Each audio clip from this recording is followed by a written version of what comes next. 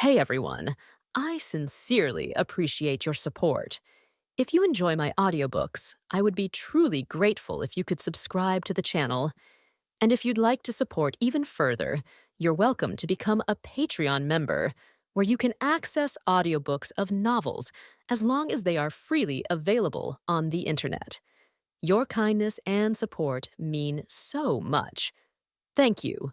Liu Changqing rushed into Anyuanyeo's room, let out a breath after closing the door, and turned to look at her seated at the desk. Anyuanyeo glanced at Liu Changqing, a trace of panic flashing in her eyes. She quickly shifted her gaze to the computer screen and clicked her mouse with her right hand. These small actions were clearly caught by Liu Changqing standing by the door. Frowning slightly, he leaned closer. "What are you looking at?" "Nothing, just randomly clicked the mouse." She paused slightly as she spoke, her eyes instinctively shifting away, avoiding Liu Changqing's face. Liu Changqing leaned in closer, his head craning toward the screen. But all he could see was the desktop background. Probably because of his proximity, Anyuanyeo leaned back and gently pushed Liu Changqing with one hand. "Don't be like this. I really wasn't looking at anything." Obviously, her strength wasn't enough to move Liu Changqing. His gaze left the computer and lowered slightly, landing on Anyuanyeo's face. Under his stare, Anyuanyeo instinctively shrank her neck, raising her other hand to push him with both. This time, Liu Changqing straightened up without saying anything further. Looking down at her from his height, he sighed. "Don't be so guarded. We're not employer and employee. Whatever you want to look at is fine. No need to act like you're hiding from a thief." "I'm not hiding from you." "Then let me see what you were just looking at." As he spoke, Liu Changqing reached out to grab the mouse. Anyuanyeo noticed his movement and quickly snatched the mouse from the pad, clutching it in her hands like a secret treasure and tucking it to her side. The mouse cord stretched taut. "You're so stubborn? I said I wasn't looking at anything." Fine, I won't tease you anymore." Seeing that she seemed a little upset, Liu Changqing decided to drop the matter and slumped into a nearby chair, tilting his head back. His eyes followed the spinning fan on the ceiling. "It's just a fan in this room. Don't you think it's hot?" After Liu Changqing sprawled in the chair, Anyuanyeo finally returned the mouse to its original place. Hearing his comment, she realized the room was indeed a bit stifling. Only the fan was spinning lazily, and they'd left the window open to help ventilate. Following Liu Changqing's gaze to the ceiling fan, she thought for a moment before replying. "It's not too bad. I don't feel that hot. Why don't I get you an air conditioner for this room?" Liu Changqing tugged at his collar as he spoke. "Your room can't compare to Old Fang's. It's smaller and hotter. An air conditioner isn't expensive. I still have the contact number from the last installation. I'll have them send one over." "There's no need." She waved her hands frantically, afraid he might really go through with it. "I'm the only one here. Installing one just for me feels like such a waste." Her response made Liu Changqing sit up straight, his eyes fixed on her with a somewhat unreadable expression. He knew Anyuanyeo came from a well-off family. Yet she didn't carry the airs of someone wealthy, coming across as approachable instead. Now he understood why she was more popular than Li Wanran back in high school. After all, who likes someone who always keeps a frosty face and barely speaks? Thinking of his current body, Liu Changqing couldn't help sighing. There are all kinds of people in this world, but with normal reasoning, he still couldn't understand why the original Liu Changqing was so infatuated with Li Wanran. Sure, she had long legs, a pretty face, and money, but what else did she have? Sighing, Liu Changqing said. "All right, if you insist. But I still think one fan isn't enough. How about I get you a small desk fan? Just put it next to the computer." "Is it expensive?" "How could a small fan be expensive?" After saying this, Liu Changqing stood up. "There's nothing much to do right now anyway. I'll go buy one for you." Before Anyuanyeo could respond, Liu Changqing was already at the door, opening it to leave. "Liu Changqing." Anyuanyeo stood up, bracing her hands on the desk as she called out, but Liu Changqing didn't look back. A moment later, she walked to the doorway, resting one hand on the frame as she watched Liu Changqing drive away. Thinking of how he had spoken earlier, a smile spread across her face. She turned back, her steps light as she closed the door softly behind her. A male employee who had witnessed the scene shook his head and sighed. Seeing this, someone next to him asked, "Why the sigh?" Pointing toward Anyuanyeo's room, he replied, "The boss and her are at it again. It's like watching a drama every day." Anyuanyeo didn't hear the employee's conversation outside. After shutting the door, she jogged back to her desk and sat down, scooting the chair closer. Her right hand grabbed the mouse, and she clicked on the browser icon. Then she typed in the name of a forum and pressed enter. She had recently discovered the joys of online forums and only today learned that you could ask for advice from strangers online. Using her forum ID, Jun Zyxiang, she had posted a question earlier, and before Liu Changqing entered, she had been reading the replies. The post was titled, "Do women need to change their hairstyle to give the person they like a fresh impression?" Content. "Today, I asked him a question. He told me he doesn't like short hair, but I think if someone gets used to seeing the same hairstyle for too long, switching to something new might leave a different impression." Thoughts. The first few replies were as chaotic as expected. First floor, "Show me what you look like." No pics, no help. What if you're ugly? No hairstyle can fix that. Second floor, +1. Third floor, same here. Fourth floor, forget about him, sis. I'm hotter than him. Here's my ID, XXXXXXXXX. Anuñao scrolled past the nonsense, her mouse wheel spinning until she found a more reasonable comment on the 10th floor. Old hairstyles are outdated. Go to a salon and ask a professional stylist for something trendy. Plasma perms are very in right now, a lot of celebrities have them. The post even included comparison photos of before and after the styles. Seeing the sleek waves, both big and small, paired with the natural black hair before the perm, Anuñao found the transformations remarkable. Though she still thought the style seemed a bit odd, other replies agreed with the suggestion. Gradually, she found herself convinced and made up her mind. When Liu Changqing comes back, I'll tell him my stomach feels upset from eating popsicles and go home early. Then, I'll secretly visit a salon for a trendy hairstyle. She imagined surprising Liu Changqing the next day when he came to pick her up. The thought brought a smile to her face. Unable to suppress her excitement, she covered her face with both hands, finally calming herself after a few deep breaths. She minimized the browser window, set the mouse down, and picked up a teacup to get some water. After buying the electric fan, Liu Changqing passed by a roadside stall selling small accessories. He glanced over and was immediately drawn to a piece of jade, a rabbit holding a carrot. It was a small pendant, about 4 to 5 centimeters in size. After asking for the price and finding it reasonable, Liu Changqing bought it for 20 yuan. Once he paid, he casually stuffed the jade into his pocket, then carried his small fan and got on the bus. When he returned to the company and pushed open the door to Anuñao's office, he saw her staring intently at the computer screen, her right hand scrolling the mouse wheel. The moment she noticed Liu Changqing entering, she panicked and hastily clicked the mouse, her expression guilty, like someone caught in the act. She forced a stiff smile. "You, why are you back so soon?" Hearing her words, Liu Changqing was slightly puzzled. He was certain she had been secretly looking at something questionable but couldn't figure out what it was. Walking forward, he said helplessly, "If you were a guy, I'd assume you were watching some weird videos." "Huh. Move back a bit, I'll plug in the fan for you." He reached out and gently pushed Anuñao's chair. Noticing his movement, she gripped the armrests and scooted backward. Crouching down, Liu Changqing placed the fan on the left side of the desk and plugged the power cord into the socket near the table leg. Then he stood up and tore off the plastic packaging, crumpling it into a ball before tossing it into the small trash bin beside him. He pressed the first speed setting. The fan blades began to spin, sending out a gentle breeze. The fan head swayed left and right until Liu Changqing reached out and turned off the oscillation function. "Feel better now?" he asked, glancing at Anuñao. The fan's speed was low, and since it was a small electric fan, the power wasn't strong enough to do much more than ruffle her hair. Enjoying the cool air, Anuñao closed her eyes for a moment before smiling at him. "It's nice." As the breeze lifted her hair, she reached up and tucked it behind her ear. Sunlight streamed through the window, casting a glow on her fair skin. When she lifted her hand, her delicate fingers looked almost as smooth as jade, long, slender, and free of any gaudy nail polish. Liu Changqing froze for a moment before snapping back to his senses. He shook his head slightly, clearing his stray thoughts, then covered his mouth with his hand and coughed lightly, as if trying to hide something. "As long as it helps. Anyway, I'll turn off the big fan now." With that, he walked over to the wall switch and turned off the ceiling fan. Afterward, he stood beside Anuñao, slipping his hand into his pocket as if searching for something. Just as he was about to speak, she suddenly called out to him. "Liu Changqing. What's up?" He pulled his hand out of his pocket and looked at her. Anuñao clutched her stomach, her eyebrows furrowing slightly. I ate an ice pop, and now my stomach feels a bit off. I want to leave early today. Is that okay?" "Huh? Stomachache?" Liu Changqing was surprised and leaned in slightly. "Is it that time of the month?" "No, it's just, my stomach has always been weak. After eating the ice pop, I started feeling unwell. I have medicine at home, so I just need to go back and take some." "All right, get up, I'll drive you home. Can you stand?" "I can." Since they weren't that close, Liu Changqing didn't feel comfortable helping her up directly. Instead, he watched as she slowly stood while still holding her stomach. He picked up her bag and walked beside her as they left the office. As they disappeared through the door, a male employee sitting at the far end let out a long sigh and mumbled, "Here we go again." Once in the car, Liu Changqing waited for Anuñao to settle in before starting the engine and pulling away. The ride was mostly silent, but from time to time, he glanced at her face. She really did look like she was in pain, he could tell from her slightly strained expression. It didn't take long to reach her home. Liu Changqing parked the car and handed her bag back to her. Taking it, Anuñao said, "You should head back. I'll just take some medicine and rest for a bit." "All right, drink some warm water."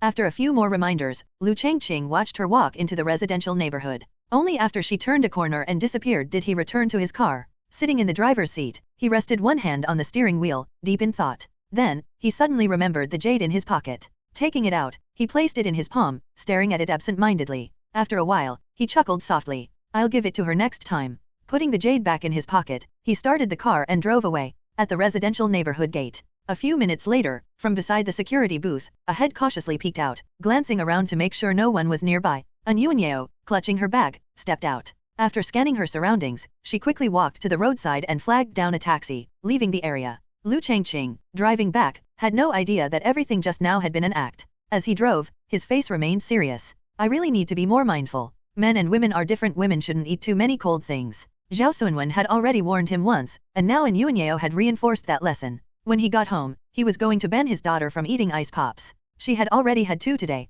Arriving at his destination, Liu Changqing parked his car and headed back into the company. He returned to An Yuanyeo's office and sat down in her chair, letting the fan blow on his face for a while. After sitting like that for a moment, something came to mind. He straightened up and looked at An Yuanyeo's still open computer. He suddenly remembered how secretive she had been earlier. Wouldn't checking someone else's browser history be an invasion of privacy? Even as that thought surfaced, his hand moved on its own. Gripping the mouse, he double-clicked to open the browser and pulled up the browsing history. He clicked on the most recent entry. As the page loaded, a forum post popped up in front of him. June Zy Xiang Si. The moment Liu Changqing saw this ID, he blinked, thinking he was mistaken. But when he looked again, the name remained the same. It was familiar. It belonged to the person who had awkwardly chatted with him on QQ Messenger, the same person who had generously tipped over 100,000 yuan for his novel. Liu Changqing sat there in shock. When he finally snapped out of it, he pulled out his phone and opened QQ Messenger, searching for that person who had sent him all those cryptic messages before disappearing. The ID was an exact match. So, June Zy Xiang Si was actually An Yuanyeo?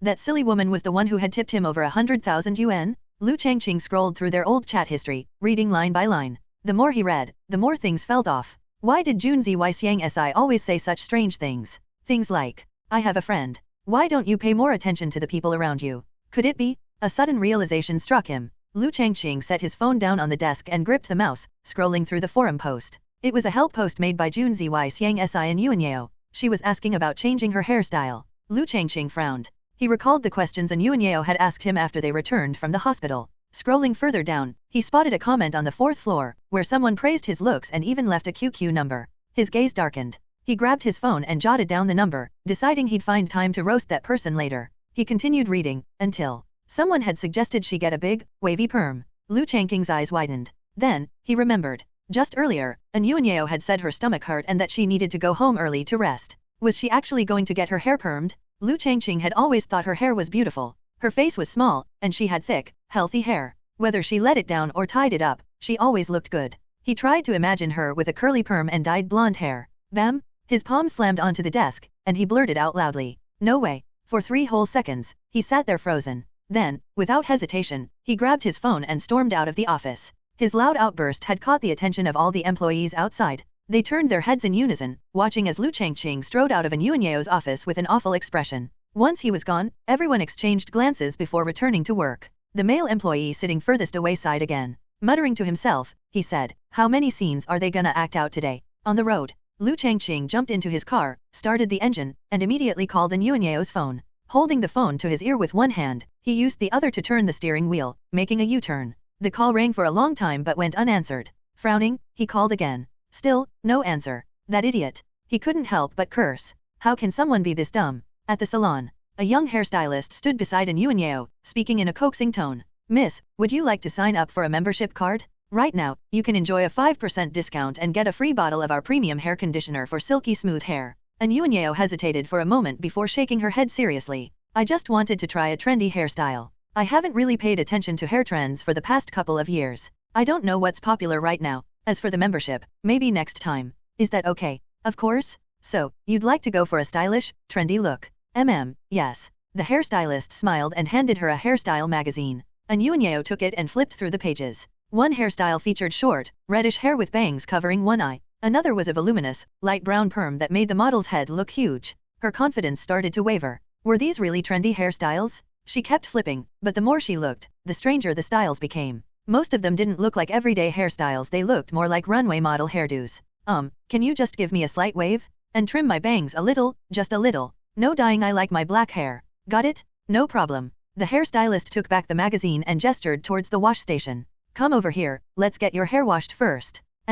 Meanwhile, Liu Changqing parked his car by the roadside and rushed into a salon. The moment he barged in, all the hairstylists and customers turned to look at him. Panting slightly, he scanned the room. No sign of An Yuanyeo. He quickly said, sorry, wrong place. Then, he spun around and ran back to his car. Another miss. He had already checked 4 or 5 salons without any luck. Liu Changqing knew what was trendy these days. No matter how attractive someone was, some hairstyles were just too much. Just imagining a Yuanyeo with one of those ridiculous hairstyles made him shudder. He refused to let it happen. After searching a few more salons with no results, he grew increasingly frustrated. Where the hell was she? And then, as he approached the 11th salon, he finally spotted her. Through the glass storefront, he saw Yuanyeo sitting in a chair, holding a magazine. And her head was covered with a perm machine. Without hesitation, Liu Changqing rushed inside. The sudden entrance made everyone in the salon turn to look at him, including Yuanyeo. Ignoring their stares, Liu Changqing strode straight to her, grabbed her by the arm, and panting slightly stared at her with a grim expression. For a long moment, he said nothing. Then, finally, he spoke. I don't like you changing your hairstyle. The moment the words left his mouth, Liu Changqing immediately realized something was wrong. Yuanyeo tilted her head up, staring at him in surprise. At first, she was stunned, but soon, her face began to turn red. Why you? What did you just say? You misheard me. Denying it outright, Liu Changqing quickly shifted his focus to the thing covering her head. He didn't know what it was called, nor could he find the switch, so he directly yanked the plug out. The machine stopped instantly. Liu Changqing reached up, removed the strange contraption from her head, and peeled off the plastic wrap stuck to her hair. Thankfully, since the process had only just begun, the heat hadn't reached the point of being unbearable. At this moment, the salon staff hurried over. Sir, sorry, but we're canceling the perm. Please remove this plastic stuff from her hair.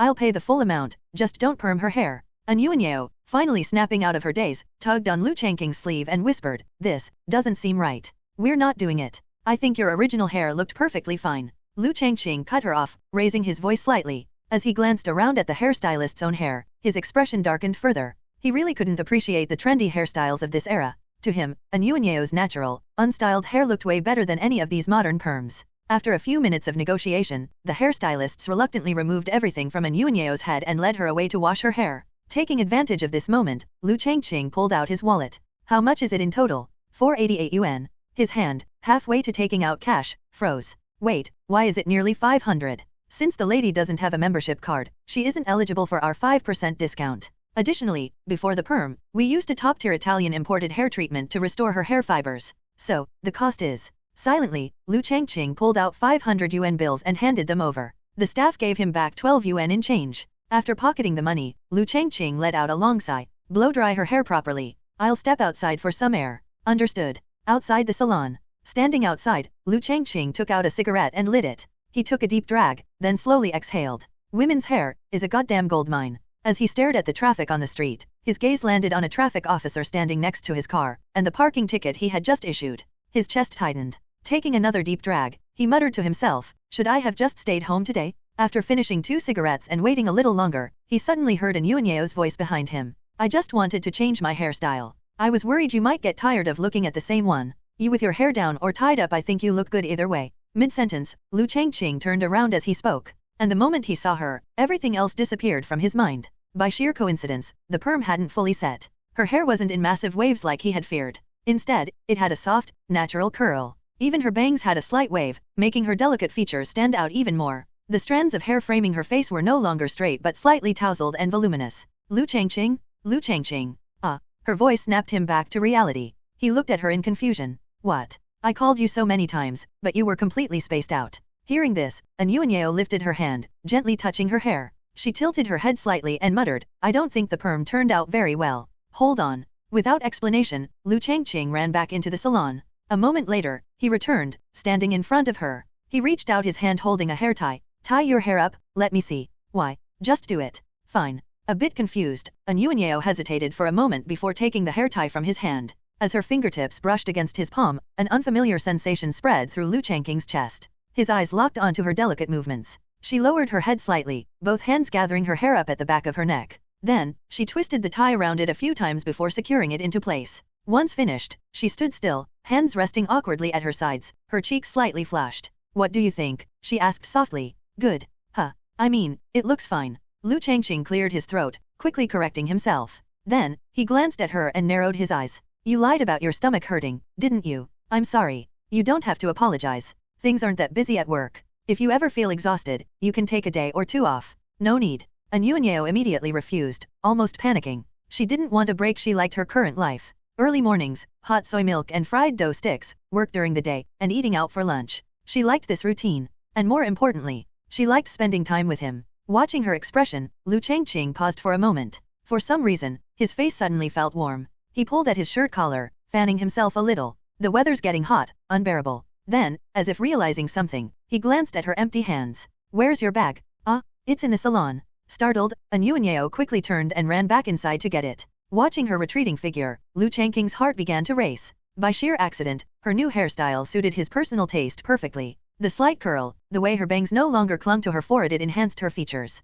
She looked even younger. He glanced at his own reflection in the salon window. Should I get a slicked back hairstyle? Just then, Anyuanyeo returned, bag in hand. She saw Liu Changqing adjusting his hair in the reflection and called out softly, "Are we going back to the company now?" "Not today." After calming down, Liu Changqing looked at her and said, "We're already out. Let's just grab dinner. You're not eating with Feng Qian. I'll just call him later." Saying that, Liu Changqing walked toward his car. Anyuanyeo followed closely, her face filled with quiet happiness. Then, right. Liu Changqing suddenly stopped, reaching into his pocket. "Here, take this." "What is it?" She looked at his outstretched hand and took the object. It was a jade pendant, a small rabbit holding a carrot. Since childhood, Anyuanyeo had seen plenty of fine jade. One touch was all it took to tell that this one was fake. But she didn't mind at all. Her gaze shifted from the pendant to Liu Changqing. Before she could say anything, he hurriedly explained, "I know it's fake. I just thought it looked nice. I don't know why, but it just felt like something that would suit you. If you don't like it, I love it." Huh. Liu Changqing froze. Smiling brightly, Anyuanyeo lifted the pendant's red string, unclasping it. Her cheeks turned pink as she held it out to him, her eyes full of unspoken words. After a moment, she finally spoke. "Can you put it on for me?" Night had fallen. Lu Xiao stepped out of Zhou Xiyan's house, his schoolbag slung over his shoulder. Zhou Xiyan followed him to the stairwell, watching him with a soft expression. After a brief moment of thought, Lu Xiao said, "I'll head home now. Be careful on your way back." "It's fine, it's not like this is my first time." Waving his hand casually, Lu Xiao started down the stairs. Before long, he reached the first floor. Just as he was about to leave, he suddenly felt a gaze on him. He stopped in his tracks and looked up. Sure enough, Zhou Xiyan was still standing at the railing, watching him. He raised his voice. "Go back inside. Are you coming over again tomorrow?" Her voice was soft, but her eyes were locked onto him. Unlike the first time they met, after nearly 2 months of intense weight loss, Lu Xiao was no longer the chubby kid he used to be. His height had also shot up, making him slim down even faster. Hearing her question, Lu Xiao was momentarily stunned. Then, he smiled and nodded. "I will." With that, he turned and walked away, not looking back at Zhou Xiyan. These past few days, Lu Xiao hadn't been going to the company with his father, Liu Changqing. Whenever his dad took his little sister out, he would take the opportunity to sneak over to Zhou Xiyan's family's breakfast shop to help out. At first, Lan Yuxian felt this arrangement was inappropriate and had advised Lu Xiao against it several times. But every time, he would simply reply, "I have nothing to do at home anyway. After helping out, I'll be asking your daughter some academic questions. Auntie, just think of it as me repaying you for letting me study here." Although she still felt uneasy about it, Lu Xiao's persistent enthusiasm won her over. Besides, after closing the shop in the afternoon and heading off to work, it was nice knowing someone was keeping her daughter company. Lan Yuxian truly thought Lu Xiao was a wonderful kid. Now that he had slimmed down, he looked handsome, had a great personality, and was incredibly polite and hardworking. The three of them often had lunch together, with Lan Yuxian cooking. Once she left for work, Zhou Xiyan and Lu Xiao stayed behind to study. Both were top students in the rocket class and had already begun self-studying the curriculum for their 3rd year of middle school. Technically, Lu Xiao was asking for Zhou Xiyan's help, but in reality, it was usually Zhou Xiyan asking him for help.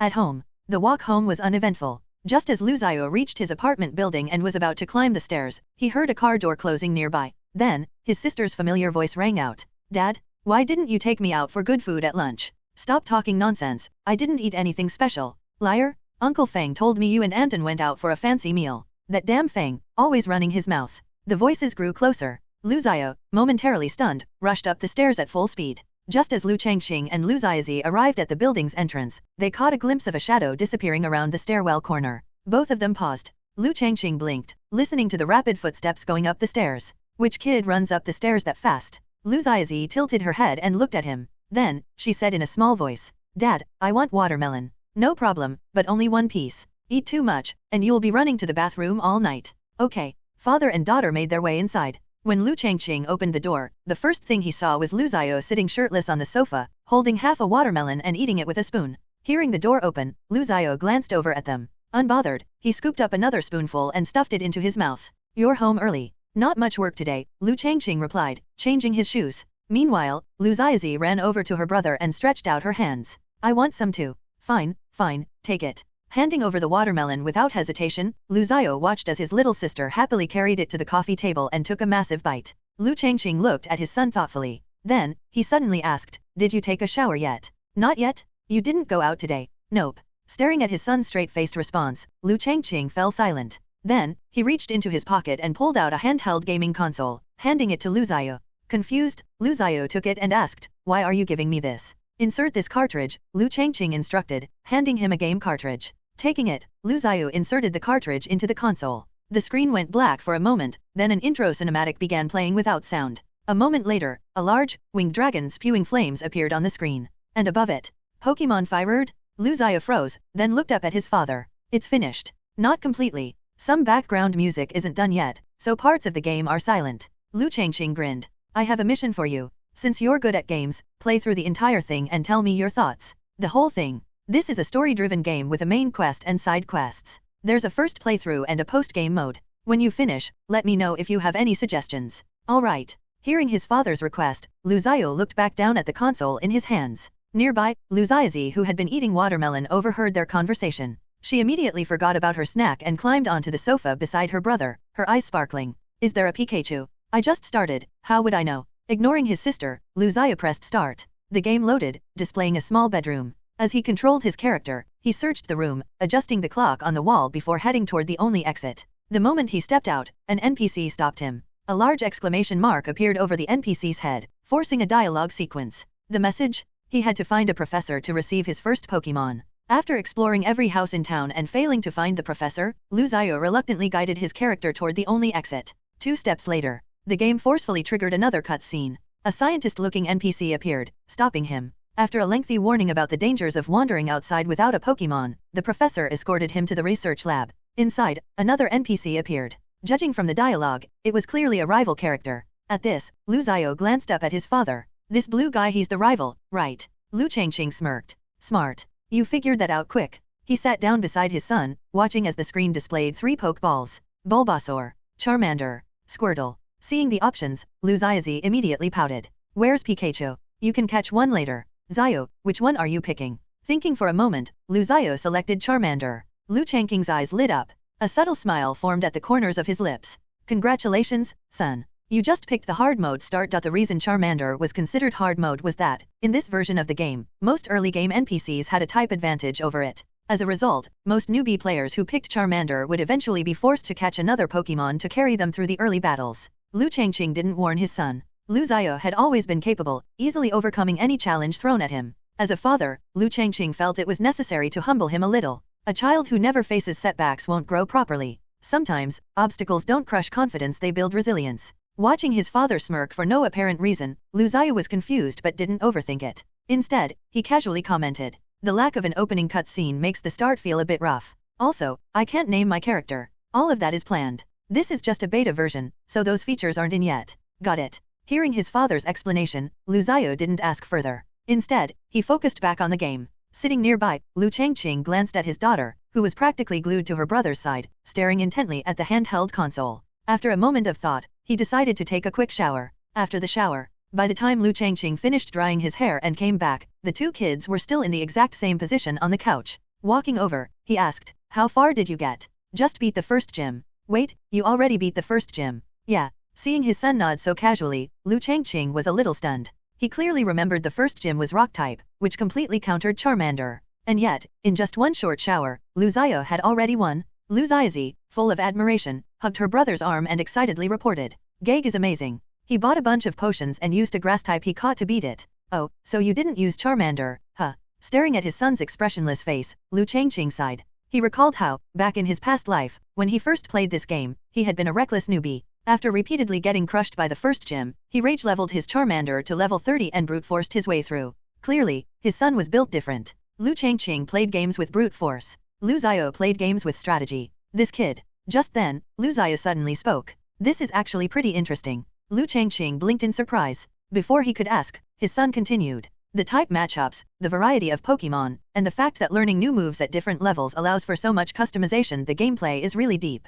"That's so. It's just that the trainers are a bit too weak. The difficulty is kind of low." Liu Changqing stared at his son in silence. "Can you be human for once?" "Pikachu hunt." "Dad." Liu Xiaozi suddenly called out, clenching her tiny fists. Her big round eyes locked onto Liu Changqing as she asked, "Where's Pikachu?" "It's in the forest. Have your brother catch one for you." After saying this, Liu Changqing added another warning. "Xia, don't play too late. And don't let your sister play. If she gets started, she won't sleep all night." "Got it." Lu Xiao nodded. Hearing this, Lu Xiaozi froze, then immediately puffed up her cheeks. "I won't. When the full version is out, you can play. This beta still has some missing features." With that, Liu Changqing sent her off to shower and returned to his room. Late at night, lying in bed, propped up against the headboard, Liu Changqing opened QQ Messenger on his phone. Earlier today, he had discovered An Yuanyeo's secret identity. At the time, he had been too distracted to think much about it. But now that he was home, the realization finally sank in. After pondering for a moment, a sly smile appeared on his face. He typed a message to Junzi Xiang Si. "Thanks to your advice about paying attention to the people around me, I just realized how popular I am. Turns out, I've already found my other half. Appreciate the reminder." After sending the message, he waited. 1 minute, 2 minutes. Still no reply. Liu Changqing stared at the screen for a moment, then shrugged and turned to his computer to start writing. An Yuanyeo's room. At that moment, An Yuanyeo had just finished blow-drying her hair. She stood in front of the mirror, absent-mindedly touching the jade pendant around her neck, the one Liu Changqing had put on her. Thinking about how he had fumbled with it earlier, she nearly burst out laughing. She had never seen Liu Changqing make that kind of expression before. It was kind of cute. After running a hand through her hair, she grabbed her phone and returned to her room. Earlier, in the car, Liu Changqing had scolded her for always keeping her phone on silent mode and told her to never do it again. It was only because of his reminder that she checked her phone only to find 7 or 8 missed calls. Lying in bed, she saw a new notification from QQ Messenger. She clicked on it and saw the message from neighbor Liu. Her smile instantly vanished. Reading his words, her face fell. A sense of unease crept over her. Suddenly, a name flashed through her mind: Lan Yuxian. Back when she visited Liu Changqing's house, she had clearly noticed that Lan Yuxian felt something special for him. Could it be? A wave of panic hit her. She gripped her phone tightly, her fingers hovering over the keyboard. But she didn't know what to type. She sniffled softly, forcing herself to stay calm. After taking a deep breath, she finally replied, "I was joking last time. Don't take it seriously." His reply came almost immediately. "But I've already made up my mind. I'm calling her soon to tell her how I feel." An Yuanyeo froze. Her face went pale. She tried to type anything but her hands wouldn't move. Her grip on the phone loosened, and it slipped from her fingers onto the bed. "What do I do? What should I do now?" Just then, her phone started ringing. The sudden sound shocked her back to reality. Staring blankly at the screen, she didn't even check the caller ID before answering. Her voice was weak. "Hello. Stop playing dumb. I already know it's you." That familiar voice echoed through the receiver. An Yuanyeo's eyes widened. She pulled the phone away from her ear and looked at the caller ID. Her eyes lit up. "Liu Changqing. Still claiming you're 26? Still pretending to be Junzi Xiang Si? I have a friend. Huh? Pay attention to the people around you. Huh? You knew. Otherwise, why would I be calling you?" She could hear the suppressed laughter in his voice. Then, his tone softened. "Go to sleep early. I'll pick you up tomorrow morning." Her cheeks flushed red, but she couldn't hide her joy. She nodded eagerly. Liu Changqing hung up the phone, unaware that his face was full of smiles. He placed the phone on the table and turned his gaze toward the computer screen. Gradually, the smile on his face faded. Liu Changqing planned to finish writing Battle Through the Heavens in the near future. He felt there was no need to continue. Although writing novels had initially brought him a decent income, that was entirely due to An Yuanyeo, that foolish woman, throwing a huge sum of money at him. Otherwise, based on the lukewarm reception of Battle Through the Heavens in the beginning, it might have earned some money, but nowhere near as much as it had now. After all, there had been no promotion, no distribution channels. If it weren't for those hefty rewards boosting it, who knew if it would still be buried in some obscure corner of the internet? Moreover, Liu Changqing's novels had a fatal flaw. They were too singular in style. To be precise, the story structure of Battle Through the Heavens was the one he remembered most clearly. For instance, he couldn't write classic adventure series like The Grave Robbers Chronicles or Ghost Blows Out the Light. He didn't recall every plot detail from novels he had read. The reason he chose Battle Through the Heavens at the time was because its formula was simple, without the intricate foreshadowing found in other books. It allowed him room for improvisation while still sticking close to the original. That was why he had chosen this book without hesitation. Now, the reason he wanted to end it was that he was running out of steam. After all, he wasn't copying the original word for word. Rather than calling it Battle Through the Heavens, it was more of a reimagined version using its framework. There was too much of his own input in it. For example, he had added a few extra female leads. With his decision set, Liu Changqing stopped dwelling on it. After stretching his body a bit, he fully immersed himself in writing. His fingers moved swiftly across the keyboard. In the quiet room, only the sound of typing echoed. Tap tap tap tap tap tap tap tap. The next morning, when Liu Changqing quietly pushed open his son's bedroom door, he saw the boy still sound asleep. That was unusual. With his recent weight loss routine, Liu Xia had already formed the habit of waking up at 5:30 a.m. Normally, at this time, he would be in the bathroom brushing his teeth and washing his face. Not still in bed, snoring. Liu Changqing lowered his footsteps and approached the bed cautiously, careful not to wake Lu Xiaozi in the next room. Otherwise, that little girl would definitely insist on going for a run too.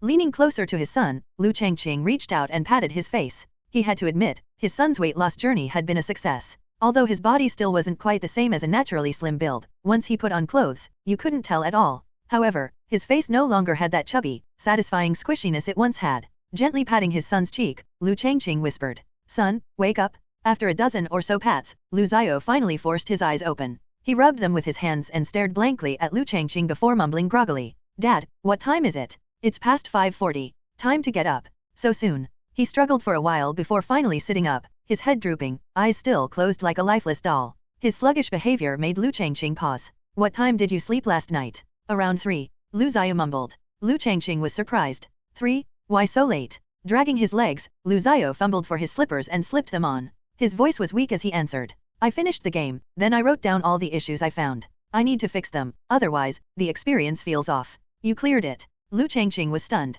He knew his son wasn't an ordinary kid. Excelling in academics was one thing, but even in gaming, he seemed to have a talent. Watching his son stumble out of the room, Liu Changqing was bewildered. His memories told him that from childhood until now, Lu Xiao had barely played any video games. The only one he remembered him playing was Tetris. Yet now, on his first try at Pokemon, not only had he beaten the game in one night, but he had also taken notes on its flaws. That learning curve was insane. Liu Changqing's eyes fell on a notebook on the desk. Curious, he picked it up and flipped through it. Sure enough, it was filled with detailed notes, many of which pinpointed balance issues in the game. One particular entry caught his eye. It was about a stackable buff that, when used strategically, could allow a single Pokemon to steamroll an entire team. It was indeed a flaw that hadn't been accounted for. Setting the notebook down, Liu Changqing quickly walked to the bathroom, where his son was brushing his teeth. He couldn't hold back his curiosity. "You sure you don't have a system?" "Huh? What system?" Lu Xiao paused mid-brush and turned to look at Liu Changqing, confused. Still half asleep, he hadn't realized he still had toothpaste foam in his mouth.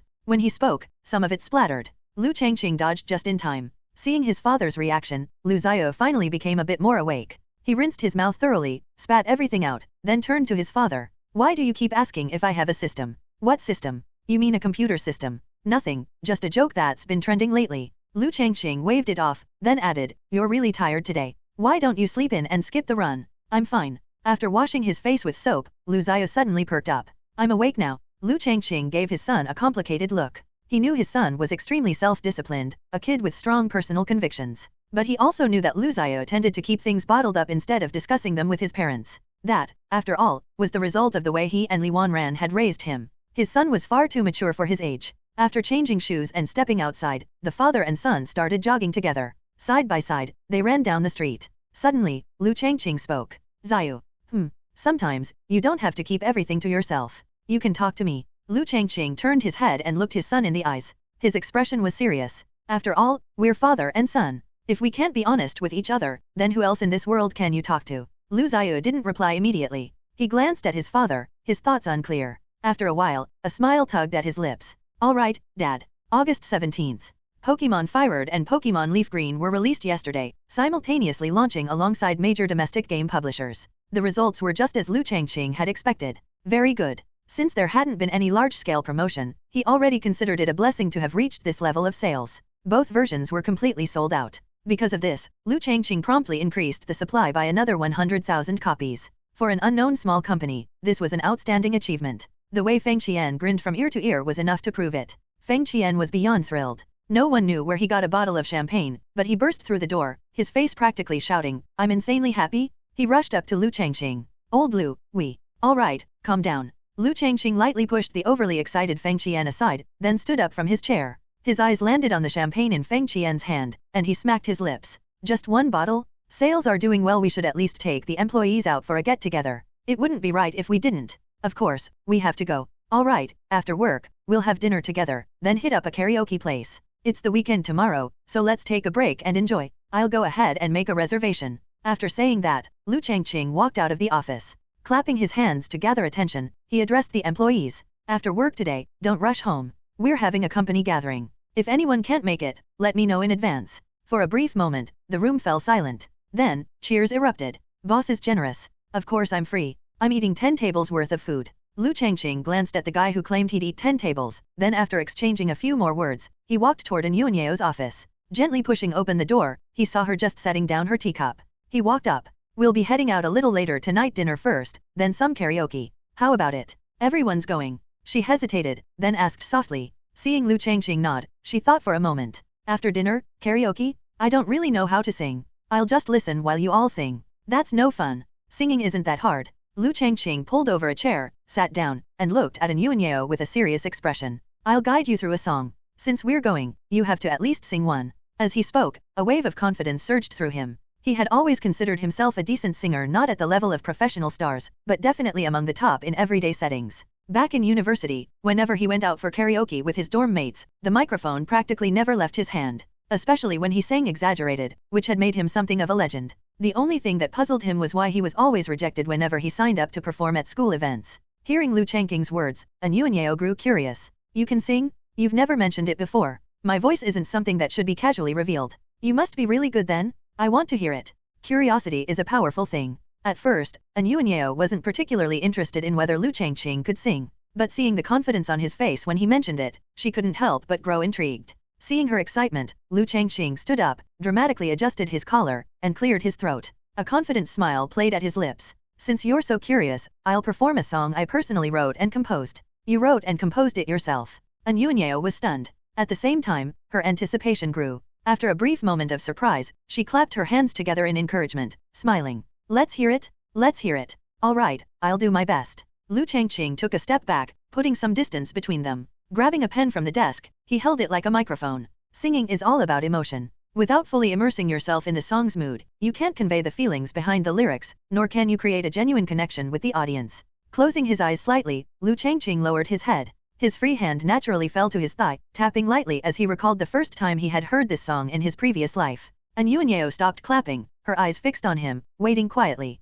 Her expression was filled with anticipation. As if he had found the right emotional state, Liu Changqing slowly lifted the pen to his lips. In a deep, resonant voice, he began. That year, at 18. Outside the office, the employees continued working, trying to wrap things up before heading out for dinner. Feng Qian, holding the mysterious bottle of champagne in one hand and 3 plastic cups in the other, walked toward An Yuanyeo's office. He knew Liu Changqing would be there. But as he neared the room, he started hearing something strange. At first, the sound was faint, barely noticeable. But as he got closer, the voice became clearer. A voice so haunting it could only be described as demonic. Then, suddenly, a howl of pure anguish bordering on a rage-fueled roar rang through the office. Everyone outside flinched. Every head turned toward An Yuanyeo's office, eyes wide with alarm. You think I'm exaggerated? Feng Qian nearly dropped his champagne. But he reacted the fastest. Old Liu, for the love of God, stop. Yelling, he kicked the door open. Inside, Liu Changqing was in the middle of his performance, completely absorbed in the moment. Interrupted by Feng Qian's dramatic entrance, he frowned, visibly displeased. Why are you cutting me off? I was at the best part. Standing at the doorway, Feng Qian looked at Liu Changqing. Then, slowly, he lifted a finger pointing at An Yuanyeo. Following the direction of Feng Qian's finger, Liu Changqing turned his head. He saw An Yuanyeo's face, pale as a sheet. Though she still had a forced smile, the light had seemingly disappeared from her eyes. Liu Changqing froze. Realizing something was off, he quickly stepped forward, grasping her shoulders, and gently shook her. What's wrong? Snapping out of her daze, she found herself staring into Liu Changqing's face, inches away. The dullness in her eyes slowly faded. After a brief pause, she mechanically lifted her hands and clapped. She had never been one to lie. But this time, looking at Liu Changqing, she muttered in a dazed voice. An Yuanyeo seemed to have gained a new understanding of Liu Changqing. She had never known that someone's singing could be so destructive. She couldn't even make out the melody, and after catching just a few lyrics, she had completely lost track of what he was even trying to sing. To be honest, she thought Liu Changqing's singing ability was, well, not great. But Liu Changqing himself had no such awareness. He had always believed he was a decent singer. Even though his college roommates had told him his singing was awful, he had always assumed they were just joking. Back then, Liu Changqing's thought process was simple. You guys sound just as bad. Are you trying to drag me down to your level and make me one of you? Dream on. Watching An Yuanyeo, who had clearly lied under pressure, Feng Qian remained silent for a while before finally speaking up. How about, we skip karaoke after dinner? Absolutely not. I was planning to show off my skills in front of the employees.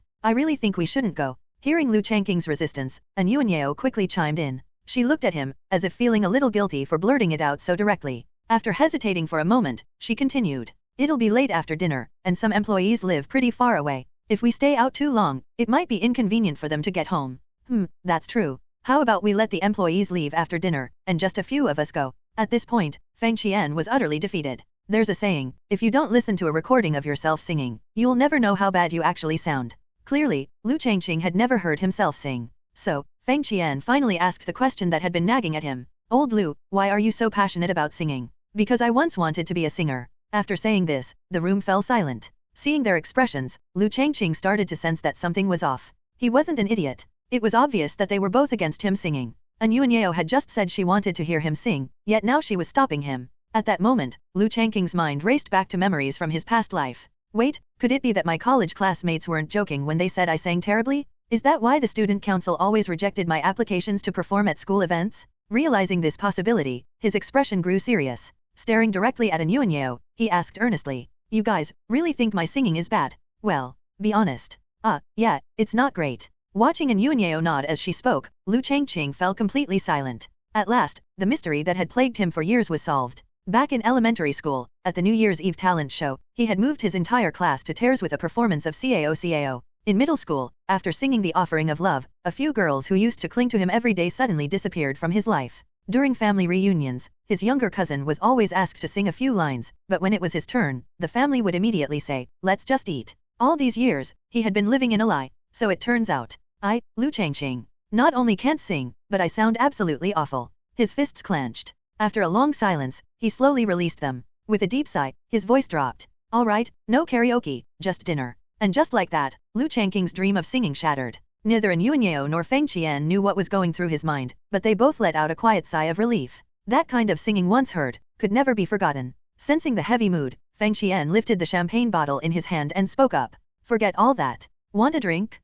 Let's celebrate early. Li Kongming's expression was grim. The dim lighting around him only emphasized the turbulence within his heart. All around him, people were chatting in hushed tones, laughing, or discussing where they'd go after finishing their drinks. He lifted his glass and downed his drink in one gulp, then slammed the glass back onto the table. Hey, handsome. Are you alone? A heavily made-up woman sauntered over, flaunting what she believed to be her best features. She twisted her body as she slid into the seat beside him. Leaning in closer, she whispered, mind if I sit here? She gazed at his side profile, inching even closer. With what she assumed was an enticing voice, she continued, drinking alone is boring. How about I join you for a drink? Why so quiet? If you don't say anything, I'll take that as a yes. She lifted her glass. A surge of irritation rose in Li Kongming's chest. He turned his head, his face darkening as he looked at the woman. Sit if you want, but shut up. His words instantly made her feel humiliated. She had been frequenting places like this for a long time, but this was the first time someone had responded to her like that. Her expression shifted. She glanced at his hand and noticed the ring on his finger.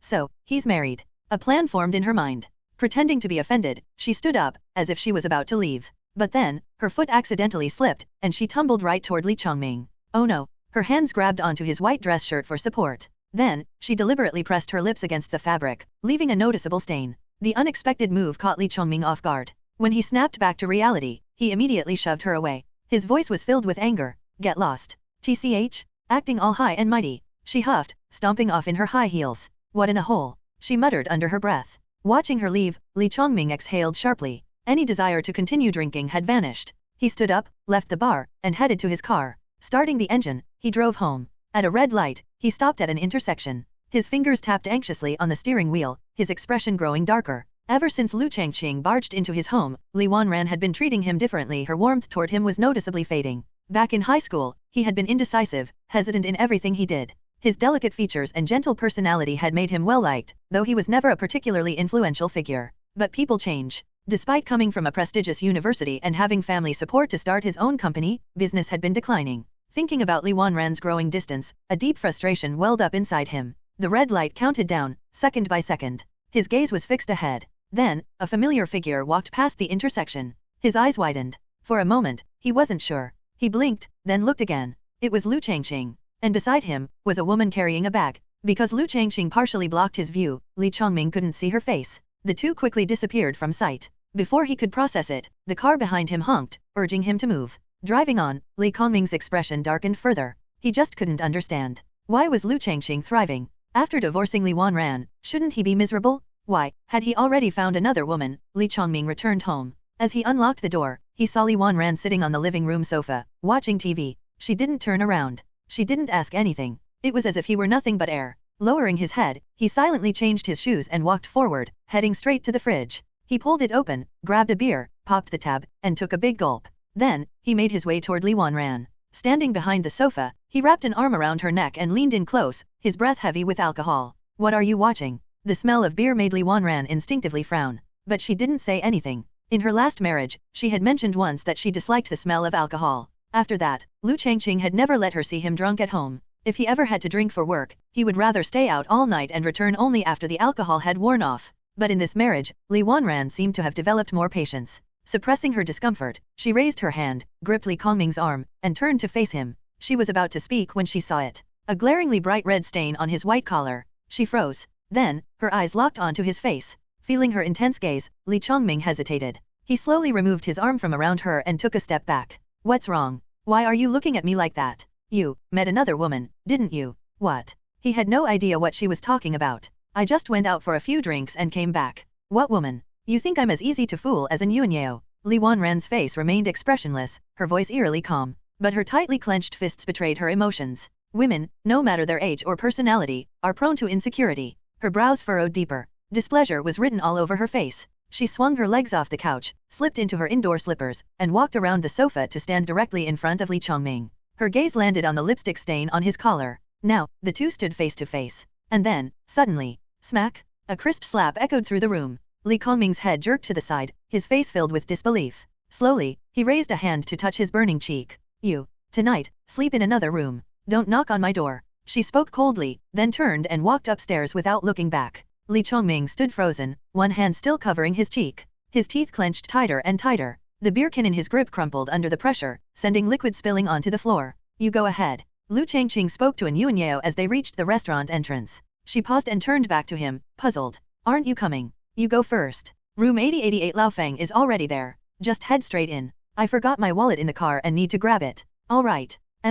After that, Liu Changqing turned and walked back the way he came. Parking was difficult in the area, so he had left his car across the street. It was about a 5 or 6 minute walk away. Only when he had reached the restaurant entrance did he realize his wallet was still in the car, so he had no choice but to go back for it. After retrieving it, he made his way back. By the time he returned to the private dining room, the servers had already started bringing out the dishes. They had booked 2 rooms just enough to fit everyone. Dinner lasted about 2 hours. Since Liu Changqing and Feng Qian both had to drive, neither of them touched a drop of alcohol. Overall, the company's first group gathering was a success. After settling the bill and arranging sober employees to send the drunk ones home, they all parted ways. Feng Qian left with Feng Xian. Liu Changqing, holding his daughter's hand, walked alongside An Yuanyeo. Perhaps because she had never been to such an event before, Liu Ziazi was clearly excited. Even though Liu Changqing was holding her hand, she bounced along as they walked, full of energy. Watching her, An Yuanyeo covered her mouth, chuckling softly. She was about to say something when she noticed Liu Changqing suddenly stop. She swallowed her words and looked at him in confusion.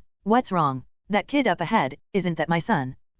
Ziyu. Following his gaze, An Yuanyeo looked ahead. On the other side of the street, a boy was walking away. Since she couldn't see his face, she hesitated. Probably not. Didn't you say Ziyu has been staying home a lot lately? You even called him a homebody. She had remembered the term because Liu Changqing had mentioned it before. Liu Changqing narrowed his eyes at the boy's familiar silhouette and the girl walking beside him, who was noticeably shorter. It's him. That must be Zhou Xiyan. They're the same height. Same height. An Yuanyeo glanced again, but by now, the 2 figures had disappeared into the crowd. She turned back to Liu Changqing. It's probably not him. This area is far from where you live. Why would Ziyu be here? Who knows? Liu Changqing muttered, still staring in the direction they had vanished. Beside him, Liu Ziazi stood on tiptoe, trying to see what they were looking at. But no matter how hard she tried, she couldn't spot the person they were talking about. Before she could keep looking, Liu Changqing gently pulled her away. After driving An Yuanyeo home, Liu Changqing sped up slightly and returned home. When he unlocked the door, he saw the living room light on and Liu Ziyu lying on the couch, watching TV. It was as if he wasn't at all surprised that his father and sister had come home earlier than usual. He only asked one thing. Want some watermelon? There's still half left. I do.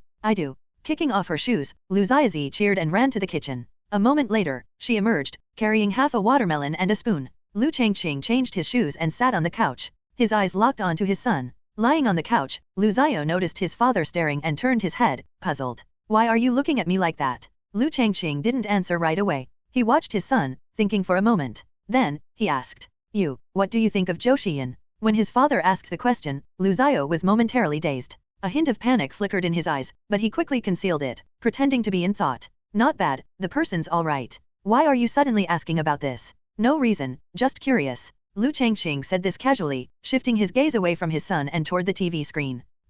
Animal world. Lying on the sofa, Liu Xiao let out a quiet sigh of relief when he saw that his father wasn't pressing the issue. He pretended to focus on the TV as well. Just as he started to relax, his father's voice rang out again. What do you think of Zhao Sunwen? Huh? Zhao Sunwen?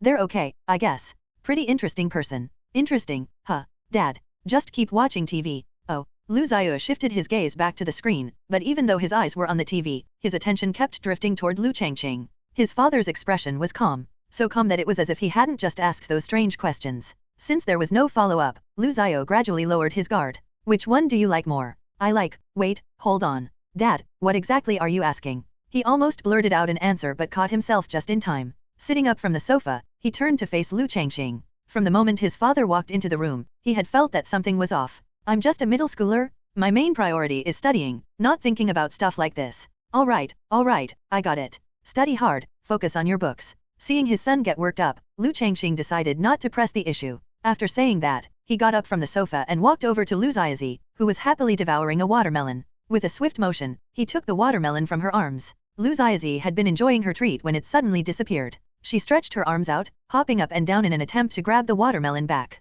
I can still eat more, she pouted. You've already eaten so much today, and you drank a ton of soda. And now you want to eat watermelon too? You shouldn't eat so much at night, you don't want to turn into a little chubby girl. I won't get fat. Liu Xiaozi retorted defiantly. Hearing this, Liu Changqing simply chuckled, then placed the watermelon on the coffee table. Reaching out, he gently patted her slightly bulging tummy. You won't get fat? Then what's this? This is. From now on, you need to control your diet. Starting today, no more afternoon snacks. His words hit Liu Xiaozi like a hammer to the head. Her eyes went blank in an instant. Her happiest time of the day. Snack time, 2 hours after lunch. Gone, just like that. Her neck moved stiffly as if it had rusted. Slowly, she lowered her head and stared at her round belly. She had eaten a lot today, so much that her stomach no longer looked as flat as usual. Shaking her head in denial, she took a few steps back, eyes filled with disbelief. I don't want to be a chubby girl, she wailed. With that, she turned and bolted toward her room, screaming as she ran. Bang! The door slammed shut. Silence filled the living room once more, leaving only the father and son staring at each other.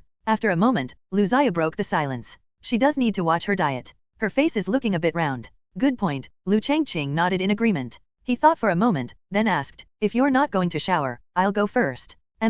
With that, Liu Changqing grabbed a change of clothes and walked toward the bathroom. He placed his hand on the doorknob but didn't turn it right away. After a brief pause, he turned back and looked at his son, who was still pretending to watch TV. After a long moment, he spoke softly. Remember, don't hurt others. Huh. Liu Xiao turned his head, but all he saw was his father stepping into the bathroom. The lock clicked. With no need to pretend anymore, Liu Xiao stared blankly at the screen. His mind echoed with his father's words. Don't hurt others? Zhou Xian sat by the bed, staring at the hair clip in her hand. It was adorned with fake diamonds, shimmering slightly under the light. Her gaze was distant as she looked at it. Then, as if something had come to mind, she got up from the bed, walked to the desk, and pulled the small mirror closer, adjusting the angle. Her reflection appeared in the mirror. She first ran a comb through her hair, then slowly lifted her hand and clipped the hairpin onto her bangs. Once it was secured, she lowered her hand and gazed at her reflection. A faint smile appeared on her face. That afternoon, when Liu Xiao suggested going out for a walk, she had unexpectedly agreed. Maybe it was because she had been cooped up at home for too long, or perhaps for some other reason.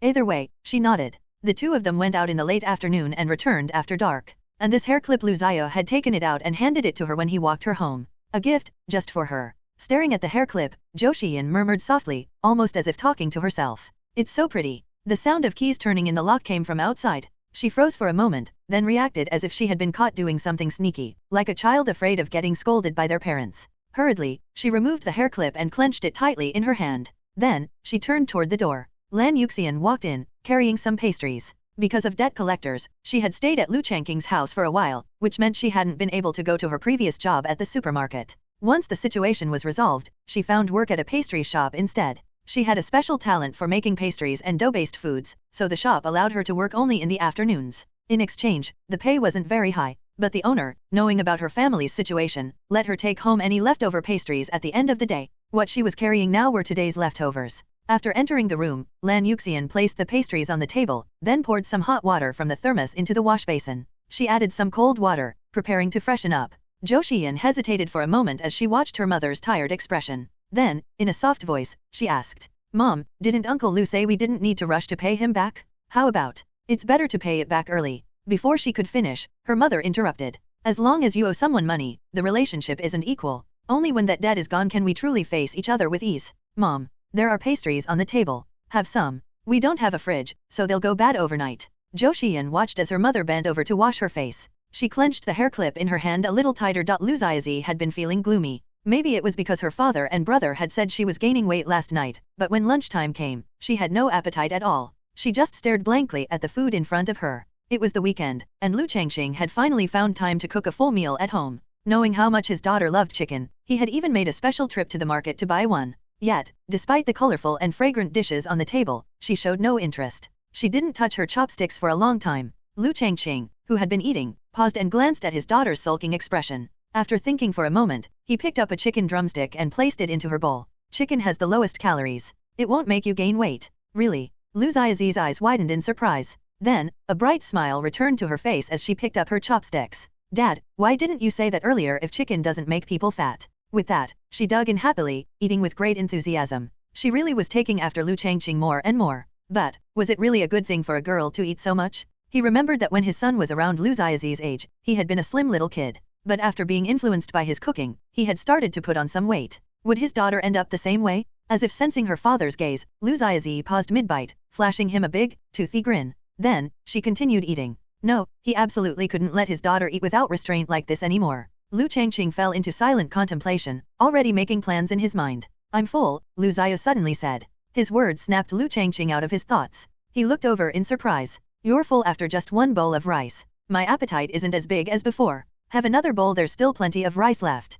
No, one bowl is enough. I'll head back to my room to read. With that, Liu Xiao stood up from his seat. Knock, knock, knock. A series of knocks came from the door. Father and son turned their heads toward the entrance in unison. Liu Xiaozi, however, continued eating. I'll get it, Liu Xiao said as he walked to the door. The moment he opened it, his expression became somewhat strange. Standing outside was Zhao Sunwen. She looked at him, first at his face, then slowly scanning downward. She repeated this process twice. Then, tilting her head slightly, she asked, Who are you? She leaned forward, trying to peek inside, but since Liu Xiao was blocking the doorway, she couldn't see past him. After a failed attempt, Zhao Sunwen politely asked, Did Liu Changqing's family move away? Are you stupid? I'm Liu Xiao. Huh. She froze for a moment, then suddenly pouted in what looked like irritation. Don't try to fool me. Liu Xiao used to have a big belly. Not wanting to waste time on this pointless game, Liu Xiao turned around and walked back inside without another glance at her. Seeing him leave, Zhao Sunwen quickly dropped her act and scurried into the house. I was just joking. Why are you ignoring me? After saying that, she spotted Liu Changqing and Liu Xiaozi sitting at the dining table and greeted them cheerfully. Uncle, I'm here. Have you eaten? Liu Changqing set down his chopsticks and asked politely. They were eating later than usual today. Normally, lunch would have been long over by this hour, but out of habit, he still asked. Zhao Sunwen nodded and replied. I already ate. Want some more? Yes, yes. Her answer made Liu Xiao, who had been about to return to his room, stop in his tracks. He turned around and walked back to Zhao Sunwen. Leaning in closer, he lowered his voice. Didn't you say you already ate? But Uncle's cooking smells so good. Just from the scent alone, I feel hungry again. As she spoke, she even rubbed her belly. If you're still hungry, have some more. I'll get you a bowl of rice, Liu Changqing offered. Thank you, Uncle. Grinning, Zhao Sunwen set down her small purse on the sofa, pulled a chair over, and sat at the dining table. A moment later, Liu Changqing brought her a bowl of rice and a pair of chopsticks. She took them with a bright smile. Watching how likable this girl was, Liu Changqing chuckled and made a few light-hearted comments before sitting down again. Zhao Sunwen happily picked up a piece of meat and took a bite. Then, she suddenly noticed Liu Xiaozi, who was eating with her head down. Her hand holding the chopsticks paused for a moment before she turned to look at her. Xiaozi, have you gained a little weight? Liu Xiaozi froze mid-bite. Her eyes met Zhao Sunwen's. After a few seconds, she put down her chopsticks, let out a dramatic wail, and bolted back to her room. The whole thing happened so fast that Zhao Sunwen was left completely stunned. She glanced at Liu Changqing in a panic. Uncle, did I say something wrong? Why did Xiaozi stop eating? It's fine, just eat. She was already upset with her brother earlier. Okay, I'll go cheer her up after I finish eating. With that, she resumed eating. Liu Changqing had been almost done with his meal, but after watching this girl eat, he somehow ended up refilling his own bowl. Earlier, he had worried that he had cooked too much rice and that it might go to waste. But with Zhao Sunwen around, that concern disappeared. Just like the first time she ate at their house, even though she had already had lunch, she still managed to eat 2 more bowls of rice. After finishing, she even took the initiative to help clean up the table. That was surprisingly thoughtful of her.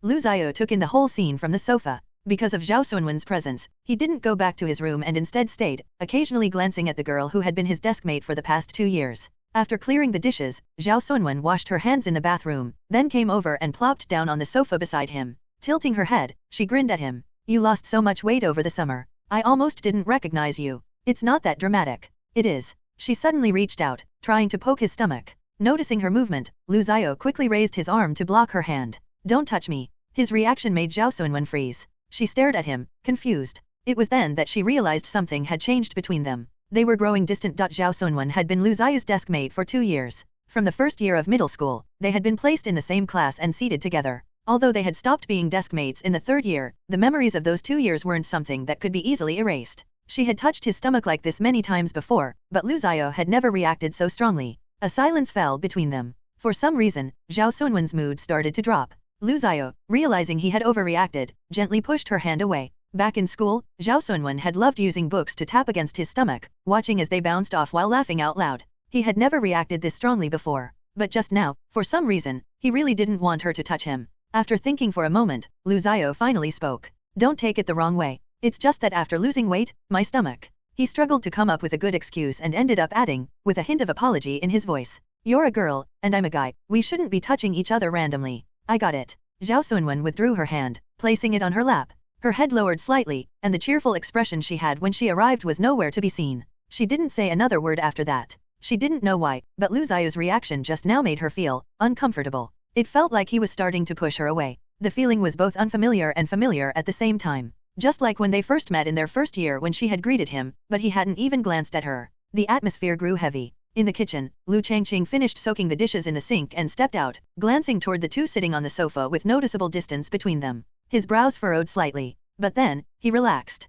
Just as Yuanyeo had once told him children's futures should be decided by themselves, not arranged by their parents. He sighed and turned toward his daughter's room, gently pushing the door open. Earlier, Zhao Sunwen's offhand comment had made Lu Xiaozi drop her unfinished meal and run back to her room. Worried that she might be overthinking things, Liu Changqing had come to check on her. But when he opened the door, what he saw was Lu Xiaozi sitting on her bed, stuffing what looked like potato chips into her mouth. He froze for a moment. Hearing the movement at the door, Lu Xiaozi paused mid-bite, her hand still inside the snack bag as she looked at her father. When she realized what was happening, she immediately pulled her hand out and shoved the bag behind her. Shaking her head frantically, she tried to deceive even herself. I wasn't eating snacks. Where did you get that? Liu Changqing stepped forward and stood in front of her, looking puzzled. At work, he had bought some fruit and small pastries for her and Feng Shuyan as after-meal treats. But snacks like potato chips, he didn't remember buying those. His expression grew suspicious. Reaching behind her, he forcibly took the bag of chips and looked inside. There were only a few left. He picked one up and popped it into his mouth.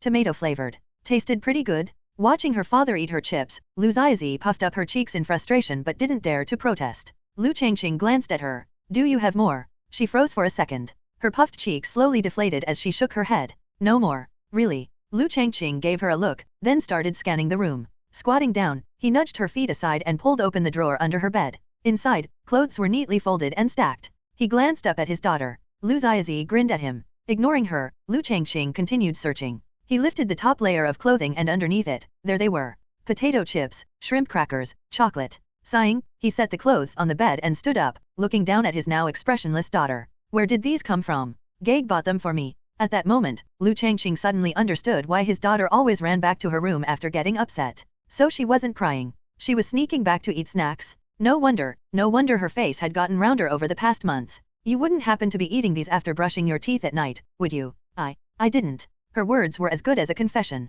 Feeling guilty, Lu Xiaozi didn't dare to meet his eyes. She kept looking around, avoiding his gaze. Noticing her expression, Liu Changqing frowned. Eating after brushing her teeth would be terrible for her dental health. It might not cause immediate problems, but over time, it could easily lead to cavities. And since she had already lost her baby teeth, if she ended up needing fillings, it would be a shame. For the sake of her health, Liu Changqing decided to confiscate all her snacks. Naturally, Lu Xiaozi was unwilling. But how could a child outmatch an adult? The result was Lu Xiaozi watching helplessly as her father took all her hidden snacks and carried them out of the room. In the living room, Lu Xiao looked at the snacks in his father's arms and was a bit surprised. All that? Why are you buying your sister so many snacks? She's been sneaking off at night to eat them. Huh? I didn't know. She said she only ate them occasionally. And you believed her? You'd believe anything, wouldn't you? After scolding his son, Liu Changqing turned to Zhao Sunwen. Sunwen, do you want to take some? Grab whatever you like. No, I'm already full. Shaking her head slightly, Zhao Sunwen's voice was calm. Then, she stood up, her head lowered. Uncle, I'm going home now. You're not staying a bit longer. No, I still have homework to do. All right then. With that, Zhao Sunwen headed for the door. This time, she didn't linger like before. She didn't even say goodbye as she walked out and down the stairs. Liu Changqing watched her leave, thinking for a moment. Then, he lightly tapped his foot against his son's leg and nodded toward the door. Go walk her out. Without a word, Lu Xiao got up, put on his shoes, and followed her out. Liu Changqing could tell his son's attitude toward Zhao Sunwen had changed. He stood there for a moment, then sighed softly. Each generation has their own fate, they'll figure it out one step at a time. Zhao Sunwen felt a dull ache in her chest. She wasn't sure what was wrong with her or why she felt this way after noticing Lu Xiao becoming somewhat distant. When she first entered middle school, she saw Lu Xiao sitting by the window in class. He gave her a sense of familiarity, but she couldn't quite place why. Then, as the homeroom teacher had everyone introduce themselves, the moment she heard his name, a flood of memories surged through her mind. She remembered it clearly back in 3rd grade. She had gone to an amusement park. While her mom went to buy her ice cream, she had caught sight of a costumed performer walking by. Dazed, she had followed along. After playing with the performer for a while, she suddenly realized the surroundings had become unfamiliar. Back then, Zhao Sunwen was a timid child. She spoke softly, barely above a whisper, and never dared to look people in the eye. At that moment, she was overwhelmed with fear. The amusement park was crowded with people coming and going, yet she stood there alone, helplessly scanning her surroundings. Just when she didn't know what to do, a young voice called out to her. You're Zhao Sunwen, right? Tears welled up in her eyes as she looked at the boy standing before her. He had delicate features and a gentle expression. She didn't recognize him, but she found it strange that he knew her name. She opened her mouth, wanting to say something, but the words wouldn't come out. I just heard your name on the park's announcement. They were looking for a girl in denim overalls and a white shirt. That's you, isn't it? Hearing this, Zhao Sunwen stared blankly at him. You, how did you find me? It wasn't hard to figure out. The boy scratched his head, looking slightly sheepish. Since you weren't kidnapped, the most likely reason for a kid your age to wander off is getting distracted by something. Was it that person in the bear costume just now? How did you know? Zhao Sunwen looked at him in surprise, her wide eyes full of curiosity. He was clearly around her age. Just a lucky guess. I was coming out of the restroom when I heard the announcement. I only walked a little bit before spotting you. He pointed to a staff member standing near one of the rides. Go talk to her and have her contact your parents. You were just standing here frozen when there were park staff nearby the whole time. I was scared. What's there to be scared of? You mean talking to strangers? She nodded. Seeing her reaction, the boy fell silent for a moment, then suddenly thought of something. Personality can be trained, you know. Try smiling when you talk to people from now on. There's a saying no one hits a smiling face. If you greet people with a smile, they won't treat you badly. Zhao Sunwen had never heard anything like this before. She hesitated, then cautiously asked. Will that really work? No idea. But trying is better than doing nothing. After saying that, he continued. Go to that staff member and wait for your family. I need to go find my dad now. That sentence startled Zhao Sunwen. She asked hesitantly, You got lost too? I didn't get lost. My dad's the one who wandered off somewhere. He's probably the one who got lost. Anyway, I gotta go. Bye. With that, he turned and walked away. Everything happened so quickly that Zhao Sunwen didn't even have time to react. When she finally did, she called after him. Your name. His footsteps paused for a moment before resuming, but his voice still reached her ears. Lu Xiao. Ji for knowledge, U for leap. As she watched his figure disappear into the distance, Zhao Sunwen committed his name to memory. That was why she always greeted people with a smile. The air was stifling. Zhao Sunwen walked quickly, rubbing her eyes with her wrist before lowering her head and continuing forward. Behind her, hurried footsteps approached. Wait a second. Hearing Lu Xiao's voice, Zhao Sunwen didn't stop. She kept her head down and walked even faster than before. Lu Xiao stood still, watching her retreating figure like she was throwing a tantrum. With a sigh, he called out, You're going the wrong way. Your house is this way. His voice was loud and clear. Zhao Sunwen halted in place, stood frozen for a few seconds, then turned and walked back in the direction she had come from. As she passed by Lu Xiao, she didn't stop or acknowledge him. Seeing her sulky expression, Lu Xiao didn't say much, he just followed behind her. Noticing this, Zhao Sunwen stopped again, lifted her head slightly, and looked at him with reddened eyes. Stop following me. I'm not following you. I'm just heading to the supermarket. You go your way, I'll go mine. She didn't reply. She just looked at him. He was much taller now, no longer the round-faced boy she remembered. Lu Xiao scratched his cheek, sounding a little helpless. I don't have as much belly fat now. Besides, you're a girl grabbing other people's stomachs all the time isn't really appropriate. And my dad was home just now. It's not a good look. Ugh. Zhao Sunwen puffed out her cheeks, looking annoyed. Of course, I don't mean that it'd be fine if my dad weren't home. What I mean is, we've been deskmates for 2 years. That makes us friends, doesn't it? Before Zhao Sunwen could respond, Lu Xiao continued. Let's go. I'll walk you home. She said nothing more and simply turned back around, continuing to walk. Lu Xiao followed. Their figures gradually disappeared around the corner. At a window overlooking the street, Liu Changqing watched them leave, his expression tinged with worry. He wasn't sure if his son could handle this situation. Even though Liu Xiao acted mature, he was still just a middle schooler. When it came to matters of the heart, he certainly didn't have the same experience as an adult. Some things, at Liu Xiao's age, weren't so easy to see through. A single misstep could cause deep harm to another person. With a sigh, almost as if talking to himself, Liu Changqing murmured, "Be more mindful." August 25th.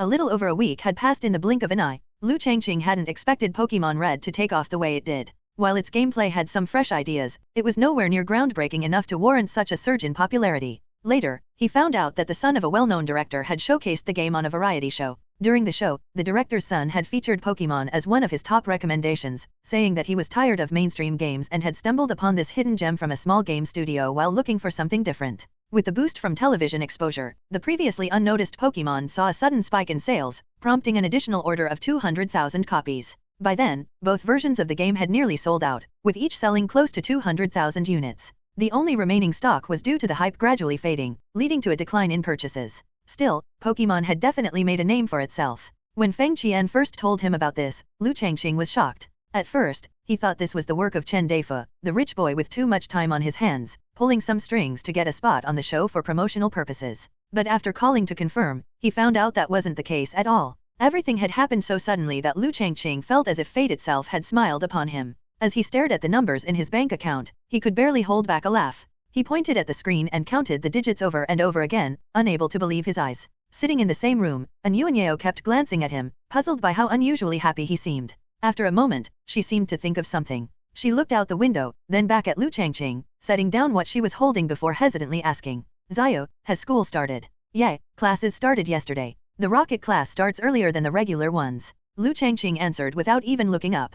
After double-checking that the number on his account hadn't suddenly decreased, he finally put his phone away. The uncontrollable joy on his face faded as he composed himself, then turned to Anyuanyeo. "Why do you ask?" "Nothing, really. Just feeling a little bored." "Bored? Yeah, I guess things have slowed down a bit lately." Liu Changqing paused for a moment before sighing, but then he fell silent again. Seeing that he wasn't continuing the conversation, Anyuanyeo started getting anxious. She decided to drop another hint. "The weather's really nice today." "True, the sun is shining, the sky is clear, and the only downside is the heat. Other than that, it's a beautiful day." She clenched her hands slightly before slowly loosening them again. Recalling Liu Changqing's usual obliviousness, she realized he genuinely hadn't picked up on what she was implying, even though she felt embarrassed. After hesitating for a long time, Anyuanyeo finally took a deep breath, steeled herself, and looked him straight in the eye as she spoke. "Since the weather is nice, how about we go shopping?" "You trying to kill me?" Liu Changqing's expression darkened as his brain quickly processed the request. Shopping was the thing he hated most in the world, especially shopping with women. The trauma from his past experiences shopping with his mother still haunted him. The endless cycle of store after store, trying on outfit after outfit, standing in front of the mirror like a living mannequin. And the worst part? After all that, she wouldn't even buy anything? She'd just go to another store and start the whole process over again. Anyuanyeo was momentarily stunned by his response. She didn't understand what he meant at first, but after spending so much time around him, she had somewhat adapted to his way of speaking. Still, she wasn't entirely sure. So she asked tentatively, "You hate shopping?" "I hate shopping more than anything. But I noticed you only have about 2 or 3 outfits to rotate through lately. I was thinking of picking out a few new ones for you. You want to pick clothes for me?" Liu Changqing was briefly taken aback before the realization hit him. "Wait, you're not shopping for yourself? You want to pick out clothes for me? I already bought my clothes. I don't need any more for now." Hearing that, Liu Changqing fell into deep thought. He never placed much importance on clothing. As long as something covered his body, it was fine. Plus, with the hot weather, his clothes dried quickly after washing, so he never felt like he needed more. But now that Anyuanyeo mentioned it, he did feel like his wardrobe was lacking. Because of his weight loss, his old clothes were starting to look baggy on him, making him appear somewhat sloppy. After thinking it over, Liu Changqing nodded. "All right, let's go now."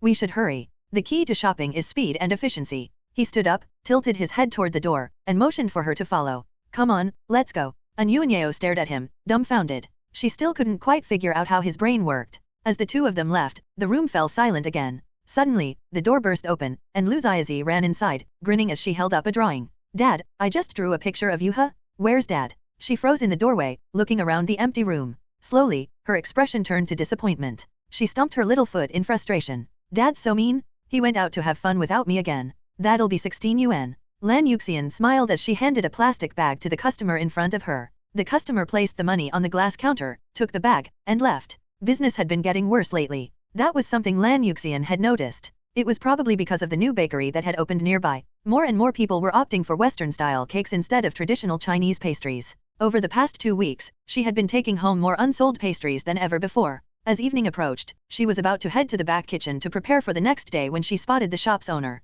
The owner, a woman in her 50s, usually greeted customers with a warm smile. But today, her expression was noticeably grim. Noticing Lan Yuxian, she waved her over. Confused, Lan Yuxian approached. Before she could ask anything, the owner spoke first. Her voice carried a trace of disappointment. By the end of the month, I'll be closing the shop. It's already been sold off. Lan Yuxian was momentarily dazed, but once she processed what she had just heard, a wave of helplessness washed over her. Running the breakfast shop was profitable enough to cover her and her daughter's daily expenses, but the debt she owed Liu Changqing weighed on her like a massive stone. Still, she had no complaints. Compared to the past, when debt collectors would constantly harass her, now that her creditor was Liu Changqing, at least she no longer had to fear for her daughter's safety. She had only worked an afternoon shift today. Business had been poor, and for the past 2 days, they had been closing early at 6. Tonight, she hadn't even taken home the leftover pastries. After saying goodbye to a coworker, she wheeled her bicycle down the shop's steps and rode off toward home. Perhaps because the reality of losing her job had just set in, she pedaled absent-mindedly, her mind elsewhere. Beep beep. The sharp honk of a car horn snapped her out of her daze. She turned her head and saw a familiar face through the open car window. Confused, she instinctively squeezed the brakes, bringing her bike to a stop. Liu Changqing, where are you headed? Before she could respond, Liu Changqing continued. Wait a sec, let me find a place to park. He drove a bit further, pulled over, and got out of the car after instructing his daughter to stay inside and not run off. Then, he walked over to Lan Yuxian. Stopping beside her, he glanced at her posture, one foot on the ground, the other resting on a pedal. You work nearby? Yeah, I work at a Chinese pastry shop just up ahead. Afternoon shifts. This place is pretty far from your house. Must take you at least half an hour to bike home, right? It's not too bad. I don't mind. She answered his question, then followed up with one of her own. What are you doing around here? Is your company nearby? Liu Changqing shook his head. Nah, I was out shopping for clothes with a friend earlier. When I got home, my daughter saw I had changed into something new and started making a fuss about getting new clothes too. So, I brought her out to buy an outfit just now. You're off work, this early. That caught Lan Yuxian's attention. When she had been staying at Liu Changqing's place, she distinctly remembered that he never got home before 9 p.m., sometimes even later. She had never seen him off work as early as 6 before. Liu Changqing nodded. The new project hasn't started yet, so I've been clocking out at 5:30 on the dot. I ran a red light earlier and thought I saw someone who looked like you biking past. When I honked twice and took a closer look, it turned out to really be you. He shifted slightly to the side. Need a ride? No, I've got my bike. All right then. A brief silence fell between them. Liu Changqing studied Lan Yuxian. They hadn't seen each other in almost a month, and now that they had reunited, he noticed that she looked more exhausted than before. The fatigue was visible between her brows. He had paid off her debts, partly to prevent potential conflicts if she and her daughter had continued staying at his place. But mostly, he had wanted to ease her burden to make her life a little less stressful. He hadn't expected that after losing her supermarket job, she would take on another one at a pastry shop. After a moment of thought, Liu Changqing spoke up. I already told you before, there's no rush to pay me back. Besides, your daughter spends a lot of time home alone. Now that school has started, it's not as bad, but during breaks, if you're working late into the evening, don't you think that's a little unsafe? Not just for you, but for her too. Her grip on the handlebars tightened slightly, and she lowered her head. Noticing her subtle reaction, Liu Changqing paused, unsure of what else to say. Lan Yuxian was a good person. She was also a responsible mother. Back when she had been staying at his place, those had been some of the most peaceful days Liu Changqing had experienced since arriving in this world. Whenever he came home, the living room lights were on, and there was food waiting in the kitchen. He knew she did it out of courtesy, since she was staying at his house, but at the time, it had genuinely moved him. He wasn't made of stone. He had emotions: joy, anger, sorrow, and frustration, just like anyone else. And he felt that someone as kind as Lan Yuxian deserved a better life. I'll be done with this job by the end of the month. The shop's getting transferred to a new owner, so I'll have to find something else, she finally said, breaking the silence. Hearing this, Liu Changqing frowned. He didn't quite understand her thought process.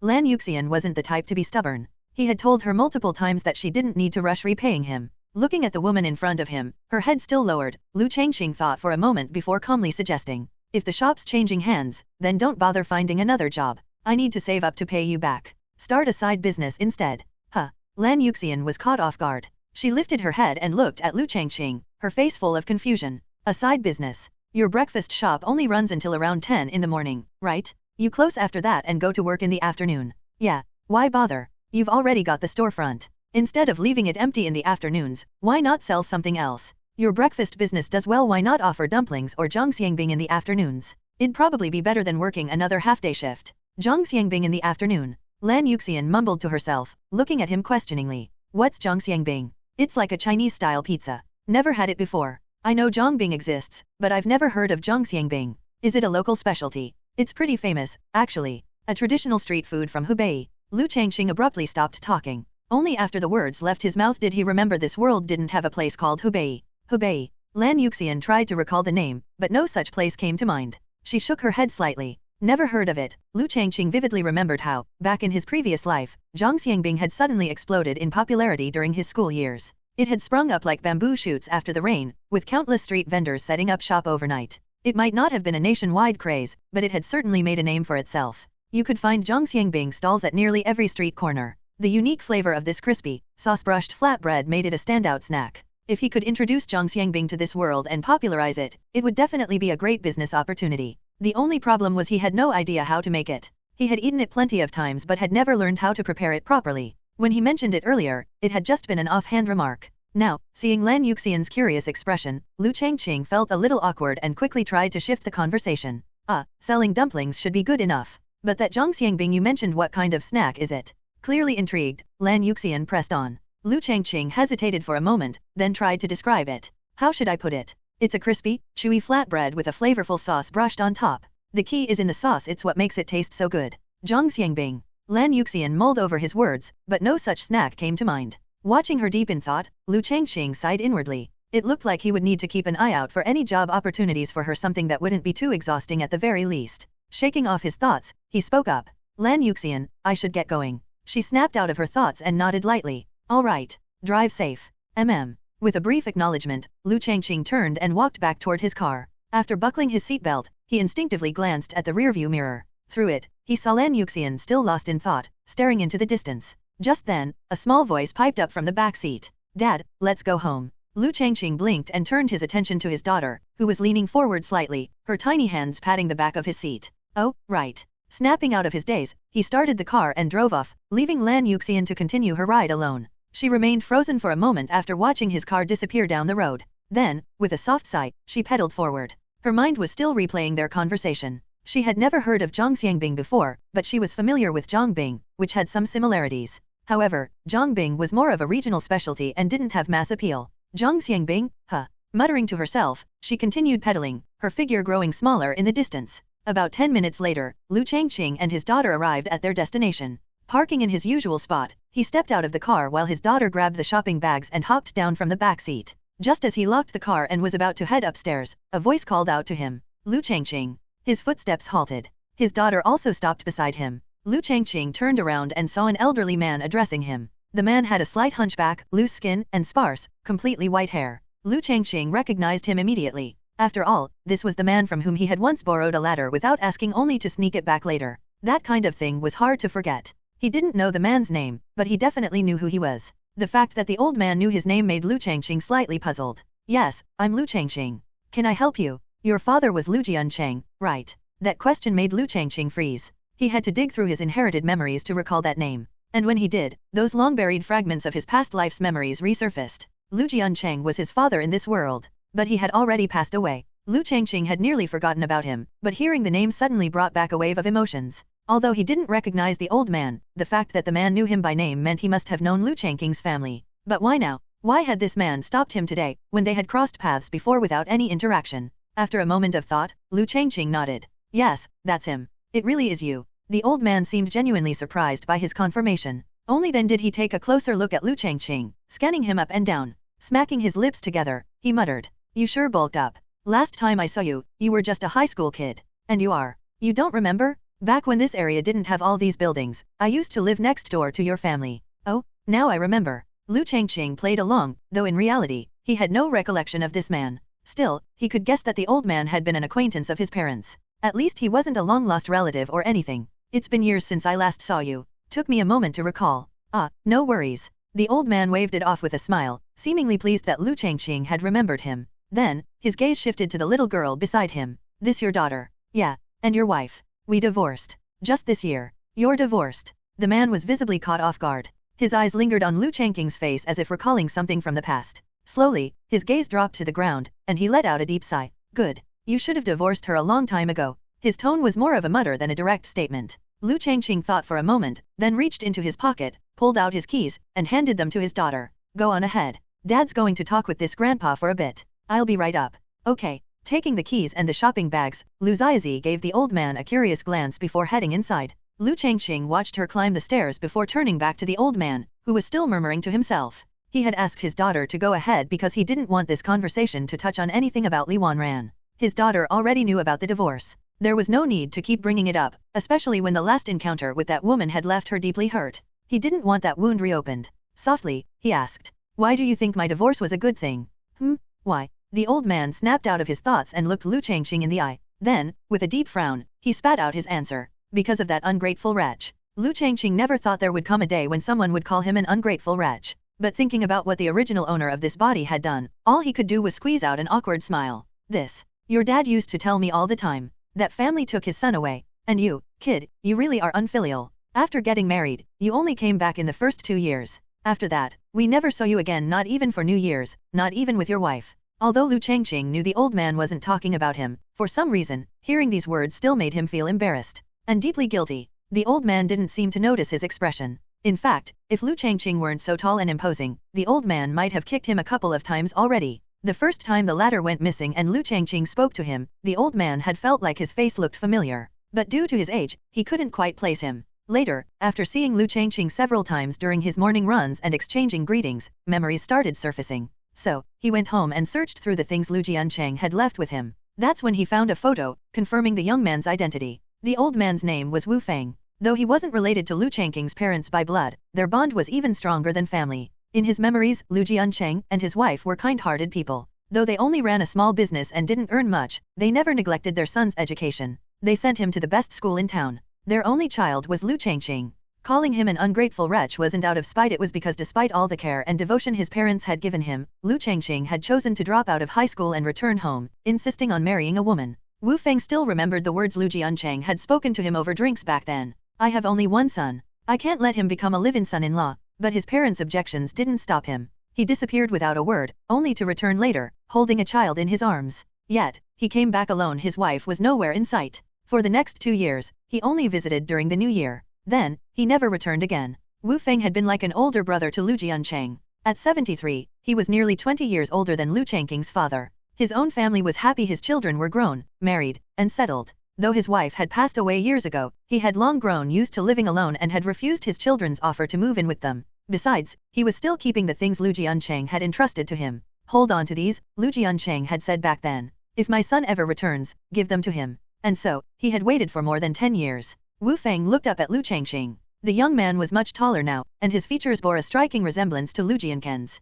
Sighing, he asked, how are your parents doing now? Liu Changqing fell silent. It took him a while before he finally answered. They passed away a few years ago, in an accident. They passed away, huh? Wu Feng wasn't surprised. He had already suspected as much, given how long it had been since they last made contact. He rubbed his back, shifting slightly. Maybe he had been standing too long, his body was starting to feel stiff. Though he always insisted he was still strong, he knew the truth. His health was declining by the day. Suddenly, he turned and started walking toward his home. Come with me, he said. Liu Changqing hesitated for a moment, then followed. Wu Feng lived on the 2nd floor. After climbing the stairs, Liu Changqing stood silently, watching as the old man struggled to fit the key into the lock. It took a while, but he finally got the door open. Once inside, Wu Feng walked straight in, without bothering to change shoes. Liu Changqing followed suit. Reaching the table, Wu Feng hooked his foot around a small stool and nudged it toward him. Sit on this. All right. Without another word, Liu Changqing pulled the stool over and sat down. He didn't wander around. He simply watched as Wu Feng disappeared into a room, rummaging around for several minutes before emerging with a small box in his arms.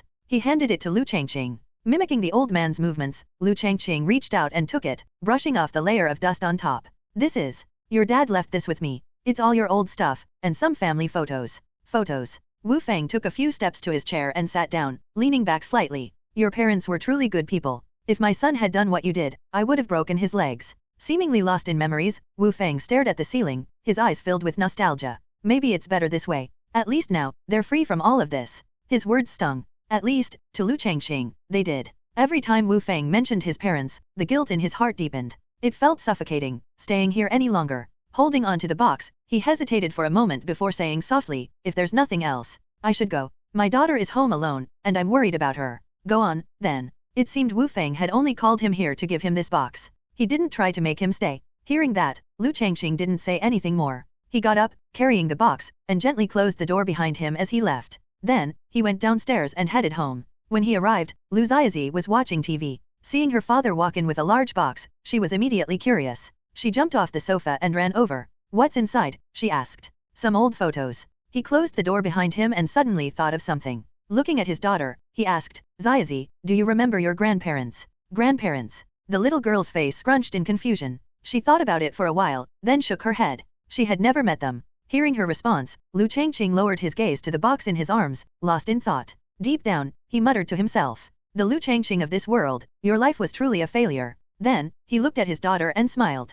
Come here, let me show you some photos, he said. I'll introduce you to your grandparent. Lu Ziazi stared at the small box in Liu Changqing's hands. After a moment, she slowly nodded. She had never seen her grandparents before, so her curiosity was piqued by her father's words. Seeing her reaction, Liu Changqing didn't say anything more. He walked over to the sofa and placed the box on the coffee table. He pulled out a tissue and wiped off the dust on the surface. Once it was clean, he crumpled the tissue and tossed it into the trash bin. Then, he unfastened the latches on either side of the box and carefully lifted the lid. Lu Ziazi stood nearby, watching with wide eyes. Noticing the seriousness on her father's face, she didn't dare interrupt. Liu Changqing looked inside. There were several photos, a notebook, and a few scattered trinkets, probably toys from his childhood. Ignoring the other items, he picked up the stack of photos and flipped through them one by one. When he found a family portrait, he pulled it out and handed it to his daughter. This is a photo of me when I was younger, with your grandparents. Daddy. Muttering softly, Lu Ziazi took the photo. Her eyes scanned the image. In the picture, two unfamiliar people sat on chairs while a younger version of Liu Changqing stood behind them. His hair was cropped short, almost like a buzz cut. There was no expression on his face, he even looked a bit sullen. In contrast, the two people seated in front of him, her grandparents, were smiling warmly. Shifting her gaze from the photo to her father, Lu Ziazi asked curiously, why do you look so unhappy here? Probably because I stepped in dog poop before taking the picture. Liu Changqing chuckled as he replied. Truth be told, he couldn't remember why he had been frowning back then. Lu Ziazi, failing to catch the teasing in his tone, nodded seriously. Oh, that makes sense. No wonder you look so grumpy. Then, as if something had suddenly occurred to her, she froze for a second before dashing toward her room with the photo in hand. Liu Changqing blinked, puzzled by her sudden action. A moment later, she returned, carrying a photo frame. She ran back to her father and handed it to him, her little face filled with determination. Daddy, put the picture in here for me? I want to keep it in my room. Hearing this, Liu Changqing was stunned for a brief moment. Then, warmth spread through his chest. With a soft smile, he gently said, silly girl, you can't put this in your room. Why not? It just doesn't feel right.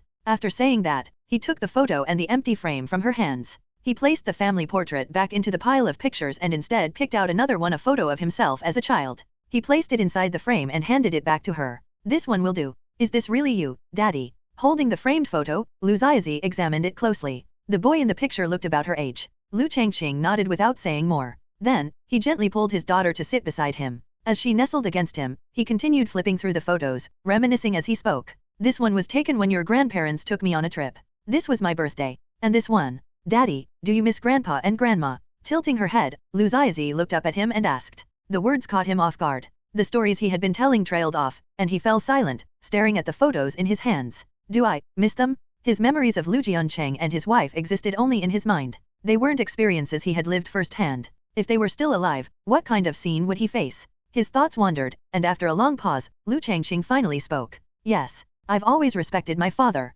After that, he didn't say anything more. He finished showing the pictures to his daughter before letting her play on her own. Meanwhile, he carried the small box of photos into his room. His eyes scanned the room before he walked over to the wardrobe. Opening it, he prepared to store the box safely inside. But just as he was about to set it down, he paused. Instead, he reopened the box and pulled out the notebook inside. He walked over to his desk and flipped through the pages. It was a diary. The entries were short, some barely a few words long. He read through every single page from beginning to end. Yet, the notebook was only half filled. Most of the entries were simple notes, things like what was eaten that day or mundane events. Before long, he reached the last written page. Staring at the remaining blank pages, Liu Changqing picked up a pen. He clicked off the cap and, gripping the pen firmly, wrote two names. Liu Haikan, Hao Jing. They were the names of his parents from his past life. As time passed and the two sets of memories merged, he worried that one day he would forget them. He didn't want that to happen. Looking at the names he had just written, Liu Changqing's eyes flickered. Memories from his past life surfaced, bringing an unfamiliar emotion with them. He didn't know how long he sat there staring at those names. Eventually, he capped the pen and stood up. Returning to the wardrobe, he placed the notebook back inside the box and secured the lid. He shoved it deep into the corner of the wardrobe. His eyes lingered on the box for a moment before he slowly closed the wardrobe doors. Exhaling softly, Liu Changqing patted his cheeks, as if to shake off his thoughts. Then, he stepped out of his room. Raising his voice, he called out, "What do you want for dinner? How about tomato and egg noodles?" "Yes, I want extra eggs." Liu Xiaozi, still watching TV, answered without even turning around. Liu Changqing chuckled. For some reason, seeing her like this made him smile. Life has to move forward, doesn't it? Turning toward the kitchen, he said aloud, "All right then. Tomato and egg noodles with extra eggs coming right up." August 31st. Sunday. Tomorrow was Liu Xiaozi's first day of school. Unlike her older brother, Liu Xiao, elementary school didn't start early. The official opening day was September 1st. To celebrate his daughter advancing to the 5th grade, Liu Changqing had taken her shopping for a brand new backpack. It was a black leather backpack, simple and stylish, without any cartoon designs purchased from a specialty store. Liu Xiaozi adored her new bag. Sitting in the back seat, she had already slung it over her shoulders, unable to contain her excitement. Every so often, she would ask, "Does it look good?" "It looks great. My daughter is the most beautiful girl in the world." Hearing her father's answer, Liu Xiaozi giggled, covering her mouth with both hands. She was clearly thrilled with her new school bag. As he drove, Liu Changqing glanced at Yuanyao, who was sitting beside him. After a moment of thought, he softly thanked her. "Thanks for this. If you hadn't taken us, I wouldn't have known where to find a backpack like this. As long as Xiaozi likes it, that's all that matters." Yuanyao's voice was gentle. Since it was Sunday, she didn't need to go to work. If Liu Changqing hadn't suddenly called, she would have spent the entire day at home. Being alone, she didn't really have a reason to go out. After hearing her response, Liu Changqing suggested, "Since we're already out, why don't we grab something to eat?" Yuanyao hesitated. Ever since she started helping Liu Changqing with work, she had been eating out constantly. No matter how delicious the food, eating out too often got tiring. She remembered that Liu Changqing was a great cook. She had even asked him for cooking tips before. A faint smile appeared on her face as she suggested, "How about you cook for us this time? You want to eat my cooking?" Liu Changqing was slightly taken aback but didn't refuse. He nodded. "All right, then we'll need to stop by the market first." With that, he drove toward the local market. After parking, he pulled the handbrake, turned off the engine, and looked back at his daughter in the back seat. "Stay in the car and don't run around." "Okay, I know." "All right, let's go." This last remark was directed at Yuanyao. She nodded, unbuckled her seatbelt, and got out of the car, following Liu Changqing into the market. By this time of day, the market wasn't as lively as it was in the morning, but Yuanyao still found it fascinating. She followed closely behind Liu Changqing, curiously looking around. Noticing her interest, Liu Changqing chuckled and asked, "Never been to a place like this before?" "No, this is my first time." "Then where do you usually buy groceries?" "The supermarket, of course." "I see. I don't really like buying from supermarkets," Liu Changqing casually remarked. If he had the option, he always preferred shopping at the market over supermarkets. It was a habit he had formed long ago. Market produce always seemed fresher. Stopping at a poultry stall, Liu Changqing greeted the vendor. "Old Zhang, get me a chicken and butcher it." "Well, look who it is. Haven't seen you in a while." The vendor feigned surprise upon hearing Liu Changqing's voice. He recognized him although they weren't close. Liu Changqing was a regular customer. Liu Changqing handed him a cigarette, which the vendor accepted and lit up. After taking a puff, he noticed Yuanyao standing behind Liu Changqing, covering her nose with her hand. His eyes flickered with curiosity as he turned back to Liu Changqing. "Is this your wife?" "Don't talk nonsense," Liu Changqing replied, shaking his head. "Just get me a good one. Make sure it's cleaned properly." "Got it." The vendor chuckled. Glancing at Yuanyao once more, he smiled knowingly before turning back to the chicken coop. After carefully selecting one, he held it up. "How about this one?" "That'll do." "All right." The vendor got to work, swiftly slaughtering the struggling bird. Though Yuanyao found the smell unpleasant, she didn't complain. Instead, she simply stood behind Liu Changqing, watching the vendor's skilled hands as he made a clean cut across the chicken's neck. Without thinking, she reached out and grabbed onto Liu Changqing's belt. Feeling the sudden tug at his waist, Liu Changqing turned his head in surprise. He could see that she was scared, but that didn't change the fact that she was gripping his belt. With a hint of helplessness in his voice, he said, "If you're scared, just turn away. But don't pull on my belt, it's a bit tight now." "Ah, sorry." Realizing what she had done, Yuanyao quickly let go and turned her back to the scene. After a brief pause, she asked, "Do you come here often?" "Pretty often. Whenever I cook at home, I usually buy ingredients here. If the smell is too much, you can wait in the car." "No, it's fine." She quickly waved off his suggestion. Her initial fear had subsided slightly, and now curiosity took over. Peeking from behind him, she continued watching. It was her first time seeing a chicken being butchered up close, and though it had scared her at first, there was something fascinating about it. especially with Liu Changqing standing beside her. Once he had paid for the chicken and finished buying the rest of the ingredients, they returned to the car. Back home, Liu Changqing changed into slippers and immediately headed for the kitchen. After some quick preparations, he got to work. The butcher had already chopped the chicken into pieces, but they were too large for his liking. He planned to cut them smaller. However, before he could start, An Yuanyeo quietly approached, watching him intently. Noticing her gaze, Liu Changqing raised an eyebrow. What are you looking at? Do you need help? I cook for myself all the time. You want to chop the chicken? He placed the cleaver on the cutting board and turned to handle other ingredients. But when he glanced back, he saw An Yuanyeo gripping the cleaver with both hands, as if preparing to split firewood. Startled, he rushed over and took the knife from her. Seeing the confused look on her face, he shook his head and sighed. You look like you were about to chop wood. I'll handle it. You're not used to this kind of knife. His tone wasn't harsh, he was simply concerned. If she wasn't familiar with the knife, there was a risk of an accident. If she swung down with both hands and lost her grip, who knew what might happen? An Yuanyeo suddenly felt a little embarrassed. She had wanted to help, but now she realized she wasn't needed. When she cooked, she used a frying pan and a small spatula. The knives she had at home were much smaller, nothing like the heavy cleaver Liu Changqing used. Her eyes drifted to his face, then to his arm. The way his muscles tensed as he wielded the cleaver, the effortless motion of his chopping, the rhythmic sound of the knife striking the cutting board echoed in the kitchen. He's really good at this. This meal was truly baffling. Others might not have noticed, but Liu Changqing definitely felt that way. Although An Yuanyeo wasn't exactly getting in the way she stood to the side and carefully observed his cooking made Liu Changqing feel a little uneasy, especially those eyes. Every time Liu Changqing turned his head, he would always meet her gaze. To keep himself from getting distracted, he eventually decided not to turn around at all, focusing solely on the cutting board in front of him. When An Yuanyeo set the table and Liu Changqing placed the dishes one by one, Liu Xiaozi was already armed with chopsticks, ready to devour everything. Ever since the stash of snacks she had hidden in her room was discovered and confiscated by Liu Changqing, she had stopped running back to her room, wailing in protest. She even behaved properly during meals. Dinner passed quickly. After eating, An Yuanyeo stayed and played with Liu Xiaozi for the entire afternoon. By the time they realized, the sky had already turned dark. Liu Changqing stood by the window, gazing at the descending night. After a moment of thought, he decided to walk An Yuanyeo home. He glanced over at the sofa, where An Yuanyeo was sitting with perfect posture, while Liu Xiaozi lay sprawled across her lap, watching TV. Pausing briefly, he then spoke. It's getting late. I'll walk you home. Okay. An Yuanyeo gently adjusted Liu Xiaozi, who was lying on her lap, helping her sit up straight before standing up herself. She grabbed her purse from the side of the sofa and waved toward Liu Xiaozi. Xiaozi, bye-bye, I'm heading home now. Anton, you have to come and play again next time. Of course. Since Liu Xiaozi's school was starting tomorrow, aside from weekends, it would be hard for her to see An Yuanyeo often. This summer, the bond between An Yuanyeo and Liu Xiaozi had grown tremendously. Liu Xiaozi had always liked An Yuanyeo, but after spending time together, she had completely fallen for her gentle personality.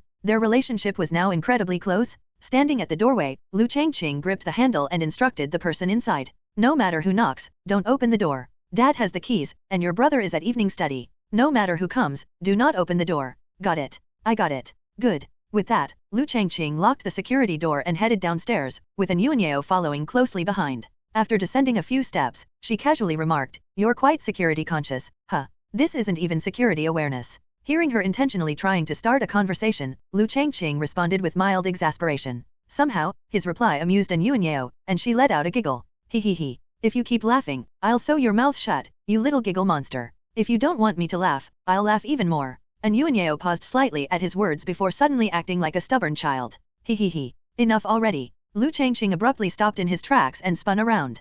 Caught off guard, An Yuanyeo was startled and misstepped, her foot missing the stair. Losing her balance, she fell forward. Seeing her about to fall, Liu Changqing instinctively reached out, his hands slipping past her waist, catching her just in time. Feeling the full weight of her body pressing against him, he quickly stabilized himself, ensuring neither of them tumbled down the stairs. When faced with danger, humans instinctively cling to something, just like how a drowning person will desperately grab onto their rescuer. At this moment, An Yuanyeo was no different. Shocked, she clung tightly to Liu Changqing, arms wrapped securely around his neck, her eyes shut as she let out a startled cry. A few seconds passed. As she regained her senses, she slightly pulled her head back and slowly opened her eyes. The first thing she saw was Liu Changqing's face, so close it was almost unreal. It was the first time she had been this close to him. Compared to 2 months ago, Liu Changqing had lost quite a bit of weight. His once slightly chubby face had become more defined, his jawline sharper. There was a faint shadow on his upper lip from freshly shaved stubble. Unlike most people's brownish pupils, his eyes were a much deeper shade. As she felt his warm breath against her skin, her arms unconsciously tightened around his neck. A strange sensation stirred in her chest. In the quiet stairwell, she could almost hear her own heartbeat pounding. For some reason, her face began moving closer to his. What are you doing? Liu Changqing's sudden voice jolted Yuanyao back to reality. She froze, then felt her face rapidly heat up. Before she could respond, she suddenly found herself being lifted. Liu Changqing picked her up and set her down at the stairwell landing. Once her feet were firmly on the ground, he looked at her and said, "Can you let go now? You're kind of choking me." Sorry. Flustered, Yuanyao quickly pulled her arms back. As she did, her purse accidentally brushed against Liu Changqing's earlobe. Instantly, he sucked in a sharp breath, his head shrinking back as he covered his ear, his face contorted in pain. Liu Changqing's neck and ears were his weak spots, extremely sensitive. Realizing she had hurt him, Yuanyao clenched her purse tighter, stepping forward with a worried expression. She hesitantly reached out and apologized. "I'm so sorry. It's fine. I think the metal ring on your bag scraped me." Gently pushing her hand away, Liu Changqing removed his own from his ear. Only then did Yuanyao notice the tip of his ear had turned completely red. Like someone at a loss for what to do, she stood frozen after being pushed away, unsure of her next move. Seeing her tense expression, Liu Changqing suddenly chuckled and said, "It's fine, don't look so guilty." After standing still for another few seconds, he then stepped past her, heading further down the stairs. "Come on, what are you waiting for?" Hearing his words, Yuanyao finally snapped out of her daze and hurried to follow. "Wait for me." After what had just happened on the stairwell, an odd tension lingered between them. Sitting in the passenger seat, Yuanyao kept her head slightly lowered, remaining silent, while Liu Changqing focused straight ahead, his expression unreadable. Before long, they arrived at Yuanyao's residence. As she got out of the car, she stood there for a moment, clutching her bag, as if she had something to say. Liu Changqing looked at her. On the way here, Yuanyao had been deep in thought. It seemed she had made up her mind about something. Lifting her head, she met Liu Changqing's gaze and spoke, her voice slightly louder than usual. "Liu Changqing, the two of us. You should go inside. Get some sleep early tonight. Don't be all groggy when I pick you up tomorrow." She had barely begun to speak when Liu Changqing cut her off.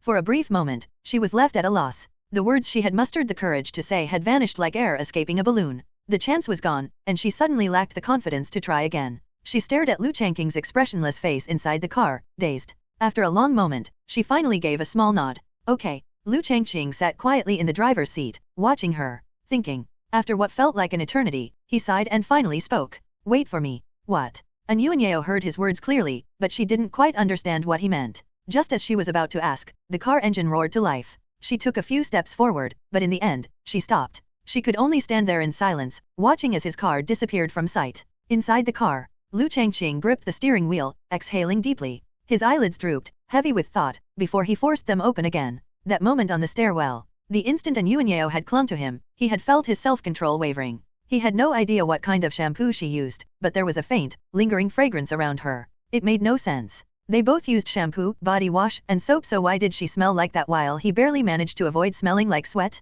Women were just different. When he had seen her face slowly leaning in, he had no choice but to stop her. Even when she had tried to speak just now, he had interrupted her again. Because Liu Changqing knew exactly what would happen if he didn't. And the reason he stopped her was simple: now wasn't the right time. If he gave in without thinking, it might be understandable for Yuanyao. She was a woman. But he couldn't afford to be reckless. Their relationship was complicated, so complicated that even Liu Changqing himself sometimes felt like he was watching some soap opera. Beyond that, there were his children, her family. All these things made it impossible for him to act impulsively. So, the only thing he could do was avoid the situation for now. Once everything was settled, only then could he think about it. That was what he meant when he told her to wait for him. His gaze locked on the road ahead. His eyes gradually hardened with determination. It wouldn't take too long. When he arrived home, Liu Changqing took a moment outside the door, pushing aside his thoughts before unlocking it and stepping inside. He saw Liu Zizi curled up against the sofa cushion, eyes glued to the television. Whatever she was watching must have been interesting, as she didn't even notice him come in. Without saying a word, Liu Changqing walked over, sat down on the sofa, and poured himself a cup of water from the kettle on the coffee table.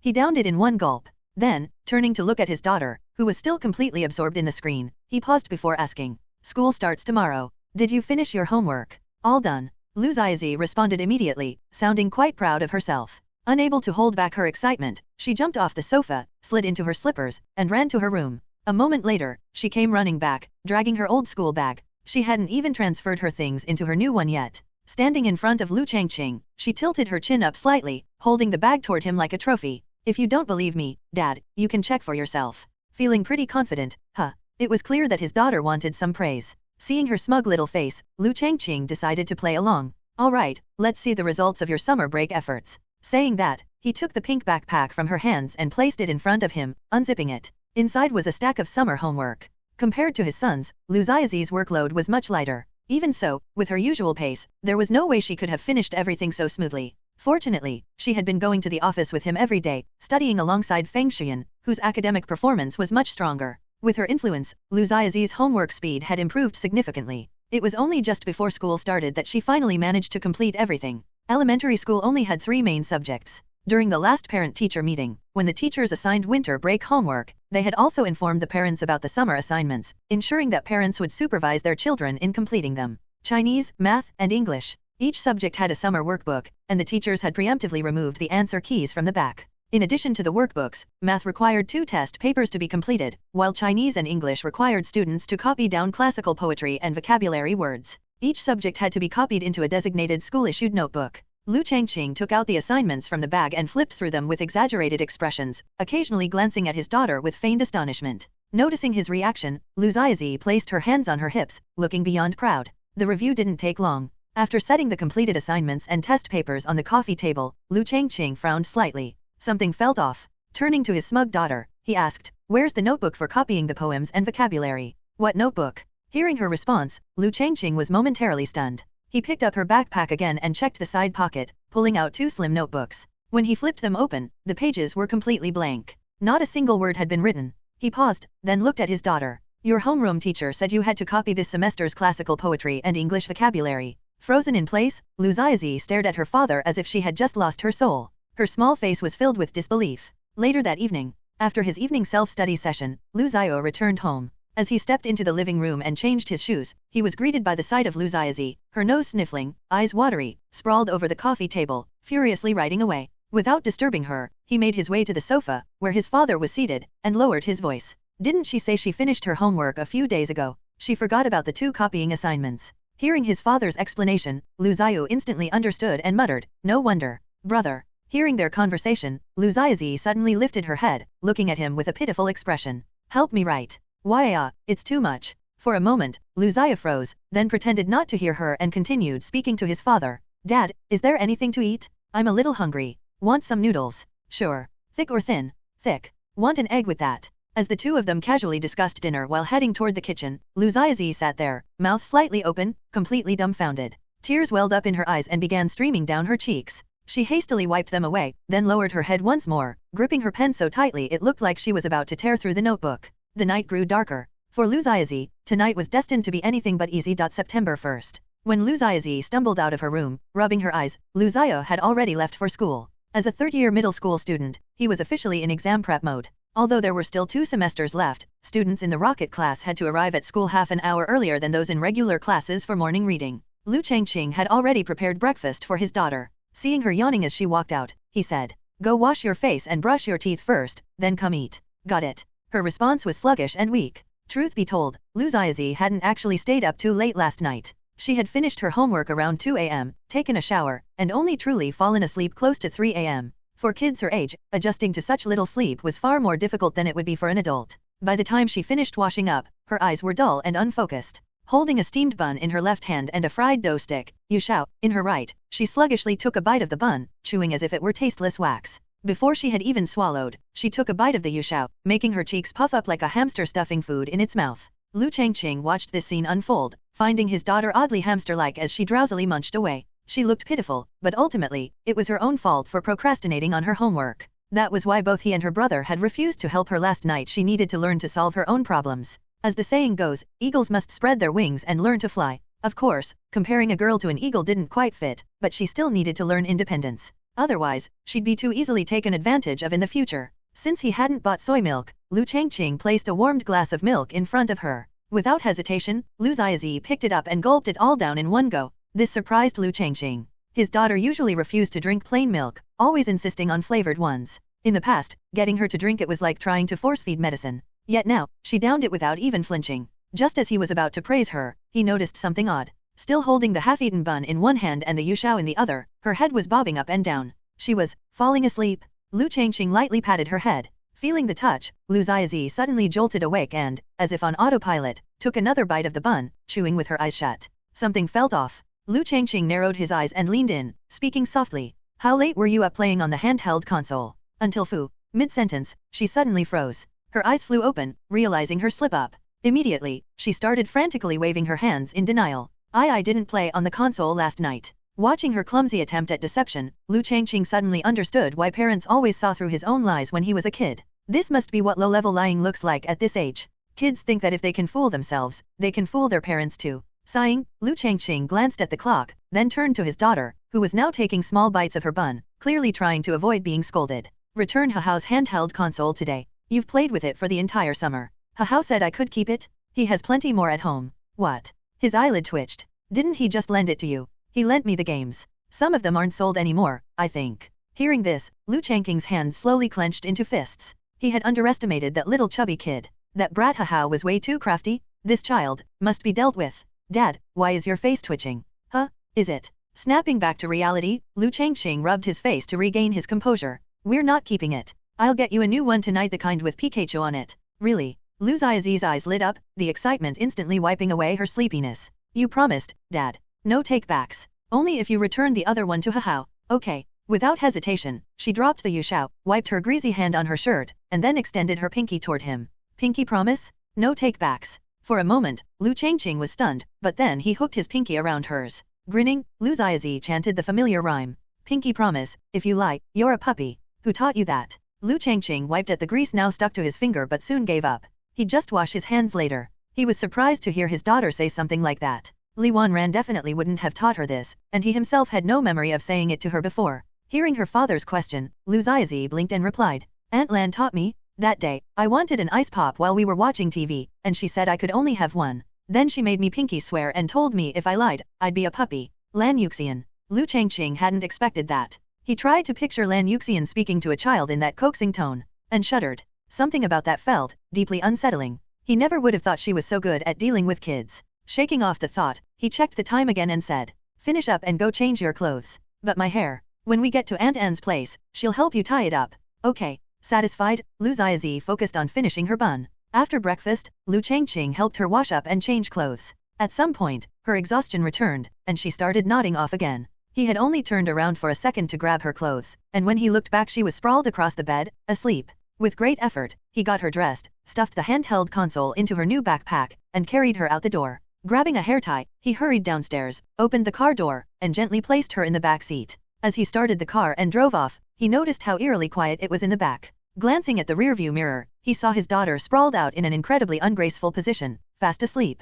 Watching this, Liu Changqing sighed deeply. For a moment, he questioned his own parenting methods. Why was his son so different from his daughter? It really felt like he had ruined his second account, second child. On the way, Liu Changqing called An Yuanyao. By the time he arrived, she was already waiting there. As the car stopped, An Yuanyao instinctively reached for the front passenger seat. But before she could open the door, Liu Changqing leaned over and spoke. Sit in the back and keep an eye on Xiaozi. She stayed up late last night, and I'm worried she might doze off and bump her head. Hearing this, An Yuanyao nodded and got into the back seat. Liu Xiaozi had sprawled across the entire seat. After closing the door, An Yuanyao gently lifted her and settled herself beside her. The movement stirred Liu Xiaozi, and she slowly opened her eyes. Seeing An Yuanyao, she smiled sleepily, stretched out her arms, and wrapped them around her. Anton, can you tie my hair for me?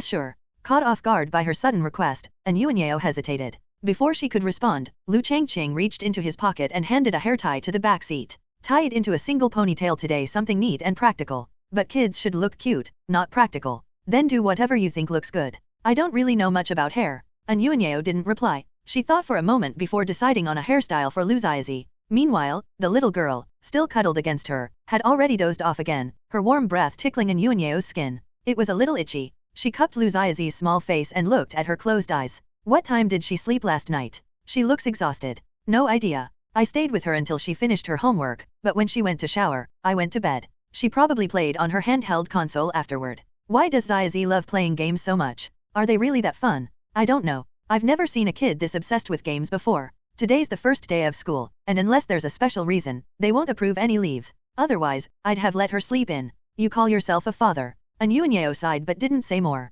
It seemed Liu Changqing had areas where he wasn't so competent. While he was a responsible parent, there were bound to be some oversights. After all, raising a child alone wasn't easy. A small smile appeared on her lips as she shifted Liu Xiaozi into a more comfortable position, making her lean against her back. Then she started tying her hair. The rest of the car ride was silent. Despite sometimes appearing a bit silly, An Yuanyao's hands were surprisingly skillful. In just a short time, she had styled Liu Xiaozi's hair into an intricate design. When they arrived at school, Liu Changqing parked the car and was stunned by the final result. He gave Yuanyao a thumbs up, his eyes filled with admiration. That's amazing. How did you manage to do something this fancy so quickly? Liu Changqing didn't even know how to describe the hairstyle. It just looked beautiful. At the school gate, he gently pinched Xiaozi's cheeks to wake her up a little before bending down and saying, I'll pick you and Feng Xian up after school. Don't run off anywhere, okay, got it. After a few more reminders, Liu Changqing watched as his daughter, carrying her new backpack, walked toward the teaching building, swaying slightly as she went. Only when she disappeared from sight did he turn back toward the car.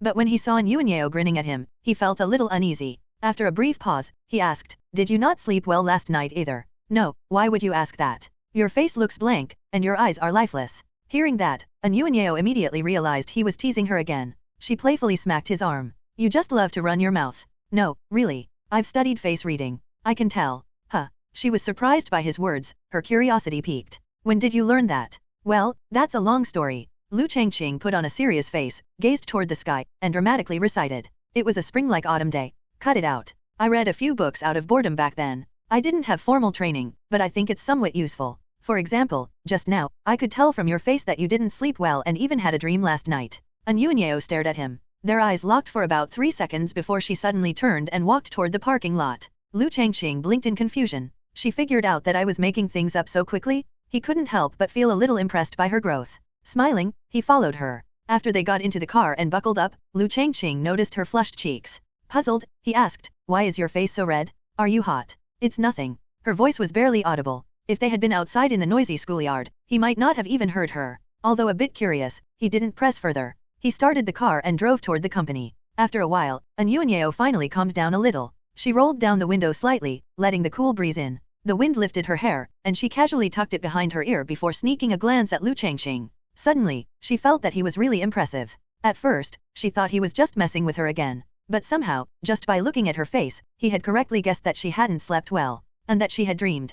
Good thing she didn't let him keep going. What if he figured out what she had dreamed about? The thought made her feel shy all over again. She didn't even understand why she was acting this way. Logically speaking, she shouldn't feel this way around Liu Changqing. But the longer they spent together, the more she felt younger. Sometimes, when she reflected on the things she said around him, she found them embarrassing. Yet, for some reason, she could say them so easily in front of him. Yuanyao, what's wrong with you? Before she could finish that thought, Liu Changqing suddenly spoke. By the way, a few days ago, someone from Kyukyu Company came by, right? Yeah, why? Her thoughts were interrupted. She quickly composed herself and asked. Keeping his eyes on the road, Liu Changqing recalled the meeting. They wanted the license for Pokemon. They're planning to make a pet-raising online game. Oh, and the price? Not good enough. I rejected it. Isn't their Kyukyu chat app really popular right now? Why would they want to get into online games? It's the natural trend. In the future, online games are going to be huge. Why? It's hard to explain. Just like how real estate is going to keep rising. If you can buy more houses, do it now. Why would anyone need so many houses? Yuanyao didn't get it. Houses were just places to live. It wasn't about quantity but quality. As long as a family was together, one home was enough. Liu Changqing nearly burst out laughing. What a naive woman. Owning property was ingrained in the very DNA of the Chinese people. From the moment he was born, his parents had drilled it into him houses were always a hot topic. Who wouldn't want more houses? Liu Changqing arrived at the company with Yuanyao. She returned to her personal office, while Liu Changqing excitedly headed straight for Feng Qian's office. The development of the Pokemon sequel had officially begun.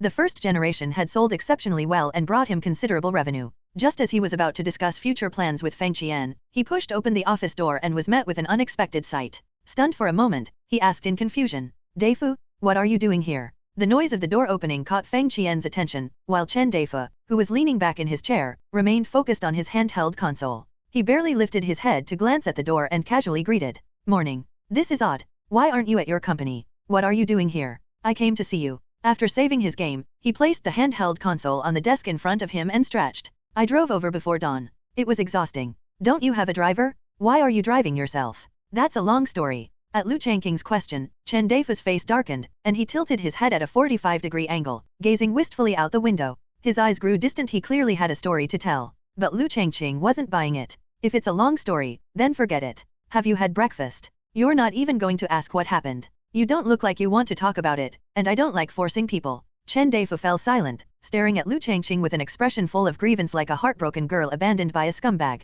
The look made Liu Changqing feel nauseous. Just spit it out. And stop looking at me like that, it's disgusting. You're so mean. Listening to their conversation, Feng Qian felt the atmosphere in the room turning bizarre. When Chen Daifu had suddenly visited that morning, Feng Qian hadn't planned on letting him in. But after claiming he was a close friend of Liu Changqing, Feng Qian relented. While waiting for Liu Changqing, Chen Daifu had taken out a handheld console and started playing Pokemon, cursing under his breath every so often. It wasn't exactly the most refined behavior. Now that Liu Changqing had arrived, Feng Qian seized the chance to escape. He quickly made up an excuse. Well, since you're here, I'll go grab some breakfast. I woke up late and didn't have time to eat. Yeah, go ahead. As Feng Qian left, Liu Changqing took his seat in the office chair and turned to Chen Daifu. Alright, now spill it. It's nothing major. My dad won't let me stay at the company anymore. Why? It's a painful memory. Chen Daifu recalled the business deal he botched last month and the image of his father, Chen Jiangguo, chasing him around the office with a bamboo cane. He was already in his late 20s, yet his father hadn't spared him a shred of dignity.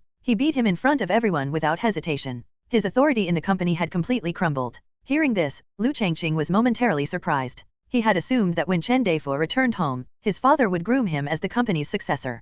Clearly, that wasn't the case. Chen Daifu shuddered at the memory, then leaned in and whispered, "By the way, I've got a secret for you. Yarong is in trouble." Liu Changqing froze for a second, then felt a surge of joy. You mean that old hag's health is failing? Cancer? Malignant tumor? What the hell? No, she's not sick, her business is in trouble. What a shame. Though it wasn't a health issue, Liu Changqing was still intrigued. What kind of trouble? Her business partners are pulling out, and more than one group is going after her. I don't remember the exact reason, but even the higher UPS have their eyes on her. No way. It's only been a few years, and people are already coming after her. Liu Changqing was surprised. Yarong might not have been a business genius, but she wasn't incompetent either. It didn't make sense for her to decline so quickly after his ex-father-in-law passed away. Just imagining her current state struggling to keep everything together made Liu Changqing want to laugh. But he held it in. Instead, he looked at Chen Daifu suspiciously. You didn't come all this way just to tell me that, did you? Of course not. I'm here because of that favor you owe me for helping you find your daughter. I told you I'd give you a share of my daughter's profits when the time comes. What am I, a 3-year-old? How do I know you're not just making that up? Liu Changqing fell silent. Chen Daifu might seem a little foolish at times, always losing money in business deals, but at least he was clear about his goals. Since there was no avoiding it, Liu Changqing decided to cut to the chase. After a brief moment of thought, he asked, "Are you interested in the handheld console business?" Huh, that thing in your hands. Chen Daifu was taken aback. He picked up his handheld console and examined it. Meanwhile, Liu Changqing continued. Right now, most handheld consoles in the country come from Neon's Ninhel. GBA has made players accustomed to handheld gaming, but it has some major flaws. Unlike Nintendo from his previous life, this world's Ninhel was still the dominant force in handheld gaming, but without Pokemon, its influence wasn't as overwhelming. Liu Changqing saw an opportunity. He turned to Chen Daifu and explained, "Our first step is to take down Ninhel's domestic distributors." Liu Changqing's plan was straightforward. Compared to the Nintendo of his past life, this world's Ninhel was founded in 1975 and had only recently entered the handheld gaming industry. Although they had once soared in popularity with titles like Super Mario, the next-gen dual-screen NDS originally supposed to release in 2004 was nowhere in sight. Liu Changqing didn't know what was delaying them in Neon, but he knew this was a golden opportunity. With his current assets and a little additional funding from a bank loan plus Chen Daifu's deep pockets, they could knock out Ninhel's domestic distributors and lay the groundwork for their own industry. Otherwise, once Pokemon's later installments exploded in popularity, they might find themselves in a vulnerable position. And with today's technology, there was no reason they couldn't develop a system better than the GBA. Seeing Chen Daifu's bewildered expression, Liu Changqing began painting a picture of the bright future ahead. We're going to launch our own handheld console, develop a new gaming system, and make big money. Chen Daifu felt a little dazed. For the past hour, he had been listening to Liu Changqing excitedly describe various ideas, and gradually, a thought formed in his mind: maybe this could actually work. Still, he voiced a concern. Right now, you only have Pokemon, right? The sales are good, sure, but it's not big enough to compete with the giants yet. His words hit the nail on the head. Of course, Liu Changqing had already considered this. Do you know what operations mean? Right now, the Pokemon series got a boost thanks to that director's son promoting it on that variety show, but it still isn't strong enough to be our pillar. We don't have other games under our brand yet, but there are tons of small gaming companies in the country. After thinking for a moment, Liu Changqing continued. We sign contracts with them so their games can't be adapted for other consoles. Of course, there's some risk, but as long as we build enough momentum, it won't be a problem. His idea was simple. Most handheld gaming consumers in the country were teenagers, a group that generally didn't have their own income. If they could develop a new console that supported both gaming and educational content, they could invest heavily in marketing to boost its popularity. And to make Pokemon a true cornerstone franchise, more preparation was needed. Although the domestic manga industry wasn't as dominant as Neon's, it wasn't completely crushed either. Thinking back, Liu Changqing's first exposure to Pokemon wasn't through the games, it was through the anime, where that reckless, hot-headed Ash Ketchum kept tossing Pokeballs and shouting, "Dodge it," when things got tough. The Pokemon anime had introduced many kids to the franchise, drawing them into the games. Right now, he didn't have enough money to produce an anime, but starting with a manga was definitely possible. Once a foundation was established, they could consider animation. Liu Changqing shared his ideas with Chen Deifu. Though the latter still had some doubts, he gradually began to waver as Liu Changqing spoke more. Chen Deifu absent-mindedly lit yet another cigarette. By the time he finally made up his mind, he crushed the cigarette butt into the ashtray and looked at Liu Changqing with fierce determination. "Let's do it. Pleasure working with you." Liu Changqing stood up and extended his hand. Chen Deifu grasped it, and the two men exchanged a knowing smile like they had just sealed a groundbreaking deal. Chen Deifu's mind wandered to the future, imagining his triumphant return home, the proud look in his father's eyes, his mother's relieved smile. Unable to contain himself, he burst into laughter. Gee. Liu Changqing's smile immediately froze. This weird laugh. If the employees outside heard it, they might think he was secretly raising geese in the office. Just as he was about to tell Chen Deifu to shut up, the office door swung open. An Yuanyeo walked in, carrying a cup in her hand. As soon as she stepped inside, she was startled by the thick cloud of smoke in the room. Her brows furrowed slightly. She waved her free hand in front of her nose, took a few steps forward, and placed the cup on the table. Then, without a word, she walked over to the window and pushed it open. Turning back, she glanced at Liu Changqing with a slightly reproachful tone. "I told you to cut down on smoking, but you never listen." Liu Changqing hadn't expected her to come in so suddenly. He hesitated for a second, then instinctively turned to look at Chen Deifu, who had just been laughing like an idiot. Chen Deifu, now silent, stared at An Yuanyeo in surprise. Noticing his gaze, An Yuanyeo looked back at him in confusion. Then she turned to Liu Changqing. "Who is this?" Before Liu Changqing could answer, Chen Deifu spoke first. "What are you doing here?" He recognized An Yuanyeo, but he wasn't sure if she recognized him. Hearing his words, An Yuanyeo tilted her head slightly, trying to recall if she had seen him before. After a moment of thought, she shook her head apologetically. "Sorry, I don't think I know you." Chen Deifu opened his mouth, about to speak, when Liu Changqing swiftly reached out and clamped a hand over his mouth. All that came out was a muffled mmmph. Lowering his voice, Liu Changqing whispered, "Shut up. Just say you mistook her for someone else." An Yuanyeo watched the two men's strange interaction, puzzled. "What are you whispering about?" She hadn't caught what Liu Changqing said, so she stepped closer. Looking at Chen Deifu, his face turning red from being muffled for so long, she hesitated before saying softly, "Liu Changqing, I think he can't breathe." Liu Changqing suddenly realized that Chen Deifu's face was indeed flushed. He quickly let go. As soon as he did, he felt his palm touch Chen Deifu's mouth, which made him slightly nauseous. Disgusted, he grabbed a tissue from the desk and wiped his hand furiously. Meanwhile, Chen Deifu collapsed back into his chair, gasping for air as if he had just survived a near-death experience. Liu Changqing frowned. "Come on, I only covered your mouth for a second. I even left your nose open, don't be so dramatic." Still panting, Chen Deifu finally caught his breath and snapped back. "I have rhinitis. I breathe through my mouth? You almost suffocated me. You have rhinitis, and you still smoke. What does rhinitis have to do with smoking?" His serious rebuttal left Liu Changqing momentarily speechless. After regaining his composure, Chen Deifu leaned back in his chair, glancing between Liu Changqing and An Yuanyeo with a scrutinizing look. His stare felt oddly intrusive, making both of them a little uncomfortable, especially An Yuanyeo. She found his gaze unsettling and instinctively stepped aside, moving behind Liu Changqing as if using him as a shield. Seeing this, Chen Deifu's eyes widened as if he had just uncovered some shocking secret.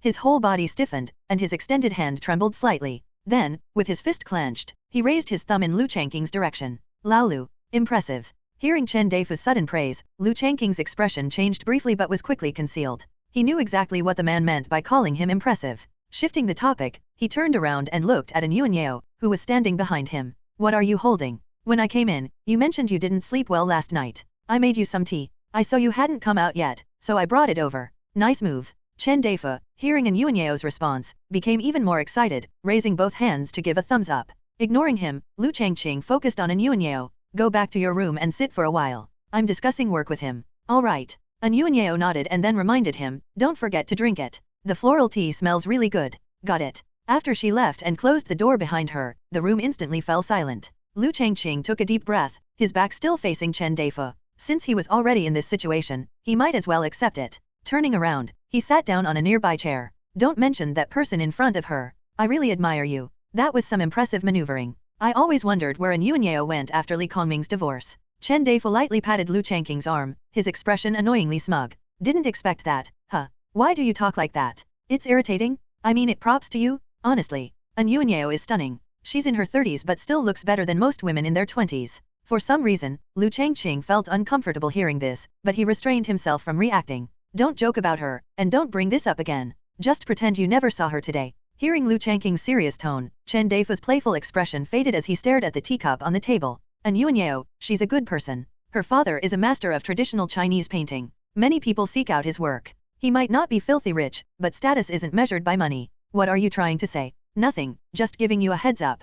Considering your situation. Liu Changqing fell silent. He stood up, walked to the table, and picked up the cup of tea Yuanyao had made for him. He couldn't tell what was in it, but the fragrance was pleasant. Taking a sip, he turned to Chen Deifu. I know what I'm doing. Wu Yu was the most diligent employee in the company, and whenever the boss handed out snacks, he was always the first to take the most. He clearly remembered that last time, the boss bought 2 large boxes of popsicles, and he immediately shouted that he wanted 10. The boss was easygoing, treating employees well and never forcing overtime. Recently, the Pokemon series had gained some traction, so when Wu Yu returned to his rental apartment, he brought it up with his girlfriend. His girlfriend was an unknown and struggling manga artist. She had submitted multiple works, but her only serialized manga was cancelled within a month due to parental complaints about its negative influence. But as a man, for the sake of his girlfriend's dream, Wu Yu had been scrimping and saving to provide her with the best quality of life. She didn't have a stable job and frequently needed to buy supplies for drawing. Wu Yu felt the weight of financial pressure growing on him. Thinking about it, he felt a fire burning inside him.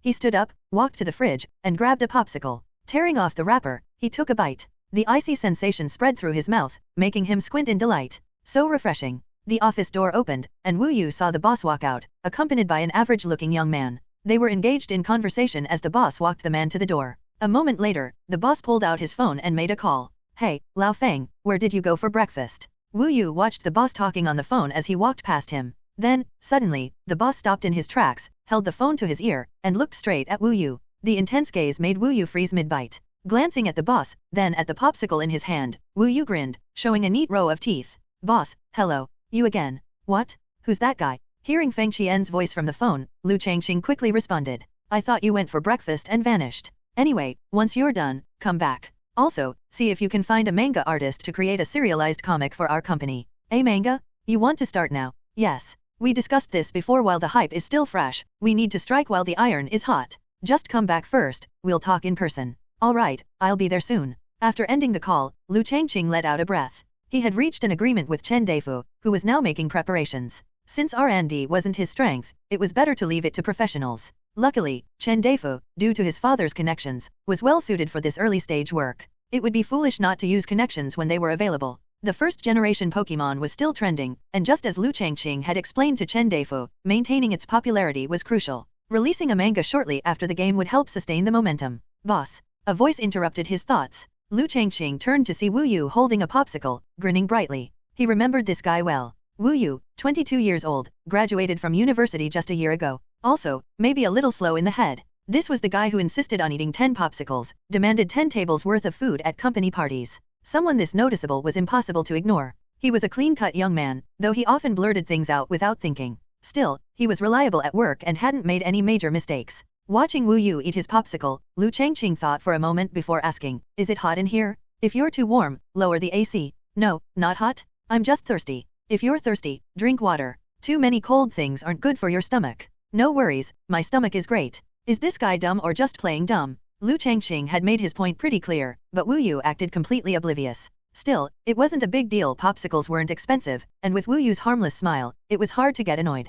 Patting him on the shoulder, Liu Changqing said the standard line. Work hard. There's a bonus at the end of the month. Thanks, boss. Liu Changqing turned to leave, but Wu Yu suddenly called out to him. Stopping in his tracks, Liu Changqing looked at him with a puzzled expression. Wu Yu's expression became serious as he hesitantly asked. Liu Changqing re-evaluated the young man standing before him, watching as Wu Yu gradually lost the courage to meet his gaze. Finally, Liu spoke. The person you're recommending, it's not yourself, is it? No, it's my girlfriend. Your girlfriend. Liu Changqing was momentarily surprised. He had assumed Wu Yu was just pushing himself forward, but it turned out he was recommending his girlfriend instead. She's a manga artist? Is she well known? Well, sort of. Can I find her work online? Or has she been published in magazines? Yes, she's had a series in a magazine before. To Liu Changqing's surprise, Wu Yu wasn't just bluffing. He continued asking, what's the name of the manga?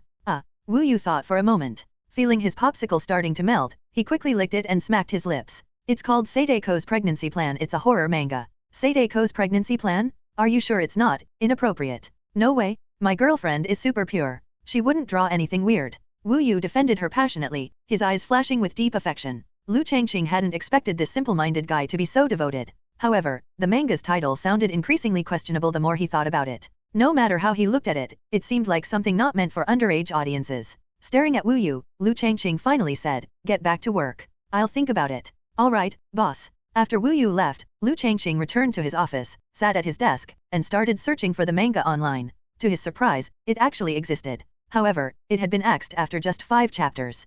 Curious, Liu Changqing even went as far as creating an account on the website and spending 10 yuan to access it. It didn't take long to read through all 5 chapters. The story was mediocre, nothing particularly outstanding. It followed a high school student who awakened his ability to see ghosts and bought a mysterious disc from an old man. When he played it at home, Sadeko crawled out of the TV. But for some reason, the manga's Sadeko loved drinking herbal tea? What kind of bizarre setting was this? Still, there was one impressive aspect: the panel composition. The art style was decent but not eye-catching. However, the paneling had excellent flow, making the scenes feel seamless and dynamic. Even so, that alone wasn't enough to convince Liu Changqing. After all, she was a female artist. His main concern wasn't just quality but also speed. If she took too long, say, 1 chapter per month, by then, Pokemon's popularity would have already died down. With that thought, Liu stopped browsing and waited for Feng Qian's arrival. About 15 minutes later, the office door finally opened. Feng Qian walked in and spoke immediately. "Drawing manga isn't that simple. All the well-known artists are too busy, and their rates." "Then we won't hire a famous one," Liu Changqing interrupted, motioning for Feng Qian to come over. Seeing the gesture, Feng Qian stepped forward and glanced at the computer screen. His eyes instantly locked onto the title of the manga. "Sadeko's pregnancy plan? Are you seriously looking at?" "Shut up. It's a proper horror manga. The title is just weird. Also, it got axed after 5 chapters. It got axed? Then why are we even looking at it?" Liu Changqing nudged Feng Qian with his elbow and lowered his voice. "You remember Xiao Wu from our company?" "Xiao Wu? You mean the guy who ate like crazy at the last company party? The one who packed up untouched dishes and said they were for his girlfriend?" "That's him." "Wait, this is his work." "No, his girlfriend's. That guy actually has a girlfriend." Feng Qian was visibly shocked. At the last company party, when Wu Yu had packed up a whole bowl of untouched chicken soup, Feng Qian had assumed he was just making an excuse. After all, judging by Wu Yu's attire and the way he ate during lunch breaks, it was clear that he wasn't well off. But he actually had a girlfriend? Feng Qian thought back to Wu Yu's appearance. The guy was fair-skinned and had delicate features, but his emotional intelligence seemed lacking.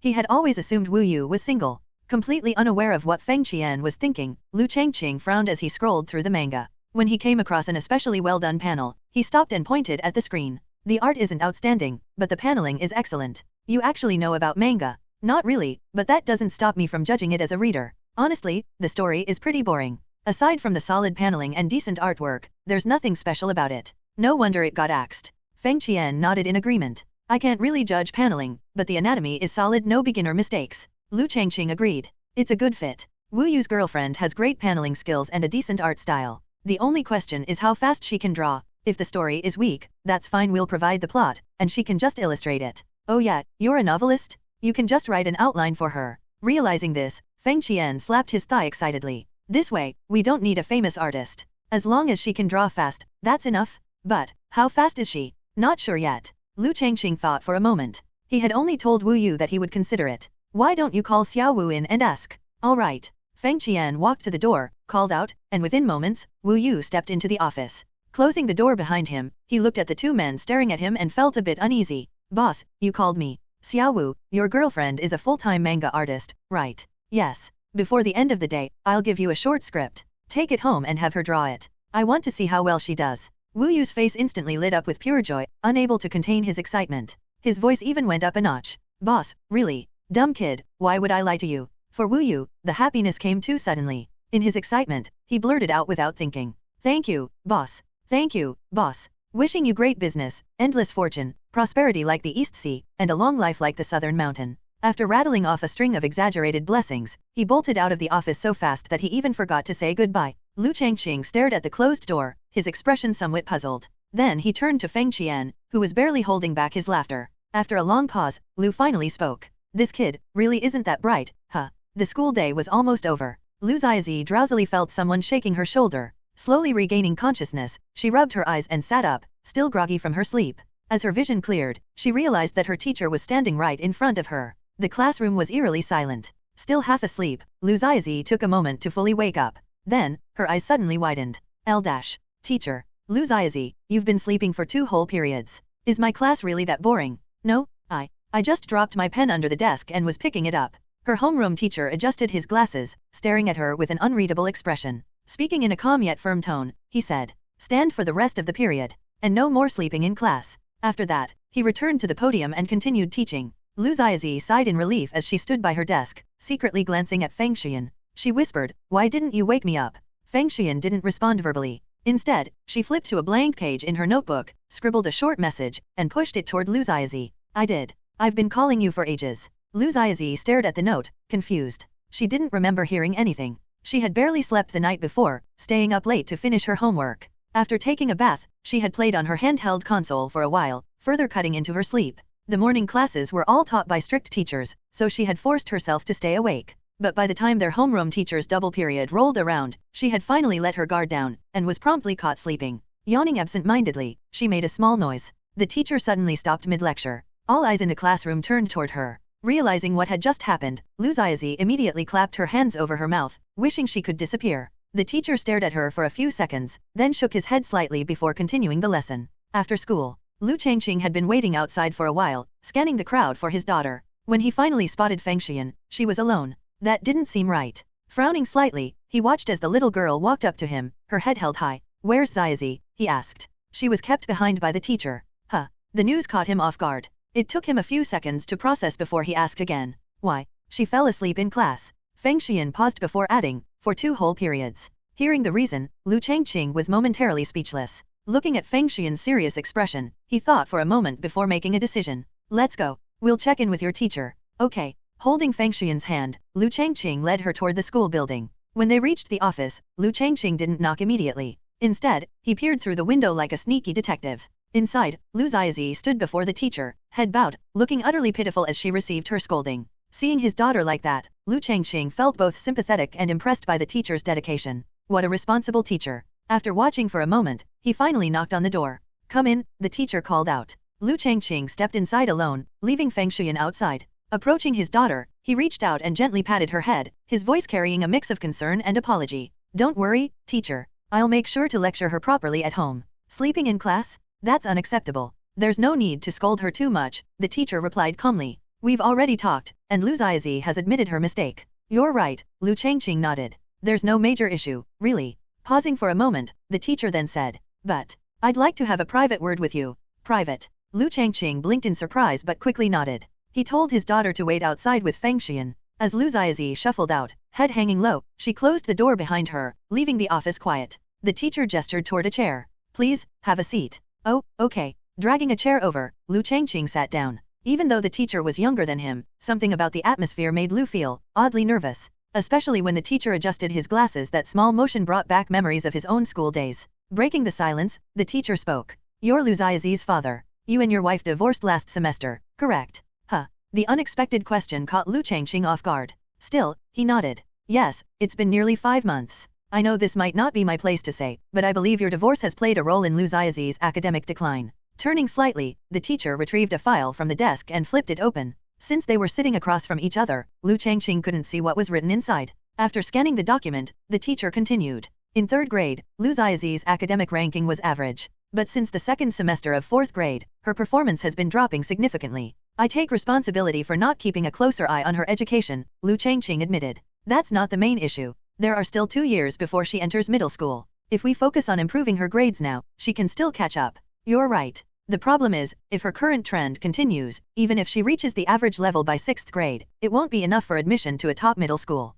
Liu Changqing frowned slightly. He wasn't sure where this conversation was heading. Before he could ask, the teacher continued. "Since 1st grade, Liu Changqing and your ex-wife have participated in the city's annual children's performance competition, a 6-year event." "What?" Liu Changqing was completely baffled. The teacher seemed equally surprised by his reaction. "You weren't aware? Every year on October 1st, the city held a children's performance competition. The top 10 winners received bonus points for their middle school entrance exams. If a child participated all 6 years and consistently placed in the top 10, they would qualify for direct admission to a prestigious middle school." The teacher's voice grew softer as she observed Liu Changqing's increasingly strange expression. Leaning forward slightly, she asked in a hushed voice, "You really didn't know? Wait, hold on a second." Liu Changqing raised a hand to rub his temples, suddenly feeling a headache coming on. This was a thing? Why do I have absolutely no memory of this? Liu Changqing listened in a daze as the teacher explained, slowly piecing everything together. To summarize, when Lu Xiaozi had just entered first grade, Li Wanran had signed her up for this competition.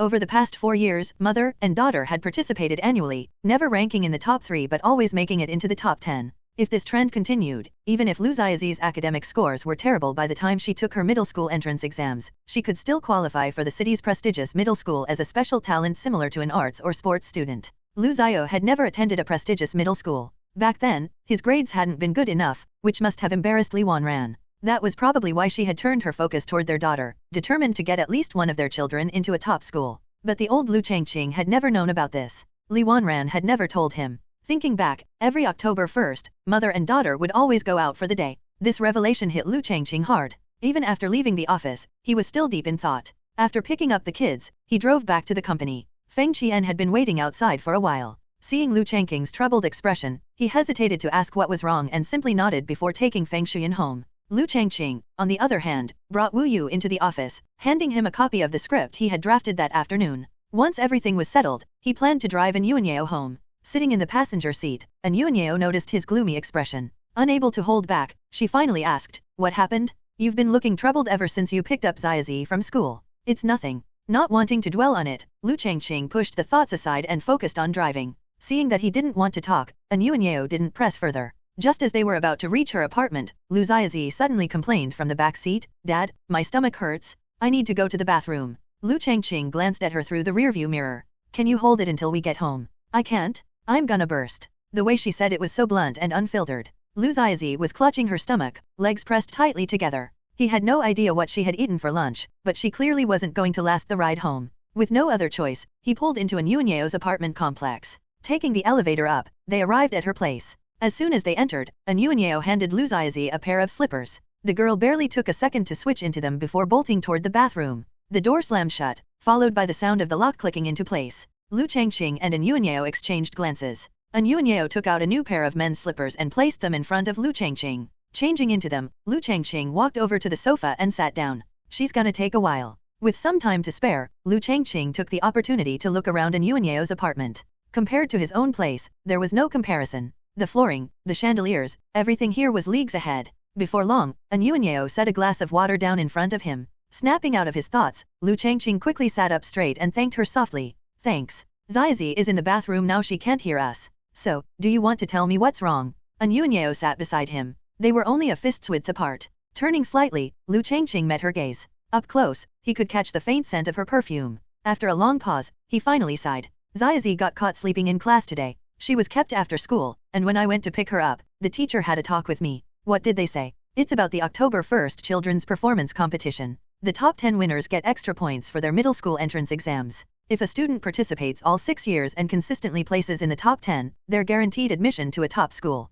Xiaozi has already been in the top 10 for 4 years. That's great, isn't it?" "It is, but for the past 4 years, Li Wanran was the one who participated with her." At the mention of Li Wanran's name, An Yuanyao's expression changed slightly. Her hands clenched for a moment before she slowly relaxed. After a brief silence, she looked at Liu Changqing again. "What did Xiaozi perform in the past?" "Dance. I don't know much about it. If it were singing, I might be able to help, but dance, that's completely outside my expertise." "What about Li Wanran?" "She played the accompaniment. Xiaozi danced, and Li Wanran provided the music. It was a parent-child performance." As he spoke, Liu Changqing suddenly felt a sense of relief. It's just a middle school. Yes, he wanted to provide a good learning environment for his daughter, but in the end, she had her own path to walk. His son hadn't attended a top middle school, yet his grades weren't bad at all. Thinking of this, Liu Changqing felt like he had made up his mind. "I think, maybe we shouldn't do it. Whether she goes to a top school or not doesn't really matter. She should do it." An Yuanyao's voice was firm. Liu Changqing blinked, caught off guard by her sudden decisiveness.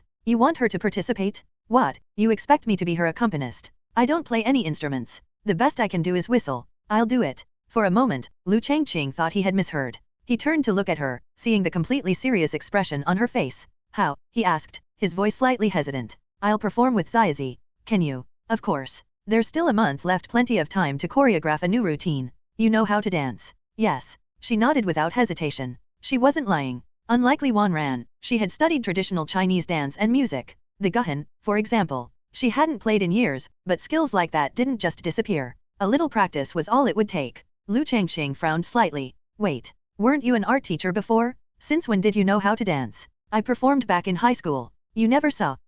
Now that she mentioned it, Liu Changqing vaguely recalled something. Yes, Yuanyeo had performed in high school. But back then, his mind had been entirely focused on Li Wanran's upcoming performance, so he hadn't paid any attention. Lost in thought, he suddenly felt his hand being grasped. Snapping back to reality, he looked down at their joined hands, then up at Yuanyeo. Her expression was serious, her voice steady as she spoke. Liu Changqing looked at Yuanyeo in front of him. He felt his body start to stiffen as his gaze slowly moved downward from her face, stopping at the hand that was gripping his. His eyes widened slightly. I'm taking Xiaozi to the competition. That's okay, right? Yuanyeo's eyes were firm as she spoke. She leaned in slightly toward Liu Changqing, closing the distance between them. Liu Changqing could even feel the warmth of her breath as she spoke. Damn, who could handle this? Dad. A sudden voice from the bathroom broke the moment. Liu Changqing, who had started to get drawn in, snapped back to reality. He gently pulled his hand away and stood up from the sofa, striding toward the bathroom door. What's wrong? There's no toilet paper. The response left Liu Changqing momentarily stunned, as if caught in a whirlwind. It took him a few seconds before he turned around with an awkward expression and asked hesitantly, is there any paper? It's in the room. I'll get it. Without any change in expression, Yuanyeo stood up and walked into the inner room. She opened the door, stepped inside, and shut it behind her. Standing still for a moment, she suddenly leaned against the wall, raising the hand that had just held Liu Changqing's. A wave of embarrassment surged through her. Just now, why did I act so boldly? Did I scare him? Hearing Li Wanran's name from Liu Changqing's mouth had stirred an inexplicable frustration within her. Maybe, she wanted to prove something. After taking a moment to calm herself, she took a deep breath, steadied her emotions, then grabbed a pack of tissues and opened the door. But before she could say anything, she saw Liu Changqing standing at the bathroom door, his hand raised to his nose, seemingly sniffing something. She froze for a second before quietly closing the bedroom door behind her. The sound of the door shutting startled Liu Changqing, making him hurriedly lower his hand. He turned toward Yuanyeo, who had just stepped out, his expression slightly unnatural. You got the paper. Glancing around evasively, he knocked on the bathroom door and called out. Xiaozi, unlock the door. Okay. His daughter responded from inside, and soon after, the sound of the lock clicking open could be heard. Yuanyeo stepped forward and handed him the tissues. Liu Changqing grabbed them without looking at her. His eyes remained on the slightly ajar bathroom door, where Liu Xiaozi had stuck her head out, reaching out a small hand. Give me the paper. You little brat. Wipe properly. As the bathroom door closed again, the atmosphere between the two outside turned slightly awkward. Liu Changqing wasn't sure what to do. His facial expression twitched slightly before he forced a stiff smile. Kids. They have no filter. Xiaozi is adorable. She's got such a lively personality. Calling it lively is putting it nicely. The blunt way to say it is that she's a little troublemaker. No idea who taught her to be like this. A girl shouldn't be speaking so roughly. The topic shifted. Talking about his daughter helped Liu Changqing shake off the lingering awkwardness, though his tone carried some frustration. As he said, his daughter used to be a bit of a tsundere, but at least she was mindful of her words. She wouldn't have said anything so blunt before. As time passed, Liu Changqing couldn't figure out where his daughter had picked up this habit of speaking so bluntly, saying whatever came to her mind without a second thought. This couldn't go on. His adorable daughter couldn't just start spewing crude words. Liu Changqing had seriously thought about this issue. His own manners were fine, his son rarely used foul language, and in Yuanyeo, she'd never curse at most, she'd call someone an idiot. After ruling out every possibility, he finally found the culprit. School. It was a place where kids gained knowledge, but also where they encountered all sorts of people for the first time. And this rough way of speaking? It had to be that brat Hao's influence. That little punk? Just wait until I catch him. Liu Changqing's expression twisted with frustration. Seeing this sudden shift in his face after just a couple of sentences, Yuanyeo tilted her head in confusion, then suddenly burst into laughter. Liu Changqing snapped out of his thoughts and looked at her, puzzled. What are you laughing at? You're kind of cute.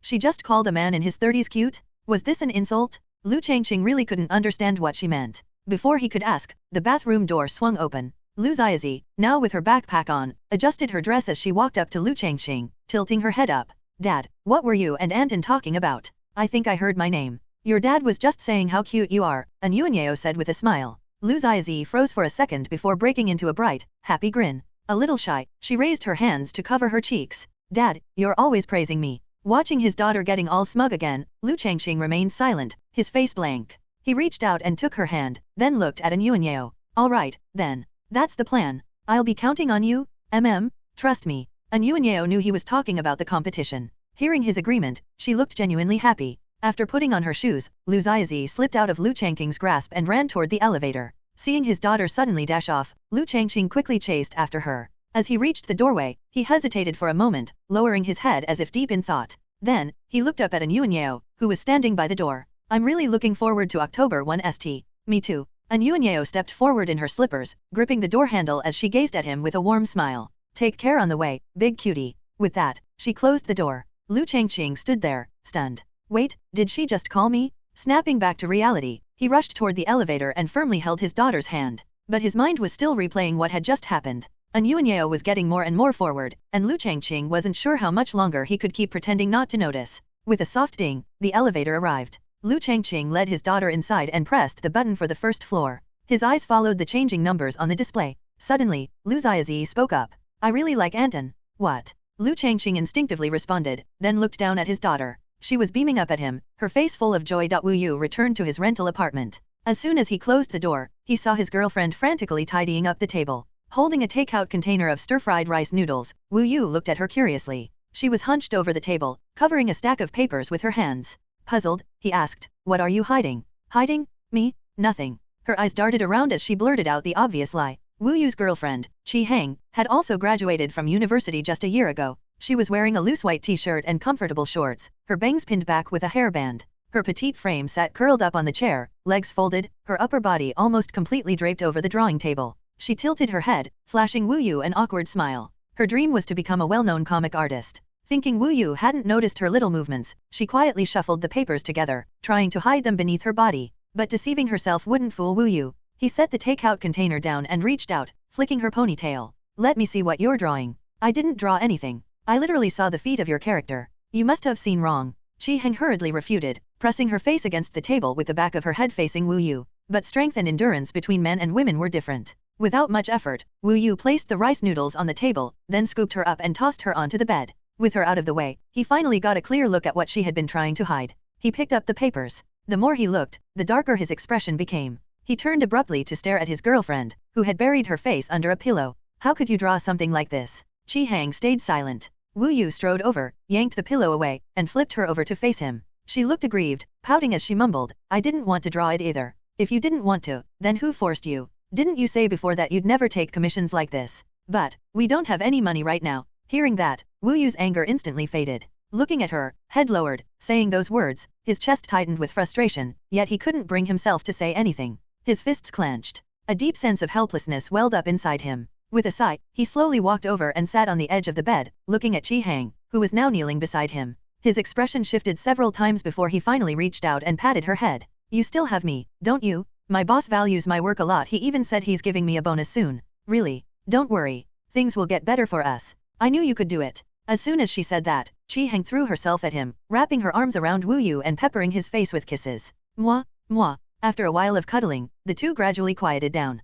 Wu Yu suddenly remembered something and pulled out the USB drive he had brought back. I almost forgot I got you an opportunity. An opportunity. Qi Hang looked up from his arms, her face filled with curiosity. Without explaining, Wu Yu gestured for her to sit up. Then, he opened his laptop though secondhand, it was still functional enough. Once the files finished copying, he turned the screen toward her. Qi Hang leaned in, her eyes scanning the text on the screen as she muttered.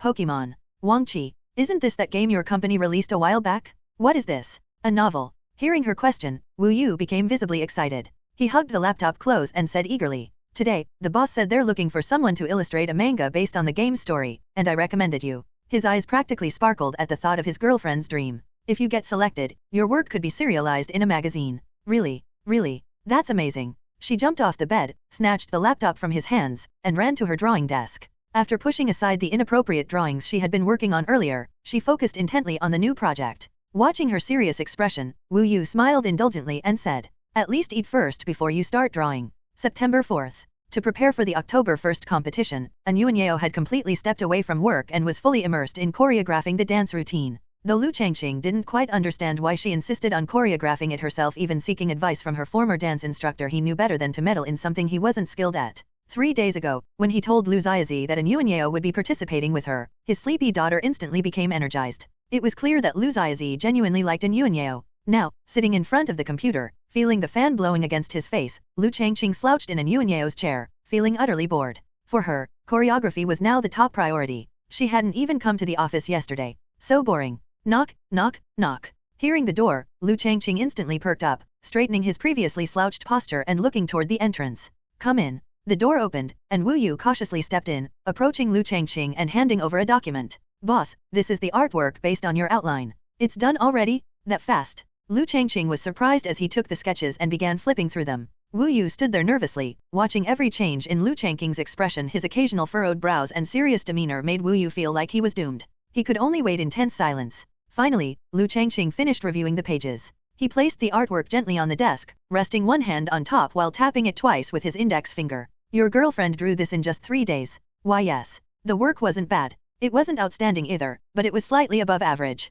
However, the speed at which she completed it, Liu Changqing was impressed. More importantly, she had managed to capture the essence of his provided storyline. This guy's girlfriend, she's got talent. It's decided you're the one. When Liu Changqing told Wu Yu that he wanted to talk to his girlfriend in person, Wu Yu's face lit up with excitement. He pointed toward the door. My girlfriend is waiting outside the office right now. She just dropped off the artwork. Oh, then let her in. Got it, boss. Wu Yu responded enthusiastically and dashed out. A moment later, he knocked on the door before stepping back in, followed by a casually dressed young woman. From Liu Changqing's perspective, her looks weren't stunning, but she was at least above average even without any makeup. Maybe it was his scrutinizing gaze that made Chi-Hang a little nervous. Standing next to her boyfriend, she barely dared to speak above a whisper. Hello, what's your name? Chi-Hang. You can just call me Hang. Alright, Miss Chi, please have a seat. As soon as Liu Changqing said this, Wu Yu quickly pulled out a chair for his girlfriend and helped her sit down. Then, he looked at Liu Changqing and said, well, I'll go back to work then. Sure, go ahead. With Liu Changqing's approval, Wu Yu left happily, even thoughtfully closing the door behind him to give them a private conversation. But his departure only made Chi-Hang even more nervous. She sat stiffly, fists clenched on her lap, arms rigid, and head slightly lowered. It was obvious she had very little experience dealing with people in a professional setting, pretty much like that silly boyfriend of hers. To ease her tension, Liu Changqing put on what he thought was a friendly smile and picked up the artwork from the table. But before he could even say a word, Chi-Hang suddenly stammered. MMR Liu, why you re not going to, take advantage of me, right? I am not even that pretty. Liu Changqing's smile froze. He stared at her worried expression, completely speechless. Outside the office, Wu Yu hadn't actually gone back to work. Instead, he stood by the door, practically playing the role of a security guard, unable to hide the joy on his face. Just as Feng Qian walked in from outside, he noticed Wu Yu standing there grinning like an idiot. Originally heading back to his own office, Feng Qian paused and walked up to him, frowning slightly in confusion. What are you doing standing here? My girlfriend is inside. Keeping his voice low as if afraid of disturbing the people inside, Wu Yu explained, she's in there with Boss Liu. Your girlfriend is inside, and old Liu is with her. Yep. Feng Qian sighed. Just get back to work. I'll go in and take a look. Alright. After responding, Wu Yu happily jogged off. Feng Qian watched the silly guy's back disappear before shaking his head and pushing open the door. Inside, he saw the young woman's back as she signed the contract. Liu Changqing also noticed Feng Qian entering, but he didn't say much, just nodded in acknowledgement. Once Chi-Hang finished signing, he stood up and extended his hand. Miss Chi, I look forward to working with you. Thank you so much. She eagerly shook his hand, her voice a little higher in pitch from excitement. After a few quick shakes, Liu Changqing subtly withdrew his hand. Chi-Hang, too caught up in her gratitude, didn't even notice. She exchanged a few more polite words with him before stepping past Feng Qian and heading out the door. Feng Qian turned to watch her leave. He only spoke once she was completely out of sight. You sealed the deal. Yeah, the pay isn't high, but for her skill level, it's fair. Those two kids are just starting out, it's good to give them a little help. Feng Qian smirked. You really are a good guy. Hearing Feng Qian's comment, Liu Changqing chuckled and pulled a tissue from the desk, wiping the lingering sweat from his palm. That girl was way too nervous. Her hand was drenched in sweat. Feng Qian laughed along and dragged a chair over, sitting down as he casually flipped through the artwork in front of Liu Changqing. That's just how fresh graduates are. Weren't you the same? Me. Liu Changqing tossed the crumpled tissue into the trash, then leaned back in his chair. After thinking for a moment, he shrugged. I wasn't really nervous when I first started interviewing. The way I saw it, the company needed employees, and I needed a job. It wasn't some superior-subordinate relationship. If one place didn't work out, I'd just move on to another. That mindset of yours. It's not exactly normal, right? Ha ha ha. Laughing, Liu Changqing tilted his head slightly, gazing out the window. The weather was nice today. He let out a long breath. The sound of Feng Qian flipping through the sketches filled the room. As if speaking to himself, Liu Changqing suddenly murmured. Things change when you get older. Once you have a family, you can't afford to be as reckless as you were when you were young. The flipping of pages stopped. Feng Qian froze for a moment before looking up at him. The smile had faded from Liu Changqing's face. He leaned back in his chair, his head still turned toward the window. His eyes seemed lost in thought. After school, Liu Changqing picked up both children. After dropping Feng Xian off with Feng Qian, he drove his daughter to the address and Yuanyao had texted him. Taking the elevator up, he held his daughter's small hand, searching for the right place. Finally, he found it. Pushing open the glass door, he saw the spacious dance studio and Anyuanyeo stretching her legs. He froze for a moment. Dressed in a fitted black dance outfit, her figure was perfectly accentuated. Anton. Slipping free from her father's hand, Liu Changqing excitedly ran over. It had been a while since she last visited the studio. Liu Changqing lingered at the entrance, glancing around. Should I take off my shoes? Yeah, just keep your socks on, Anyuanyeo replied. Hearing that, Liu Changqing immediately turned to his daughter. Take off your shoes, quick. Okay. Once Xiaozi had taken off her shoes, Liu Changqing picked them up and placed them to the side. He looked around the empty studio. No one else here. They had some things to do and left. So you've got the whole place to yourself? Damn, rich lady move. Can you stop saying weird things? Alright, my bad. After a few playful remarks, Liu Changqing settled down. It was his first time in a dance studio, but once the novelty wore off, he found it rather boring. Sitting cross-legged on the floor, he watched as Anyuanyeo helped his daughter change into a dance outfit and warm up. After a while, he asked, "How long are you guys practicing?" "It's been a while since Xiaozi danced. I'll help her get back into it, maybe 2 or 3 hours. Watching them practice, Liu Changqing felt like an invisible man completely unnecessary here. Zoning out for a bit, he eventually stood up and walked toward the door. I'm going downstairs for some air. Standing downstairs, watching the crowd coming and going, Liu Changqing took out a cigarette. Thinking about how he still had to wait for another 2 or 3 hours, he felt like he couldn't take it anymore. He pulled out his lighter, shielding the flame with his hand as he lit the cigarette. After taking a puff, he tilted his head slightly and exhaled. Watching the smoke disperse, his gaze turned distant. Liu Changqing. A voice pulled him back to reality. Liu Changqing turned his head towards the source of the voice not far away, his originally wistful expression slowly shifting into surprise. There stood Lan Yuxian, in front of a street stall. Realizing what was happening, Liu Changqing, cigarette in hand, walked over, his face full of surprise. Glancing at Lan Yuxian, who was wearing an apron, and then at the tricycle stall in front of her, he hesitated. This is... Before he could finish his sentence, a white loudspeaker in the bicycle basket crackled to life. Liu Changqing immediately recognized Lan Yuxian's voice coming from it. Soy milk, 8 treasure porridge, shuojimo, cornmeal buns. The slightly muffled announcement from the speaker ended, and Lan Yuxian hurriedly grabbed it from the basket, switching it off.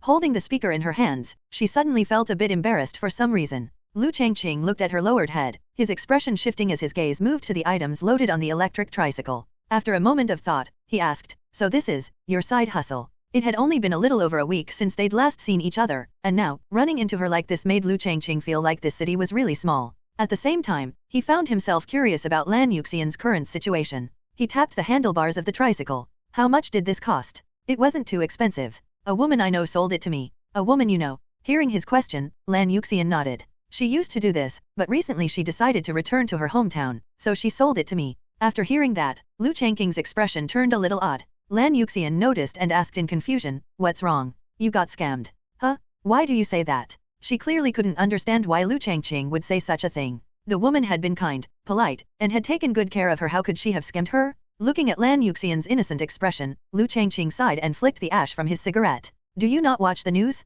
They've recently banned this kind of street vending." "Ah, really?" She froze for a second, then her expression quickly turned anxious. Today was her first day setting up shop. She had specifically picked this spot because there were many dance studios and extracurricular training centers nearby, meaning a lot of students. The foot traffic was excellent. She had barely been here 2 minutes before running into Liu Changqing, who was taking a smoke break outside. And now, he was telling her this. Her expression turned dejected, and she gripped the speaker in her hands a little tighter. Liu Changqing took another puff, exhaled, then suddenly chuckled. "Ha ha ha, I was just messing with you. I haven't watched the news lately either." "Huh." Lan Yuxian stared at him, dumbfounded. She wasn't very tall, only about 1.6 meters, so she always had to tilt her head up slightly when looking at Liu Changqing. Hearing what he said, she finally reacted, but instead of getting mad, she just let out a relieved sigh. It wasn't a huge amount of money, but buying this setup had still cost her quite a bit. If she really couldn't do this, then that money would have been wasted. Liu Changqing watched her visibly relax, and gradually, his playful expression faded. Liu Changqing thought for a moment before asking,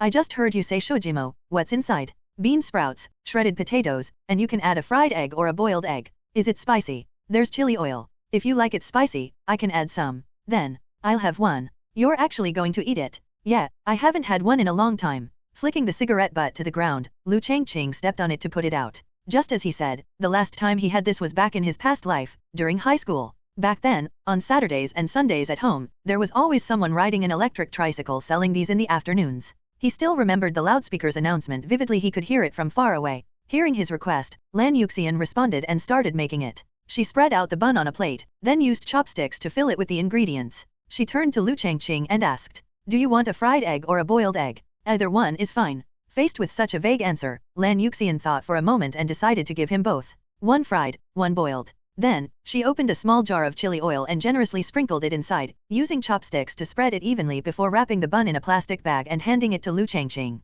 She remembered he had once mentioned he liked spicy food. Liu Changqing took the shujimo from her and commented, "This is a lot. You're gonna lose money if you keep doing this. As long as the kids are full, that's all that matters. Oh, do you want 8 treasure porridge or soy milk?" "Soy milk, with some sugar." "Got it." A moment later, Liu Changqing held a shujimo in his left hand and a cup of soy milk in his right, eating as he stood there. The first bite was packed with flavor. Though it wasn't anything fancy, it had its own unique taste. And for Liu Changqing, it was satisfying. Swallowing his bite, he took a sip of soy milk, let out a small breath, and asked, "How much is all this?" "It's on the house." "No way. I'm here to support your business, not to eat for free. You should charge me properly. Then just deduct it from the money I owe you." Hearing this, Liu Changqing suddenly felt like the shujimo in his hand wasn't as delicious anymore. He knew she wouldn't actually deduct it. This woman could be incredibly stubborn sometimes. Something crossed his mind, and he asked, "You still sell Wawatio too, right? I heard it just now." "Yeah, 4 for 50 cents, 8 for a yuan. Wawatio, 1 yuan for 8, hee." Lan Yuxian stared at him, utterly confused by the way he just pinched his voice to say that. He sounded weird. The moment the words left his mouth, Liu Changqing realized how ridiculous he sounded. His rarely seen embarrassment showed as his face flushed slightly. He coughed twice to change the subject. "If you don't use the loudspeaker, will anyone even come to buy?" "They probably will. You should turn it back on. If you don't call out, no customers will show up." After thinking for a moment, Lan Yuxian agreed with him and switched the loudspeaker back on. With a crackling sound, her flat voice rang out once again. "Soy milk, 8 treasure porridge, shujimo, wawatio." Surprisingly, her simple announcement worked. One after another, a few students heading to their training classes probably skipping meals came over to buy something. Having finished his shujimo and soy milk, Liu Changqing, with nothing better to do, started helping out. Until a car pulled up by the roadside. A few uniformed officers stepped out and walked up to the stall. With stern expressions, one of them said, "This area is off limits for street vendors." Why did it have to turn out like this? Liu Changqing stood inside the city management bureau, looking at Lan Yuxian, who was pushing the confiscated tricycle with her head lowered, her whole demeanor carrying a sense of quiet disappointment. She hadn't brought enough money with her, so he had paid the fine on her behalf. For some reason, Liu Changqing felt like this woman had a strange ability to make him spend money on her. Lan Yuxian, on the other hand, was feeling incredibly guilty. Apart from their first encounter at the breakfast shop, which had been somewhat pleasant, every time they ran into each other afterward, she seemed to bring him trouble. The guilt weighed on her. Stopping in her tracks, she looked up at Liu Changqing, who remained expressionless, and spoke in an apologetic tone. "I'm sorry." Hearing her take the blame again, Liu Changqing sighed helplessly. "Stop apologizing all the time. This isn't your fault. But I made you pay for me. Forget about that for now. What are you planning to do next? Looks like this side hustle isn't going to work out." His words made Lan Yuxian glance at the tricycle beside her, her grip on the handlebars tightening slightly. After a long silence, she finally spoke. "I'll sell it in a couple of days. Will you be able to recover at least half of what you spent?" "I don't know." She shook her head. Hearing this, Liu Changqing studied her expression. She looked lost. He wanted to say something but hesitated. In the end, he chose to stay quiet and simply started walking. Seeing him suddenly leave, Lan Yuxian quickly pushed the tricycle to follow him, increasing her pace to keep up. Neither of them spoke during the entire walk. As they stepped out of the city management bureau's gate, Lan Yuxian barely managed to catch up. It was then that she finally spoke again. "I'll pay you back tomorrow." Liu Changqing's footsteps paused slightly. He glanced at her from the corner of his eye and replied, "There's no rush. I can't do that. I already owe you so much." Hearing those familiar words, Liu Changqing didn't respond. His expression became unreadable. He remained silent as they continued walking. Soon, Liu Changqing reached his car. Placing his hand on the door handle, he pulled it open. But instead of getting in, he stood there for a moment, seemingly lost in thought. Then, he turned his head and looked at Lan Yuxian, who was still behind him, pushing the tricycle. With a little more force than necessary, he shut the car door. Bang! The sudden noise startled Lan Yuxian. Her body gave a small involuntary shudder, as if the sound had scared her. Liu Changqing noticed it. Something flickered in his eyes, something complicated. He walked over to her. "You don't have to keep thinking about paying me back. I'm not in a rush." He looked at Lan Yuxian as he spoke. He really didn't understand what was going through her head. Why was she so obsessed with repaying him? Liu Changqing rarely brought up the money she owed because he didn't want to pressure her. But now, she was the one constantly mentioning it. Hearing his words, Lan Yuxian simply looked at him. After a long silence, she finally said, "I don't want to owe you." Sigh. Liu Changqing let out a deep breath, suddenly feeling a sense of helplessness. He shifted his gaze away from her face and onto the tricycle, a thought crossing his mind. And about that tricycle. That woman you bought it from, I think she scammed you. Just because someone seems nice to you on the surface doesn't mean they actually have your best interests at heart. It felt wrong to judge a stranger like this, but Liu Changqing couldn't help but suspect it. Had that woman taken advantage of Lan Yuxian's kindness, thinking she was easy to fool? Otherwise, why was it so convenient? Right when the city was cracking down on street vendors, she just happened to be moving back home, just happened to stop doing business, and just happened to sell the tricycle to Lan Yuxian. Liu Changqing didn't know much about Lan Yuxian's past, but from the short time they had interacted, he admired her attitude toward life. Fate had been cruel to her, yet she still worked hard to keep going. She was a kind woman. Liu Changqing wanted to help her, but they weren't close enough for him to just hand her money. Even if he found her a job, she might not accept it. From what he knew about her, if he offered to help her find work, she would most likely refuse. This woman, she seemed indecisive at times, but when it came to certain things, she was unbelievably stubborn. Lan Yuxian, however, didn't agree with his viewpoint. You can't just assume everyone has bad intentions. There are still a lot of good people in the world. Yeah, you bought that tricycle one day, and the very next. He stopped mid-sentence. Liu Changqing suddenly felt there was no point in arguing, so he changed the subject. You know how to ride this thing home, right? Yeah, all right. I've got something to take care of. I'll be heading back first. Okay, drive safe. Hearing her response, Liu Changqing turned, walked to his car, and opened the door. Before getting in, he glanced in the rearview mirror at Lan Yuxian, who was still standing there. His brows furrowed slightly before he finally started the engine and drove away. Lan Yuxian stood there in a daze, watching his car disappear down the street. After a long moment, she finally climbed onto the tricycle, started it up, and twisted the handle. The vehicle moved forward at a steady pace. As she rode, her mind was filled with thoughts. She felt like Liu Changqing had been acting strangely today, saying things that were completely out of character. He himself was a good person. Back when she and her mother were struggling, he was the first to step up and help them. So why was he always so quick to assume the worst about others now? She thought about it the entire way home, but she just couldn't figure it out. By the time she arrived at her apartment building after riding for over half an hour, she hadn't even parked the tricycle yet when she spotted the woman who had sold it to her. Seeing her at this time of night surprised Lan Yuxian. Before she could even ask, the woman, who had been waiting downstairs, hurried over with an apologetic expression. Miss, I'm giving you a refund. I can't sell you this tricycle anymore. Huh. For a moment, Lan Yuxian was completely stunned. Seeing her confused expression, the woman quickly explained, afraid she might misunderstand. My husband told me the city's cracking down on street vendors. If I sell this to you, I'd basically be scamming you. Big sis. I swear, I'm not lying. If I was trying to trick you, may I be struck down where I stand. Don't say things like that. But, didn't you say you were heading back to your hometown this afternoon? It's already dark, why are you still here? Oh, the woman smacked her chest with her hand, looking guilty. The street food vendor next to my house, he sells jianbing, his stall got shut down. That's when I realized the city was really cracking down. I came by your place earlier and knocked for ages, but no one was home. Lan Yuxian listened to her, watching as she spoke. The woman's voice was loud, and there was obvious guilt in her tone. Though she heard everything the woman was saying, Lan Yuxian's mind kept replaying Liu Changqing's words from earlier.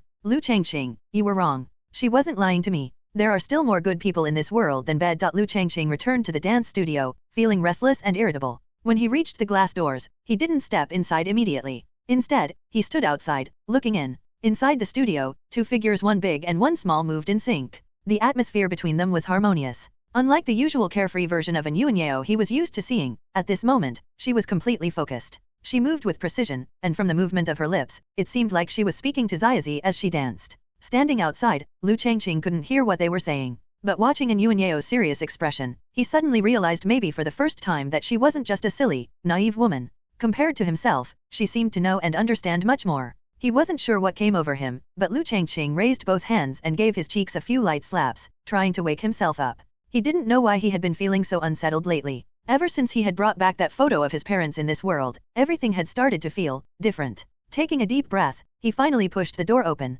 How's the practice going? An Yuanyao immediately responded to his presence. You were gone for a while. I ran into someone I know downstairs and chatted for a bit. By the way, Ziazi didn't slack off on her dancing, did she? She was a little rusty at first, but she seems to have gotten her rhythm back. She's really talented at this. Is that so? Liu Changqing raised his brows in slight surprise. He knew his daughter's strengths well. She was by no means gifted when it came to academics. But to hear An Yuanyao praise her talent in dance, that was unexpected. The previous Liu Changqing had never really known how skilled his daughter was at dancing. I'm super good at it. With her hands on her hips, Liu Ziazi basked in An Yuanyao's praise, unable to resist bragging a little to her father. Hearing her response, Liu Changqing paused for a moment. This little brat. You really can't compliment her too much. Shifting his gaze away from Xiaozi, he scanned the spacious dance studio. After a brief moment of thought, his eyes landed on Anyuanyeo again. How about we call it a day, he suggested. Huh? Why? Anyuanyeo blinked, confused by his sudden suggestion. After a short pause, Liu Changqing casually made up an excuse. Nothing really.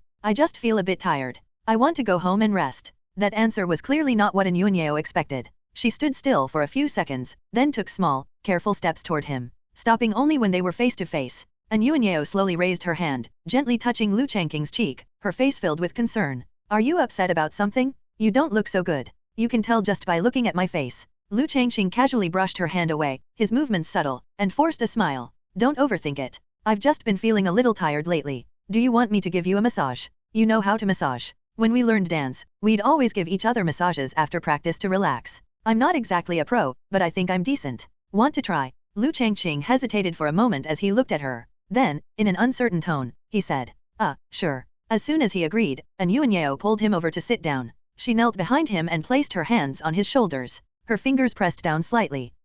Liu Changqing let out an involuntary sound. Hearing it, Anyuanyeo immediately paused. She leaned forward, bringing her face closer to his ear, and asked softly, was that too much pressure? No, my shoulders are just a little sore. Your pressure is just right, you're pretty good at this. Don't go throwing around compliments, or I'll get cocky. Though she tried to sound modest, the hint of laughter in her voice gave away her amusement. She resumed massaging his shoulders. Meanwhile, Liu Xiaozi, watching the two adults, suddenly had an idea. She ran over to her father's side, plopped down in a duck-sitting position, and reached out to grab his arm. Liu Changqing blinked in surprise at his daughter's sudden action, letting her do as she pleased. Then he realized she was trying to copy Anyuanyeo. Her tiny hands had no real technique as she clumsily squeezed his arm. After a few determined squeezes, she looked up at him expectantly, her little face beaming as she asked, Daddy, is my pressure okay? Liu Changqing locked eyes with his daughter. Seeing her proud, expectant smile, he chuckled. Very good, very good. I never thought my daughter would be so filial. He was momentarily stunned, then smiled as he praised her.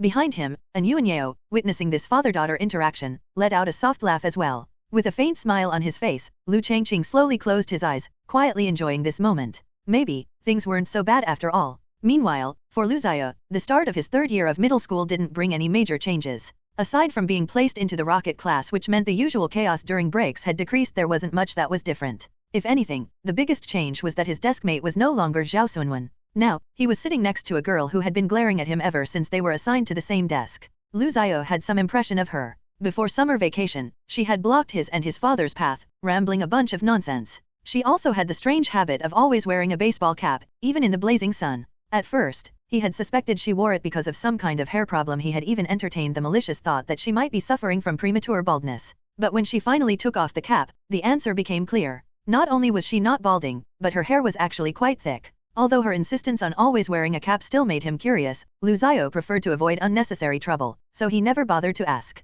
A week into the new semester, things remained the same. Evening self-study was always a bit dull. After finishing today's math mock exam, Liu Xiao grew bored and pulled out a notebook, casually doodling on it. He still remembered what his father had told him before. As long as you have hands, you can draw. But after spending several nights doodling during self-study, he realized that while his skills had improved somewhat, they still weren't up to his standards. Something always felt off. What are you drawing? A sudden voice beside him startled Liu Xiao. He turned to look at his deskmate, then glanced down at the sketch he had just made. It's a Pikachu. Pikachu? Why does it look more like an alien? Zhang Yunjing frowned in confusion. She was familiar with Pokemon. Her parents had bought a handheld console for her younger brother, and she had seen him play the game before. She could confidently say that the Pikachu she had seen looked nothing like the weird, deformed creature Liu Xiao had just drawn. Liu Xiao looked at the girl sitting next to him, Zhang Yunjing. His expression shifted slightly before he calmly closed the notebook containing his Pikachu drawing and stuffed it into his desk. Then, he pulled out his English textbook and pretended to study, cutting off the conversation entirely.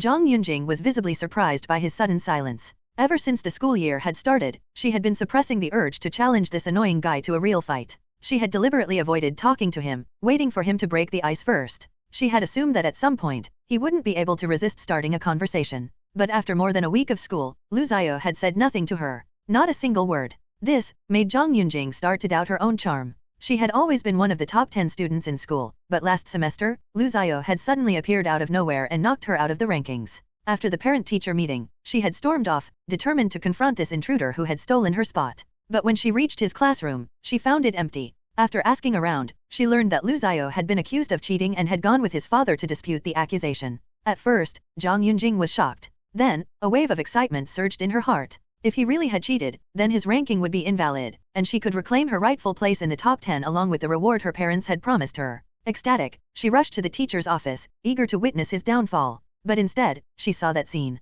Liu Xiao's father was a broad-shouldered man. But at that moment, in Zhang Yunjing's eyes, Liu Changqing actually looked kind of cool. After that, she had blocked Liu Xiao's way and said all sorts of things to him. Then, she had unexpectedly run into his father again at her family's supermarket. Now, looking at Liu Xiao's noticeably thinner face, she clenched her pen a little tighter. She knew he was deliberately ignoring her. Irritated, she lifted her foot and kicked his shin. The sudden jolt of pain pulled Liu Xiao out of his English vocabulary review. He sucked in a sharp breath and winced. Then, he turned and stared at Zhang Yunjing in shock. Are you insane? You should feel honored that I'm even talking to you. How dare you ignore me? Liu Xiao was stunned. This girl, she didn't just have an overblown ego, she was delusional. He had already sensed her hostility towards him, but he had chosen to ignore it. He had figured she was just an arrogant person, but this level of entitlement? She actually thought kicking him was a valid response to being ignored? His expression darkened. He snapped his textbook shut and suddenly stood up from his seat. Zhang Yunjing, who had been acting all high and mighty just moments ago, was startled. Her body instinctively leaned away as she looked up at him. What are you doing? Liu Xiao didn't answer. He simply stared at her for a moment before squeezing past her to leave. Having long legs was a privilege. Zhang Yunjing sat there in a daze, watching his retreating figure, completely bewildered. Meanwhile, the rest of the class who had been quietly studying had also noticed the commotion and turned their heads to watch. The weight of their stares made Zhang Yunjing feel a mix of embarrassment and anger. Damn you, Liu Xiao, you made me look bad. With everyone's eyes on her, she felt humiliated. Lowering her head, she pretended to be engrossed in her book. A few moments later, the rest of the class lost interest and went back to their own work. Not far away, Zhou Xiyan had witnessed the entire scene. She hadn't heard their conversation, but judging by their body language, it hadn't been a pleasant one. Evening self-study continued. 10 minutes later, Liu Xiao returned. But this time, he wasn't alone. He had brought the homeroom teacher with him. Their homeroom teacher was a young man with black-rimmed glasses and an ordinary-looking face. Unlike most math teachers, he wasn't balding. Standing beside Liu Xiao, the teacher stopped in front of Zhang Yunjing's desk. She had been trying to look busy, but the moment she sensed their presence, she felt a wave of unease. Nervously, she glanced up at them. Teacher, she asked cautiously. Zhang Yunjing, switch seats with Zhou Xiyan. What? She looked back and forth between the teacher and Liu Xiao, whose face remained expressionless. Adjusting his glasses, the teacher explained seriously. Liu Xiao said you were disturbing his studies. For a moment, Zhang Yunjing was completely frozen. Then, as realization dawned, her expression shifted to one of disbelief. She slammed her hands on the desk and shot to her feet. Pointing an accusatory finger at Liu Xiao, she huffed angrily. When did I ever disturb him? The teacher gave her an unimpressed look. If you're unhappy with your seat, you should talk to the teacher about it. There was no need to pinch your classmate. What? When did I pinch him? Zhang Yunjing was completely baffled. But before she could say anything else, Liu Xiao calmly rolled up his sleeve, revealing a very obvious red mark on his arm. The bruise stood out clearly against his pale skin. Zhang Yunjing stared, stunned. She hadn't expected this turn of events. Her classmates had also been watching. Sighing, the homeroom teacher gestured for Zhang Yunjing to switch seats with Zhou Xiyan. For the first time in her life, Zhang Yunjing felt what it was like to be wronged. She tried to protest, but the teacher didn't believe that Liu Xiao was the type to randomly fake an injury. In the end, with red-rimmed eyes, Zhang Yunjing packed up her things and switched seats. Once everything was settled, the teacher left the classroom. Now sitting in Zhou Xiyan's former seat, Zhang Yunjing found herself next to another boy, and the whole class had witnessed what just happened. When her new desk mate saw her sit down, he instinctively scooted his chair a little further away. Zhang Yunjing saw that. The humiliation, the injustice, it all made her chest feel heavy. She flipped through her textbook aggressively, as if venting her frustration. Meanwhile, Liu Xiao couldn't have cared less about how she felt. Sure, his arm stung a little from the self-inflicted bruise, but it was worth it if it meant he never had to sit next to Zhang Yunjing again. Zhang Yunjing's inexplicable hostility toward him was puzzling. Liu Xiao wasn't particularly interested in figuring it out. He knew his approach wasn't ideal, but it was the fastest way to distance himself from her. Zhou Xiyan had no strong opinions about the seat change. To her, it was just a simple matter of switching seats and continuing her studies. Since they were already familiar with each other, they didn't exchange many words and simply focused on their work. Whenever she encountered difficulties in math problems, Zhou Xiyan would ask Liu Xiao for help. They assisted each other, immersed in the vast ocean of knowledge. By the window, a pair of eyes secretly observed them. Their homeroom teacher was watching in hiding, his gaze fixed on the two students. Seeing how quickly they got into study mode and even engaged in serious discussions, he nodded in satisfaction. It seemed Liu Xiao was right, sitting with Zhou Xiyan did improve his efficiency. These two had the potential to get into a top high school. They were worth nurturing. Time passed quickly. Evening self-study came to an end. As students trickled out of the classroom, only a few diligent ones remained to finish their work, while most chose to head home. Liu Xiao and Zhou Xian also decided to leave. Meanwhile, Zhang Yunjing, who had been secretly observing them all evening, quickly packed her things and followed them as they exited the classroom. Like a secret agent in a spy film, she moved stealthily, hiding behind walls and corners, keeping her eyes on them. However, by the time she reached the school gate, the two of them had vanished. Standing at the entrance, she looked around in confusion but couldn't find any trace of them. Frustrated, she eventually turned toward her home. Liu Xiao had been waiting on the school field for a while before Zhou Xian emerged from the restroom.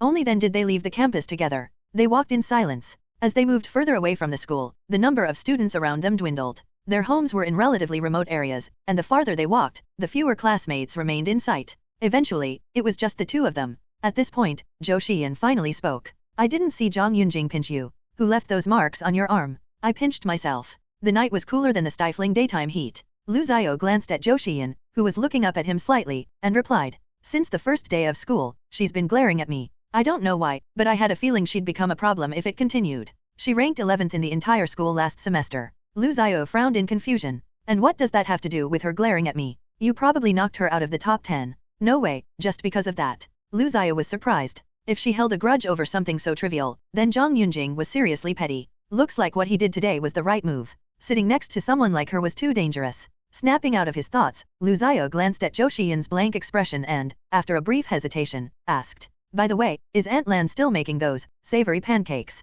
Yeah. Zhou Xian nodded. They're much better than when she first started. I see. Liu Xiao had tried Lan Yuxian's savory pancakes once when he escorted Zhou Xian home. She was considering adding them to the breakfast menu. But Liu Xiao wasn't too optimistic. Maybe something was off with the technique, but to him, the taste didn't live up to the name. It was just mediocre bland, even. Perhaps Lan Yuxian noticed this too, because she hadn't started selling them yet. Apparently, she was still refining the recipe. As they walked, Liu Xiao suddenly stopped. Zhou Xian, who had taken a few steps ahead, noticed he wasn't following and turned around. She saw him staring at a nearby trash bin. She approached him and softly asked, What's wrong? Did you hear that? Something's making a noise. Saying this, Liu Xiao stepped toward the trash bin. The dim lighting made it hard to see, but he could vaguely make out a shape. Behind the deep blue garbage bin, something with a small tail was wagging, accompanied by the occasional rustling sound. Liu Xiao crouched down slowly. Zhou Xian leaned in, bending slightly to take a look. Why is there a puppy here? A stray, probably. It doesn't look very big. As he spoke, Liu Xiao peered into the narrow gap between the trash bin and the wall, where a tiny figure was desperately trying to squeeze through. After hesitating for a moment, he reached out and grabbed it. The moment he touched the puppy, he realized it wasn't as chubby as it looked. Its fluffy fur had been deceiving beneath it. The little creature was quite thin. Startled by his sudden grasp, the puppy flailed its forelegs frantically, letting out sharp, pitiful cries. Watching him hold the struggling pup, Zhou Xian patted his arm and said, Don't hold it up like that. You're scaring it. Reminded by her words, Liu Xiao gently set the puppy on the ground. The moment its paws touched the pavement, it immediately tried to run. But since Liu Xiao still had a grip on it, it couldn't escape. Its cries echoed through the area, loud and desperate. The puppy's fur was mostly yellow with patches of black, clearly just a common stray. But there were no signs of a mother dog nearby. It yelped and squirmed, struggling to break free from Liu Xiao's grasp. Zhou Xian crouched down beside it and slowly reached out, gently stroking its little head. Don't be scared, she murmured. Her voice seemed to have a magical effect. The puppy immediately stopped crying. The tiny yellow-furred pup stared at Zhou Xian with its dark, round eyes. Seeing how the puppy calmed down under her touch, Liu Xiao was surprised. Why did it suddenly stop? You were holding it wrong. Of course, it was scared and uncomfortable. Really? Releasing the puppy, Liu Xiao lifted his hand and sniffed it. Luckily, it didn't smell too bad. He then wiped his hand on his pants a few times. Just as he was about to speak to Zhou Xian again, he abruptly paused. His words got stuck, like a broken record, as he found himself staring at her profile. Her delicate face. The gentle smile that was barely noticeable. Her long, draped hair, as she reached out and stroked the puppy's head. The dog, completely at ease, wagged its tail enthusiastically. It was obvious Zhou Xian really liked this little pup. Liu Xiao watched. And then, an idea formed in his mind. A bold idea. Liu Changqing stood in the doorway, looking at his son and Zhou Xian, whom he hadn't seen in a while. His gaze swept over both of them before settling on the small dog in his son's arms. Its ears flopped down, with a tuft of black fur on its head. Its overall color was a dusty yellow, but its forepaws were black. Paired with its round, dark eyes, the combination gave it an odd appearance. To put it simply, it was pretty ugly. Zhou Xian gave a slight bow and greeted him softly. Long time no see, Uncle Liu. Yeah, it's been a while since you last came over. By the way. After the polite exchange, Liu Changqing pointed at the yellowish mud in his son's hands. Where did you pick that up from? The moment the puppy saw Liu Changqing's face, its little nose twitched as it sniffed the air. Then, its expression changed. With an exaggeratedly fierce look, it opened its mouth and let out a supposedly aggressive growl. Gore, wah. Maybe because it hadn't fully developed, the puppy couldn't produce a proper bark like an adult dog. Instead, it made a sound that was more like a baby wailing. Liu Changqing hadn't expected such a reaction from what looked like a well-behaved pup. He reached out and poked the puppy's head with his finger. The little dog reacted as if it had encountered the worst villain, snapping its mouth open in an attempt to bite him. Unfortunately, it missed. Oh, you actually tried to bite me. I found it by a trash bin.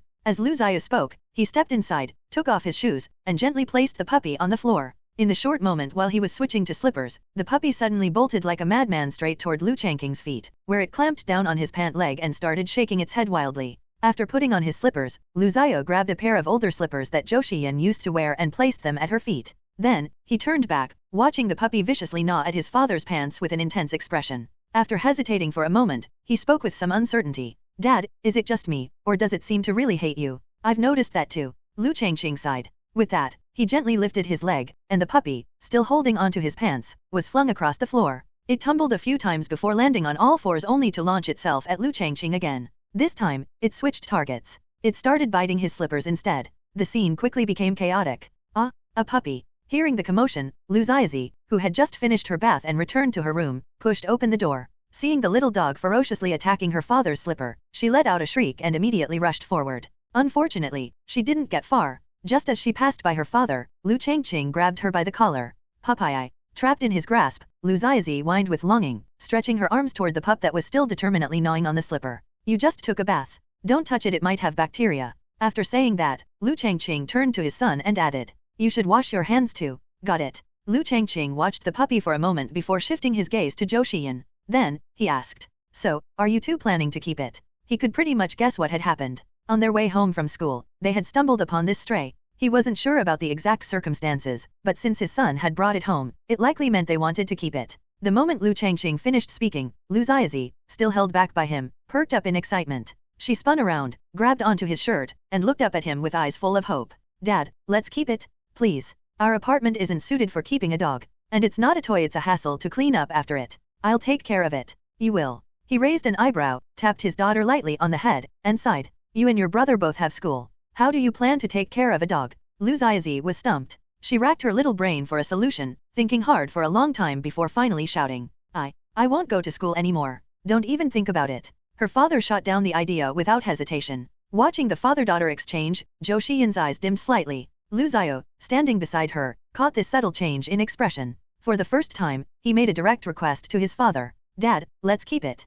Hearing his son say something so irrational was rare, and Liu Changqing looked visibly troubled. He glanced at his son's face, then at the scrappy little dog that was still stubbornly gnawing on his slipper without a hint of exhaustion. Weighing all the factors, he finally gave his answer. No. His voice carried absolute authority. The three kids fell silent, disappointment evident on their faces. Liu Xiaozi was the most dramatic, her head drooped, and she looked utterly dejected, as if the world had lost its meaning. Seeing their reactions, Liu Changqing sighed and added, we can't keep it, but a puppy this small without a mother around isn't ideal either. How about this, I'll ask someone downstairs if they're willing to take it in. Who? Liu Xiao immediately asked. The old man I always see when I go for runs. Yeah. Liu Changqing nodded. He was referring to Wu Feng, the elderly man who had once handed him an old photograph. Wu Feng lived alone, without family. Their apartment complex really wasn't suitable for raising a dog. If it were summer break, they could manage, but right now, both of his children had school, and bringing a dog to work wasn't an option either. Last time, when Liu Xiaozi brought home tadpoles, it wasn't an issue, they were small and didn't make a mess. But keeping a dog? That would be irresponsible, both to the family and to the dog itself. Locking it inside the apartment all day wouldn't be fair. It needed a proper owner. And Wu Feng, who lived alone, was the perfect candidate. Liu Changqing was a man of action. Once he made up his mind, he immediately picked up the little dog, put on his shoes, and headed downstairs. The three kids followed closely behind. He knocked on the door for a good 3 minutes before Wu Feng finally answered. Before Liu Changqing could even speak, the old man started scolding him. But then, noticing the three children behind him, he quieted down. Liu Changqing could tell from Wu Feng's disheveled appearance that he had just gotten out of bed, which explained his grumpiness. After organizing his thoughts, Liu Changqing explained the reason for their visit. He had expected Wu Feng to refuse, but surprisingly, the old man agreed. Years ago, when he was younger, Wu Feng had raised dogs before. But back then, he wasn't particularly invested, and most of them didn't live long. Now, in his old age, living alone for so long, the loneliness had started to weigh on him. He had actually been thinking about getting a pet, even considering buying a bird from the pet market. Unexpectedly, Liu Changqing had delivered a pet right to his door. It wasn't a bird, but that didn't matter much. Wu Feng didn't care about the breed, he just wanted something to keep him company, something to make life feel a little less lonely. Taking the puppy from Liu Changqing's hands, Wu Feng didn't seem bothered by its smell. Instead, he started examining it with curiosity, holding it up and squinting at its little belly. Then, he chuckled. It's a boy. After some thought, he gave the pup a name. A Huang. The older generation often believed that simple, even slightly crude names helped animals thrive. Otherwise, there wouldn't have been so many village dogs named Gauden, Dog Egg. And just like that, the matter was settled. Although they weren't keeping the puppy themselves, they had found it a good home. Even the dog seemed to understand that this old man was going to be its new owner. After chatting for a bit, Liu Changqing prepared to leave. He also asked his son to walk Zhou Xiyan home. Throughout the entire process, Zhou Xiyan had stayed quiet. But just as they were about to leave, she suddenly gathered her courage, stepped forward, and asked Wu Feng, "Grandpa, can I come visit it in the future?" "Of course." Wu Feng replied with a smile. Hearing his answer, Zhou Xiyan's face lit up. The little puppy, as if sensing her happiness, let out a tiny, immature bark. Woof. Its tail wagged enthusiastically as it stood beside Wu Feng, looking up at Zhou Xiyan. One person, one dog. One tall, one small. They stared at each other. A Huang's eyes held a strange, almost intelligent glimmer. Just like that morning when a hurried girl had stopped, turned back, and shared her steamed bun with a starving stray dog. That same kind of understanding. September 9th, Monday. 5 days passed in the blink of an eye. Over the weekend, Liu Changqing left his daughter with an Yuanyao and took some time to visit Chen Deifu. The new company was officially established, confirming that Chen Deifu had completed the preliminary preparations and assembled a team of developers to begin working on the NDS console. Simultaneously, production on the second generation of Pokemon games had kicked off. Unlike his previous life, where Pokemon Fire Red and Leaf Green were the first to release, the timeline here had shifted entirely. The second generation would be titled Pokemon Gold and Silver, expanding the roster from 151 to 251 Pokemon. An additional 100 Pokemon meant a massive increase in workload. However, thanks to the success of the first-generation Pokemon, Liu Changqing's company was well-funded and fully staffed, freeing him from having to draw everything himself. The designs for the Pokemon were beginning to diverge from those of his past life. Without a photographic memory, Liu Changqing could only ensure familiar Pokemon stayed true to their original forms. The rest, whose names he could barely recall, were left to the creative team's imagination. Meanwhile, Wu Yu's girlfriend, Qi Hang, had illustrated the first chapter of the manga based on Liu Changqing's script. He personally reached out to a domestic manga magazine editor and successfully established a partnership with the renowned weekly magazine Passion Comics. Before finalizing the deal, Liu Changqing specifically checked with Qi Hang to ensure she could keep up with a weekly release schedule. She confidently assured him that she could. Serializing her manga in a famous magazine was a dream come true for Qi Hang, something she had never dared to imagine before. Although she only handled the artwork while Liu Changqing provided the story, the opportunity alone filled her with joy. Seeing his girlfriend's dream realized, Wu Yu felt deeply grateful to Liu Changqing. His appreciation turned into action. He voluntarily worked overtime for the past 4 or 5 days, something that didn't escape Liu Changqing's notice. Liu Changqing planned to reward Wu Yu with a bonus in next month's paycheck. As work picked up, his time with An Yuanyao grew shorter. Between managing Chen Deifu and Feng Qian's projects, he was constantly on the move, while An Yuanyao spent most of her days in the dance studio, rehearsing with her teacher for an upcoming performance. But today was Monday, and with their daughter at school, An Yuanyao had a rare free day. Still, her energy seemed noticeably drained, her mind likely preoccupied with the upcoming performance on October 1st. To make it up to her, Liu Changqing decided to take her out for a meal. The reservation was already set. The midday sun was blazing. After parking the car, Liu Changqing stepped out to see An Yuanyao standing before him, shielding herself with a parasol. She extended the umbrella toward him. "Wanna share some shade?" she offered. Liu Changqing shook his head, declining the offer to squeeze under the same umbrella. Instead, he led her directly into the restaurant. The place was bustling, but since he had booked in advance, the staff quickly guided them to a private dining room. Once inside, Liu Changqing called for the dishes to be served. Plates arrived one after another, but the centerpiece, a whole roast suckling pig, stole the spotlight. The golden, crispy skin glistened under the light, and the rich aroma filled the air. The pig's head, positioned front and center, added a dramatic flair, making the surrounding dishes pale in comparison. The awe in Yuanyao's face told Liu Changqing she had never tried roast suckling pig before. Grinning, he leaned toward her, a playful sparkle in his eyes. "Amazing, isn't it?" he teased. Her wide-eyed gaze broke from the roast pig to meet his. She nodded earnestly. "I've never had pork like this before." Her honest reaction pleased him. Without hesitation, Liu Changqing peeled off the plastic wrap from their utensils, rinsed the bowls and chopsticks with hot tea from the kettle, and placed the clean set before An Yuanyao. Seeing his gesture, An Yuanyao hesitated briefly before trying to mimic his actions. But before she could finish, Liu Changqing swapped their utensils, offering her the clean set he had just prepared. A small, delighted smile flickered across her lips. She adjusted the place settings while sneaking glances at him, warmth pooling in her chest. We can't possibly finish all this, she said softly. We're not supposed to, Liu Changqing replied nonchalantly, rinsing his chopsticks. I was supposed to have a business meeting here today, but the other party had to cancel last minute. Too late to cancel the room, so I figured why not treat you instead. He drained the water from his bowl and arranged his utensils neatly before flashing her a warm smile. You've been working hard lately. Thought you deserved a good meal. But there's so much, it feels wasteful with just the two of us. We'll just pack up the leftovers. Should be enough to feed us for days, he reassured her. With that, Liu Changqing picked up a slice of the roast pig and placed it in her bowl before serving himself. The owner says this is their signature dish. Supposed to be top-notch. Really? Guess I'll give it a try. I've never had this kind before. An Yuanyeo lifted the piece with her chopsticks, took a small bite, and chewed thoughtfully. Her expression soon turned, conflicted. It's kind of greasy, she admitted, a slight grimace on her face. Greasy? Liu Changqing echoed, raising a brow. Curious, he sampled his own piece. The texture was far from the crispy, melt-in-your-mouth experience he had expected. Instead, it felt heavy, oily, and cloying. He cursed internally. Totally scammed. Exhaling in disappointment, Liu Changqing glanced over the spread of dishes and made a quick decision. Forget the pig. Probably not made right. Try the other dishes first. Okay, she agreed. Just as Liu Changqing was about to call for the server, his shout brought more than he expected. The door swung open, and in came two servers, one pushing a cart bearing a large cream cake and the other carrying a bouquet of roses. Liu Changqing froze, chopsticks halfway to his bowl, his mind suddenly blank. An Yuanyeo, who had just placed a piece of food into his bowl, turned her head at the commotion. Her eyes widened in shock, and her chopsticks slipped from her fingers.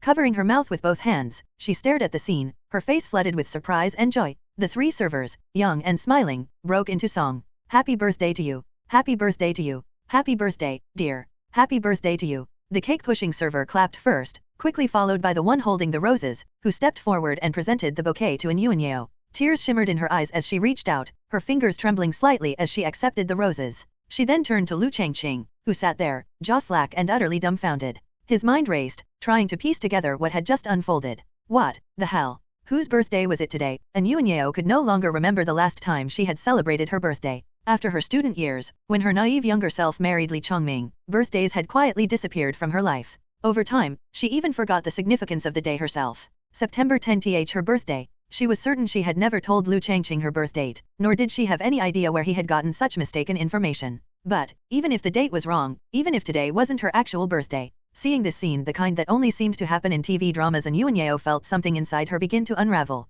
Her eyes fluttered closed for a brief second as she fought to regain control, determined not to let tears fall. With the back of her hand, she quickly wiped the corners of her eyes. Then, clutching the bouquet of roses tightly, she rose from her seat and walked over to Liu Changqing. He stood up abruptly, clearly flustered, and began to stammer an explanation. Listen, this isn't what it. Before he could finish, An Yuanyeo stood on tiptoe and wrapped her arms around him. Liu Changqing froze, his entire body stiffening from the sudden embrace. He felt her face press into his shoulder, the warmth of her breath brushing against him with every inhale. His arms hung uselessly at his sides, his shoulders locked in place like rusted hinges. The three young servers witnessing the scene were on the verge of tears themselves. It felt like they were watching a scene straight out of a romantic drama. Then, a soft, muffled voice broke the silence. My birthday is tomorrow. If you wanted to surprise me, you should have at least gotten the date right. The words were quiet, but clear enough for everyone in the room to hear. Liu Changqing's mind went blank. Tomorrow's her birthday? The three servers, who had been deeply touched a second ago, now sported identical expressions of annoyance. Seriously? They fumed inwardly, glaring at Liu Changqing's back. This old guy messed up the date? Unaware of their reactions, Liu Changqing could only stare at the woman in his arms, his voice low and uncertain. I didn't know. It's okay, she replied softly, lifting her gaze to meet his. You remembered, and that's enough. Her eyes, framed by long lashes, seemed impossibly close, and Liu Changqing suddenly felt his throat go dry. Then, before he could process it, a soft, fleeting touch on his cheek. His pupils contracted as he felt the warmth where her lips had just brushed. His breath quickened, a sudden, strange heat spreading through his chest. You. His voice was hoarse, caught between shock and something unfamiliar. I'm really happy, she said, her cheeks glowing a soft pink. Thank you. Their faces were mere inches apart, the tension between them palpable. An Yuanyeo lowered herself back onto her heels, but her arms remained draped around his shoulders. A few moments passed in that fragile stillness. Liu Changqing, still dazed, raised a hand and touched his cheek where she had kissed him. His fingers lingered there briefly before he spoke. Wait a second. I need to check something with them. Okay. Her voice was soft, her face still flushed. She stepped back slightly, letting her hands drop but keeping the bouquet close to her chest. Her expression, glowing with joy, made her emotions crystal clear. Liu Changqing inhaled deeply, trying to steady himself before turning on his heel and heading straight for the three servers. The girls stood uncertainly, exchanging puzzled glances as he approached. Without preamble, he gestured toward the door. "Step outside with me." The trio, confused but compliant, shuffled out of the private room. Liu Changqing followed, closing the door firmly behind him. Once in the hallway, he turned back to face them, his expression serious. "You sent that to the wrong table, didn't you?" His question landed like a hammer, and all three servers immediately stiffened. Their eyes darted between each other before one of them spoke up, voice firm. "No, we didn't." She gestured behind her to the room number plaque. "The manager told us this morning if you called, we were to bring the cake right in. The room number is." Her words faltered as she turned fully to look at the number on the door, and froze. Her outstretched finger trembled mid-air, her face paling rapidly. Her eyes widened, her expression shifting from confidence to horror. Her lips quivered, and an almost inaudible whisper escaped. "We messed up." The other two servers, seeing her reaction, immediately panicked. "What? You messed up the room. You can't pin this on me," the first server snapped, spinning around. "You're the one who opened the door." "I opened the door because you said this was the room. The manager told you the number, and you still messed it up. You're the idiot? Fat cow. You're calling me fat. Even the manager never called me that." The hallway erupted into chaos as the three began bickering at full volume, their voices sharp and accusatory. Liu Changqing watched them, his face darkening as the argument escalated. The last thing he wanted was for Yuanyao to overhear this disaster. He clapped his hands sharply. "Enough." The word cracked through their squabble, silencing all three instantly. Their expressions collapsed into pleading panic as they realized how badly they had messed up. Their eyes shimmered with unshed tears as they huddled together, looking up at Liu Changqing like scolded puppies. Please, sir," they whined in unison, their voices sweet and pitiful. The exaggerated, syrupy tone made Liu Changqing's skin crawl, and he instinctively took a step back, goosebumps rising on his arms. Suppressing his irritation, he rubbed his temples and sighed deeply. "Call your manager. I'll handle this directly with them." The girls exchanged fearful glances but nodded and hurried off. Inside the private room, alone once more, Yuanyao stood before the cart, her eyes lingering on the untouched cream cake. She hadn't moved the bouquet from her seat, carefully setting it down to ensure it wouldn't fall. Her fingertips lightly brushed the cake's frosting, her heart still fluttering from the moment before. So he planned all this. How did he even learn about surprises like this? The date mix-up didn't even matter anymore. Seeing how much effort he had put in, how could she hold a grudge? But then her gaze caught something. To the side of the cake, next to the cutting knife, lay a sealed envelope. It had been tucked in such a way that she hadn't noticed it at first. Frowning in curiosity, she reached over and picked it up. Slipping the card from within, she unfolded it and began to read. Her smile gradually faded. The warmth that had filled her chest moments ago ebbed away, replaced by a strange stillness. Her gaze lifted from the card to the door. The flush on her cheeks, born from excitement and happiness, slowly drained from her skin. She inhaled once, slow and steady, before lowering her eyes back to the page. The name written at the top wasn't hers. It belonged to someone she didn't know. The realization came crashing down. So that was why Liu Changqing had looked so confused when the servers entered. This was a mistake. Before she could fully process the sting of disappointment, the door creaked open. Her fingers, still clutching the card, swiftly darted behind her back. Facing the returning Liu Changqing, she forced a smile onto her lips, though it felt tight and uncertain. "So," she ventured, her voice carefully light, "what did you talk to them about?" Liu Changqing heard Yuanyao's words and gently closed the door of the private room behind him. Deep inside, a voice echoed in his mind. "Tell her." He lifted his slightly lowered head and looked at Yuanyao in front of him. Those three young girls had gone to find the manager. After standing outside and thinking for a moment, Liu Changqing realized this was just an accident. He didn't want to deceive Yuanyao. Besides, her birthday wasn't today. It was tomorrow. Today was September 9th. The three girls were new employees, and the manager had actually told them to deliver the cake to the private room opposite Liu Changqing's. The guests in that room hadn't arrived yet, which led to the mix-up. Since they had mistaken the time, the three girls had ended up mistakenly pushing open Liu Changqing and Yuanyao's private room door. They looked young and clearly hadn't done it on purpose, so Liu Changqing didn't blame them. But, in that case, Yuanyao. After a moment of internal struggle, Liu Changqing made up his mind. He took a deep breath and said, "Actually, this cake was delivered to the wrong. Don't say it." Yuanyao cut him off, no longer hiding the hand she had kept behind her back. Her gaze fell on the cream cake in front of her. It had been a long time since she last had a birthday cake. The forced smile she had put on just moments ago could no longer hold. She clenched the piece of paper in her hand a little tighter. The paper crinkled slightly, making a soft noise. Liu Changqing noticed it. "What's that in your hand?" He stepped forward and gently took hold of Yuanyao's hand. She didn't resist or try to hide it, letting him pull the paper from her grasp. Once he had it in his hands, he looked at the words written on it. Seconds ticked by. Yuanyao kept her eyes on the ground, looking like a student caught daydreaming in class and made to stand in punishment. She didn't know what she was feeling at this moment. She had remembered the date wrong.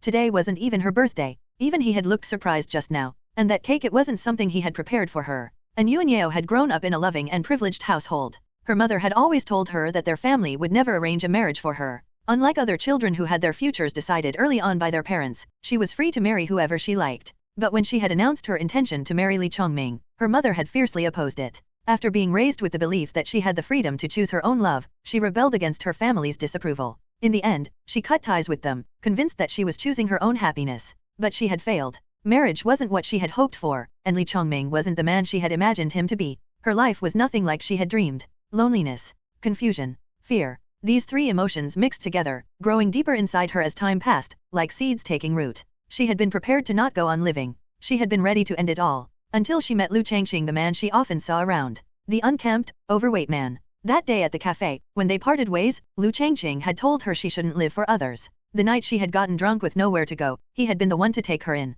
Whenever she had nowhere to return to, the first person she thought of was him. At some point, Yuanyeo began to realize that Liu Changqing wasn't quite the same as the man she remembered. He no longer had that lifeless gaze, like a soulless shell. He wasn't the dull, submissive man who used to cater to Li Wanran's every demand without complaint. It was as if he had become a completely different person. Not in appearance, but deep inside, like his very soul had changed. For the first time, she realized Liu Changqing could be infuriatingly sarcastic. For the first time, she realized he could also be incredibly gentle. For the first time, she realized he was actually quite handsome. When she was with him, she no longer felt that crushing loneliness. She no longer had to turn on every single light in her house, no matter if it was day or night. She no longer lay motionless in bed, staring at the ceiling for hours. And Yuanyeo still remembered that night when Liu Changqing had been drunk and had mumbled something to her. "Mrs. Li, please behave." So that was why he had been avoiding her. That was why he had always kept his distance. It was in that moment that Yuanyeo finally understood her marriage should have ended long ago. Later, she came to another realization. Even after she regained her freedom, even after she tried to be more forward with Liu Changqing, there was always a wall between them. She had given so many hints. She had made it so obvious. And yet, Liu Changqing frowned as he finished reading the piece of paper. From the words written on it, it was clear it was a speech. A confession speech. But the lines were so unbearably corny that he felt a shudder every time he read a new sentence. Still, this confession script proved one thing, and Yuanyeo had already realized this was all a misunderstanding. Then, Liu Changqing shifted his gaze from the paper to Yuanyeo. Whatever he had been about to say felt like it got caught in his throat. Because he saw her face. Tears slipped from the corners of her eyes. They trailed down her cheeks and finally fell, drop by drop. Liu Changqing remained frozen, still holding the piece of paper. His mind went blank. For some reason, seeing her like this filled him with panic. What was wrong? Was it because he didn't remember her birthday? Or was it because the so-called surprise turned out to be fake? Before he could think further, he quickly folded the paper and placed it on the cart next to the cake. He took 2 steps forward. Raising a hand, he hesitated, unsure of what to do. His mouth opened slightly, and his voice came out flustered. What's wrong? And Yuanyeo didn't answer immediately. After a while, she slowly lifted her head and looked up at Liu Changqing, who towered over her. Her nose was red, and tears streamed continuously from her eyes. She didn't even attempt to wipe them away. Or perhaps, she hadn't even realized she was crying so uncontrollably. She wasn't blaming Liu Changqing. She wasn't upset that he didn't remember her birthday. She wasn't mad that he had never asked when her birthday was. She was blaming herself. Why, after one failed marriage, did she only now meet him? Why, hadn't she noticed earlier that he was actually an amazing person? Why? She looked into Liu Changqing's eyes, sniffled softly, and asked, "Do you really think I'm not good enough?" The restaurant manager walked over, looking nervous, with 3 young women trailing behind him, their heads lowered. He had just received news that the private room originally meant to receive the cake hadn't had its guests arrive yet. These 3 idiots had gotten the timing wrong, taken the cake from the kitchen on their own, and then delivered it to the wrong room. The moment the manager heard about this, he had flown into a rage, scolding them harshly before quickly calming himself down to figure out a solution. The 3 young women followed behind him, looking aggrieved. They subtly pinched each other as they walked, exchanging blame. The manager, unaware of what was happening behind him, strode ahead with a serious expression. When they arrived at the private room's door, he stopped in his tracks. Taking a deep breath, he straightened his clothes, smoothed down his hair, and cleared his throat to ensure his voice wouldn't sound shaky when he spoke. After these preparations, he inhaled deeply, then slowly exhaled. Reaching for the door handle, he pushed the door open. "Mr. Liu, you really think I'm not good enough?" The voice inside the room made the manager swallow his words. His gaze landed on the 2 people inside, locked in a tense moment. The 3 young women behind him also peeked inside, curious. When they saw tears on Yuanyeo's face, they were utterly confused. Hadn't she been smiling so happily just moments ago? Why was she crying now? Before they could continue watching, the manager quickly shut the door without stepping inside. The 3 young women looked at him in confusion. Before they could ask, the manager turned around with a panicked expression. "Damn, they're arguing. Huh. All three girls looked even more puzzled. But the manager wasn't paying attention to them anymore. His mind was already racing. Looks like it's time to go with plan B. Inside the private room, Liu Changqing hadn't noticed the door briefly opening behind him, nor had he heard anyone call his name. From the moment Yuanyao asked that question, his mind had gone blank. Seeing that he wasn't answering, she waited a little longer before asking again. Do you not like me? Liu Changqing found himself unable to respond. Her voice echoed in his ears. It was such a simple question, yet he couldn't bring himself to give an answer right away. In his past life, Liu Changqing had never been in a relationship. Part of it was because of what his father had told him when he was a child. The other part was because he had seen too many people experience betrayal. Back in college, one of his roommates had been cheated on. For 3 whole days, the guy lay in bed, either punching the wall in frustration or staring blankly at his phone. Liu Changqing couldn't understand it. He hadn't experienced it himself, but at the time, he had thought his roommate was just being ridiculous. It was just a breakup, why waste away like that? The guy didn't eat, barely drank water, let his beard grow wild, skipped classes, smoked constantly, and sat alone on the balcony, silently crying with his face twisted in pain. Women were nothing but trouble, just like his father had once told him. Over time, Liu Changqing developed a habit. He understood the hidden meanings behind women's words, but he pretended not to. Though, sometimes, he really didn't understand. When he first met Yuanyao, he didn't feel much of anything. After seeing his college roommate's misery, he had no desire to get entangled with someone like her. But after spending more time with her, he realized Yuanyao's mind didn't quite match her age. She was more like someone who had been isolated from the world for years. She still carried a bit of innocence. She was beautiful too. Even at 34, her looks sometimes made his heart skip a beat. That was exactly why he had deliberately kept his distance after that drunken night. He was afraid of falling too deep. But everything changed after she got divorced. Did Liu Changqing look down on Yuanyao? She had been married before, yes. But while his body had also been married and had children, his soul hadn't. Besides, his current priority was building a stable future for himself and his children. And yet, why did seeing her cry make him feel so unsettled? This woman. Do I like her? Yuanyao felt a growing sense of despair. Seeing that Liu Changqing still wasn't answering, she lowered her gaze, no longer looking at him. She wiped her eyes. Her tears had stopped. Like she was forcing herself, she sniffled, put on a smile, and gently took his hand. Her voice carried a hint of pleading. Let's eat first. The food will get cold. Saying this, she lightly tugged his hand. But he didn't move. Liu Changqing stared at her, silent. At that forced smile, it made him uncomfortable. And then, he finally answered. I like you. Yuanyao froze, still holding his hand.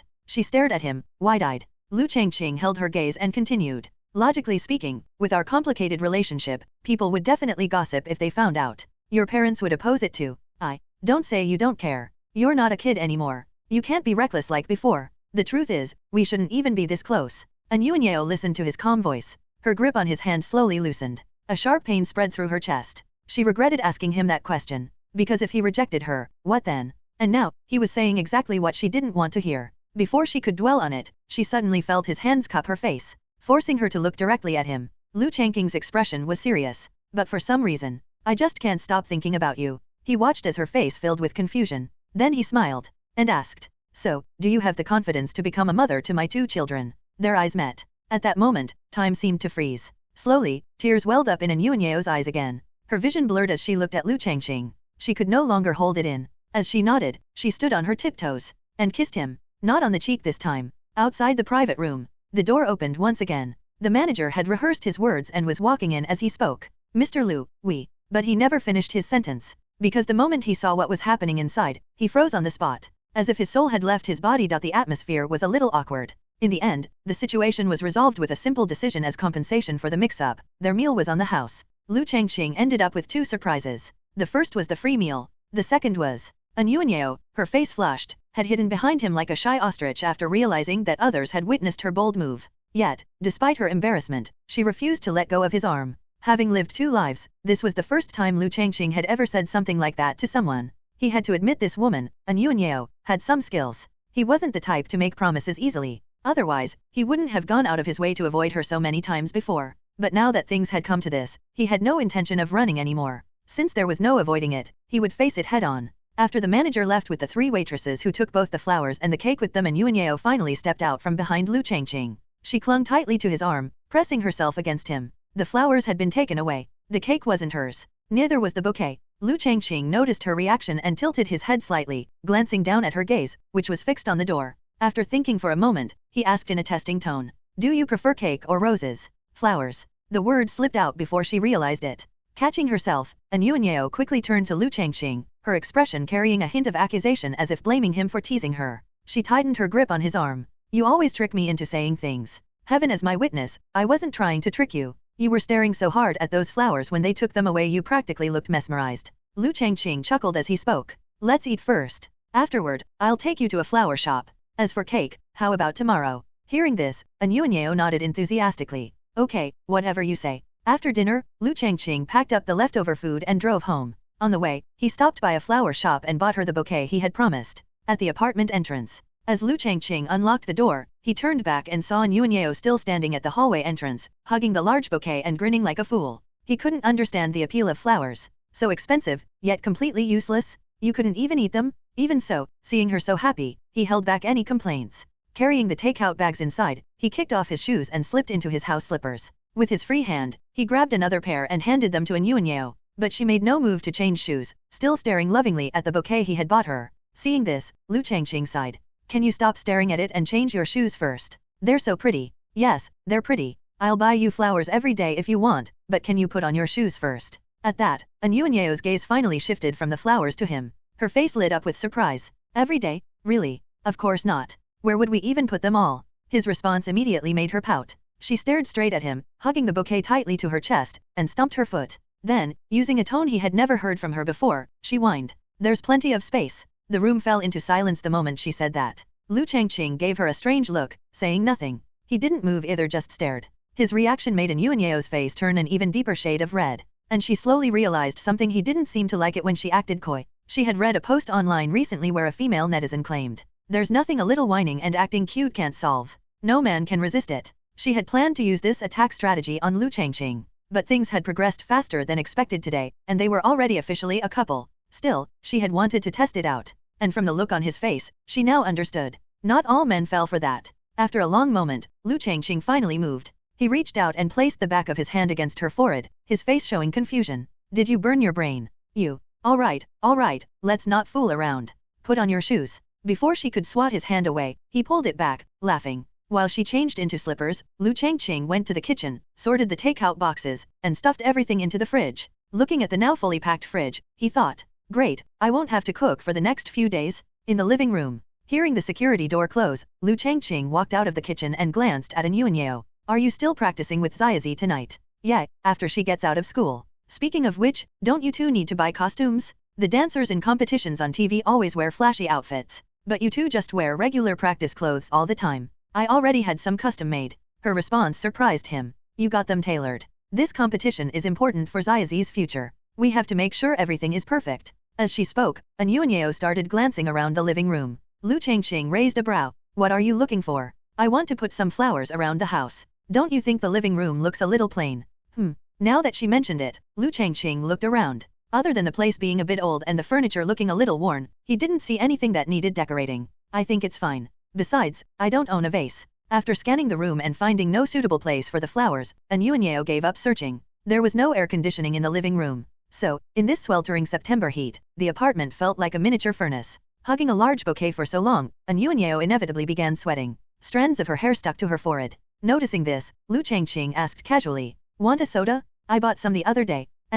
She didn't refuse. As Liu Changqing headed to the kitchen, Anyuanyeo sat down on the couch, still holding the bouquet. Even though she didn't want to let go, she had to admit after carrying it for so long, it was getting hotter and hotter. She even felt like she was sweating just from hugging the flowers. And that feeling wasn't very comfortable. A small mishap occurred while grabbing the soda. Since the fridge was packed full, the can slipped out of Liu Changqing's hand and rolled across the floor. He quickly picked it up and carefully pushed the other items back into place before heading to the living room. He held the soda out to Anyuanyeo. Here. She took it with a bright smile, twisting the cap open. Though it took a bit of effort, she managed to do it without any trouble. The moment the cap loosened, the soda inside erupted like a fountain. Before she could fully remove the cap, she shrieked and hurriedly twisted it back on. But it was too late. Some of the soda had already splashed onto her clothes and even her face. Holding the bottle in one hand, she stretched out the other, letting the soda drip from her fingers, her expression momentarily dazed. Then, she slowly looked up at Liu Changqing. The unexpected turn of events had startled him as well. He hadn't shaken the bottle, just dropped it from the fridge.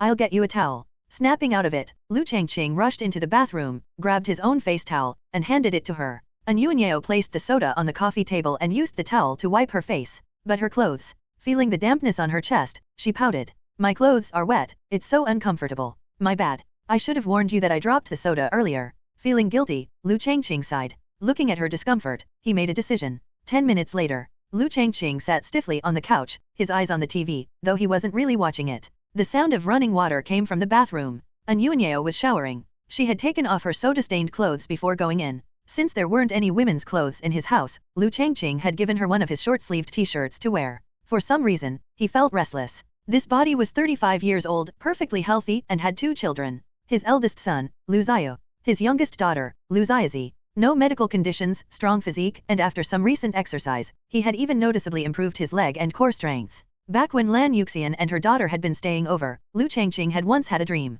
A dream that wasn't appropriate to discuss. When he woke up and saw Lan Yuxian making breakfast, he had instinctively avoided eye contact with her. It had taken him a few days to shake off the awkwardness. Now, with the sound of water running in the bathroom, he found himself unable to focus on the TV. This was supposed to be completely normal. When his son or daughter took a shower, he never felt this uneasy. But now, he was painfully aware that the person in there was Yuanyao, the woman who, just an hour ago, had officially become his girlfriend. That was when it hit him. He should have taken her straight home after dinner instead of stupidly bringing her back here. Would she think he was the type to casually bring women home? If so, wouldn't that ruin the dignified and righteous image he had built in her mind? The water stopped. A moment later, the hum of a hairdryer started. To stop himself from overthinking, Liu Changqing focused on the remote and started flipping through channels. There was nothing decent on at noon. Just brainless infomercials or those obstacle course reality shows that had recently become popular. He stopped flipping. This was at least watchable. A few minutes later, the bathroom door opened. Yuanyao walked out, holding a pink toothbrush. She was wearing his t-shirt, which barely reached her thighs. Changqing. She had adjusted quickly. Even though they had only been an official couple for just over an hour, she had already changed the way she addressed him. That single word pulled Liu Changqing's attention from the TV. And then, his eyes locked onto her. First, her face. Then, slowly downward. His throat bobbed as he swallowed. You showered fast. Whose toothbrush is this? I saw 5 of them on the sink. Instead of answering him, she asked her own question. Liu Changqing snapped out of his daze and glanced at the toothbrush in her hand. Oh, right. That's Lan Yuxian's. She forgot to take it when she left. I just never got around to throwing it away. Lan Yuxian. She repeated the name, her brows furrowing slightly. Her eyes flickered between Liu Changqing and the toothbrush in her hand. She still remembered that woman. That kind of presence impossible for another woman to forget. For some reason, an inexplicable sense of crisis rose in her heart. After thinking for a moment, she said, "Then I'll just throw out all of their toothbrushes for you. Do whatever you want." With his casual approval, she turned and walked back into the bathroom. The moment she disappeared, Liu Changqing's carefully maintained composure shattered. His mouth, which had been tightly shut, suddenly opened as he sucked in several deep breaths. His mind was blank, save for one thought. She's 34? How? Before he could think further, she was back. After disposing of Lan Yuxian and her daughter's old belongings, she walked out of the bathroom. Noticing her presence, Liu Changqing quickly wiped any emotion from his face and focused on the TV, pretending to be deeply engrossed. Yuanyao, still wearing his oversized t-shirt, watched him for a moment before walking over. Then, she stopped directly in front of him, blocking the TV screen. Liu Changqing felt his neck stiffen. Slowly, he raised his head to look at her. He swallowed. He didn't get to finish. Yuanyao turned slightly and sat on his lap, wrapping her arms around his neck. Her head dipped slightly, eyes meeting his. Whether it was the heat in the room or the warmth of her freshly showered body, her cheeks were noticeably flushed. Her upper teeth gently bit her lower lip. Then, she released it. She hesitated for a moment, struggling internally. She thought of Lan Yuxian. A tiny flicker of jealousy and a sense of urgency surged within her. Finally, gathering her courage, she slowly lowered her head. Her forehead gently touched his. She could feel his deepened breathing. Her voice, barely above a whisper, trembled as she spoke. "Do you want to go to your room and turn on the air conditioning?" At that moment, time seemed to freeze. Liu Changqing could smell the faint scent of her body wash. His mind went blank. And purely by instinct, he gave an honest answer. September's heat was stifling. The chirping of cicadas filtered through the window, adding to the heaviness in the air. The sun blazed outside. Liu Changqing tilted his head back, staring at the air conditioner humming in his bedroom. He had installed it not long ago. After all, in this kind of weather, a small electric fan just wasn't enough to provide real relief from the heat. The cooling effect was excellent. The moment the strong gusts of chilled air filled the room, the lingering discomfort from the stuffy living room completely vanished. The two of them sat on the edge of the bed. With Yuanyao resting her head on his shoulder, Liu Changqing felt as if a bucket of cold water had just been dumped over his emotions, cooling him down instantly. He tried to pull his arm away, but she was holding onto it tightly. He gave her a deadpan stare. Eyes shut, she seemed completely lost in this moment. Liu Changqing gradually calmed down. He admitted back in the living room, he had been weak. He had let his desires take over. But this wasn't just about self-control. This was the most natural, instinctive reaction of being human. He looked at Anyuanyeo, his expression complicated. This woman always made him think about things he shouldn't. Anyuanyeo clung to his arm, her body practically molding against his. She basked in the cool air filling the room, the oppressive heat from earlier completely forgotten. Slowly, she opened her eyes and stole a glance at Liu Changqing's serious expression. Then, in a soft voice, she murmured, "It's really nice and cool in here. That was all Liu Changqing said. A short, indifferent response. He was emotionally numb at this point. Anyuanyeo, however, didn't seem to notice his lack of enthusiasm. She was too immersed in this quiet moment, enjoying their little world. She wasn't thinking about anything inappropriate. Compared to that, she preferred this a simple moment of closeness, where no words were needed but everything was understood. A moment of silence. Then, she suddenly asked, "Do you like me?" Security was an elusive thing. For women, it could mean anything. A boyfriend not replying to messages fast enough? No sense of security. A boyfriend not keeping his promises? No sense of security. Other women showing interest in him? Definitely no sense of security. Maybe she just wanted to confirm it. Maybe she just wanted a little extra reassurance. Either way, she asked the kind of question any smooth-talking playboy could answer in a heartbeat. Liu Changqing glanced at her. Then, he looked away, gazing ahead. "I like you. How much? As much as you like me." "Nope." Anyuanyeo reached up and placed her fingertip against his lips. Her playful eyes locked onto his. "I like you more." For some reason, that sounded like one of those overly cheesy pickup lines. Liu Changqing turned to look at her and, after a long moment of silence, he reached out and gently took her hand in his. Then, he smirked. "Oh, you wanna play this game? Let me show you the true power of the internet?" He quickly ran through his mental archive of flirtatious lines. Locking eyes with her, he said in a deep, sincere voice, "Do you know what I'm missing right now?" Anyuanyeo blinked, stunned for a moment before hesitantly shaking her head. "What? You?" She stared blankly at him. Then, when she finally processed what he had said, her cheeks turned bright red. Liu Changqing pressed on. He let his gaze sweep over her before furrowing his brows in exaggerated concern. I think you've gained some weight recently." That snapped her out of her daze. She immediately let go of his arm and touched her face, her voice slightly panicked. "Have I? But I've been eating so little lately." "Then that's strange. Why is it that you keep getting heavier in my heart?" Ugh. He didn't stop. "I'm pretty capable, but there's one thing I can't do." By now, Anyuanyeo was completely at his mercy. Back in school, the most direct confessions she had ever received were from guys saying things like, "You're as beautiful as a flower, I'm completely mesmerized by you. Anyuanyeo, please be with me? I really, really like you. I'd even die for you." At the time, she had felt those words were a little embarrassing. But now, hearing Liu Changqing speak, she realized those childhood confessions were utterly weak in comparison. Her mind was spinning. She answered him without even thinking, falling straight into his trap. What is it that you can't do?" The moment she finished asking, Liu Changqing lightly tugged the hand he was holding. With that small motion, she lost her balance and fell right into his arms. Feeling his arm wrap around her waist, Anyuanyeo's mind went completely blank. Their faces were so close. Liu Changqing slowly parted his lips and gave his answer. "I can't leave you." A love that had slowly grown. Anyuanyeo's feelings for Liu Changqing had developed over time. She had seen other women who were close to him. Two, in particular, stood out in her memory. Li Qing, Lan Yuxian. Ever since Liu Changqing had lost weight, his belly had disappeared, his jawline had become sharper, and his once rough appearance had taken on a striking handsomeness. Even in his youth, he had been good-looking, just a bit socially awkward. Unlike the trendy, soft-featured men that were popular nowadays, Liu Changqing had thick brows, deep-set eyes, a straight nose, and defined features. With age and the transformation of weight loss, his looks had only become more refined. As he improved, as he became more appealing, Anyuanyeo started to worry. Her age was no longer an advantage. Compared to the young Li Qing, she was old enough to be her aunt. And Lan Yuxian, there was no competing with that figure. What did she have left? Anyuanyeo lacked confidence. After one failed relationship, she had finally found love again, but deep down, she was afraid. Afraid that Liu Changqing might one day grow tired of her. But just now, his words had struck her heart like an axe, shattering her insecurities into pieces.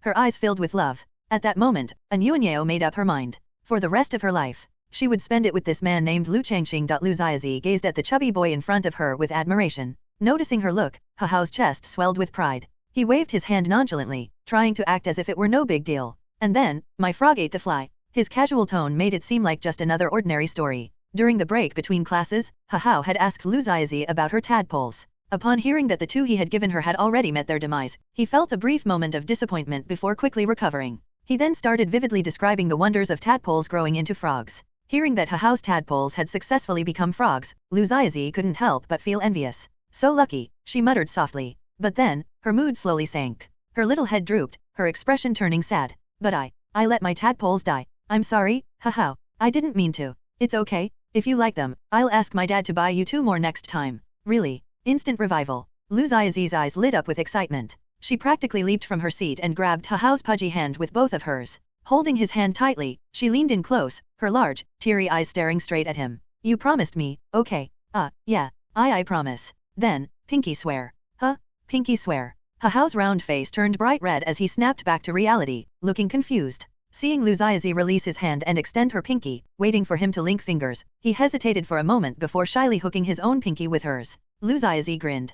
Pinky swear, hang it high, 100 years no lying? If you lie, you're a little puppy. After shaking their linked pinkies a few times, she let go. As her hand slipped away, Ha Hao suddenly felt an odd sense of emptiness, like something was missing. Yet, at the same time, he was giddy with excitement. Xiaozi's pinky was so soft. His expression gradually turned into a lovesick grin, and he started chuckling to himself. Seeing his strange reaction, Lu Xiaozi tilted her head in confusion and called out to him. Ha Hao, huh? I won't lie to you. Snapping out of his daze, Ha Hao quickly wiped the silly grin off his face. He straightened up, pounded his chubby chest, and declared loudly, Don't worry, Wang Tianhao, will never lie to you. Hearing his firm response, Lu Xiaozi beamed. You're the best. Ha Hao dramatically clutched his chest, gasping for breath. He felt like he couldn't handle this anymore. Why was Lu Xiaozi so cute? Meanwhile, from her seat nearby, Feng Xian had been silently watching their interaction. Her expression remained blank, but her dull eyes were fixed on Ha Hao, who was still holding his chest like he was in a romance drama. Noticing her gaze,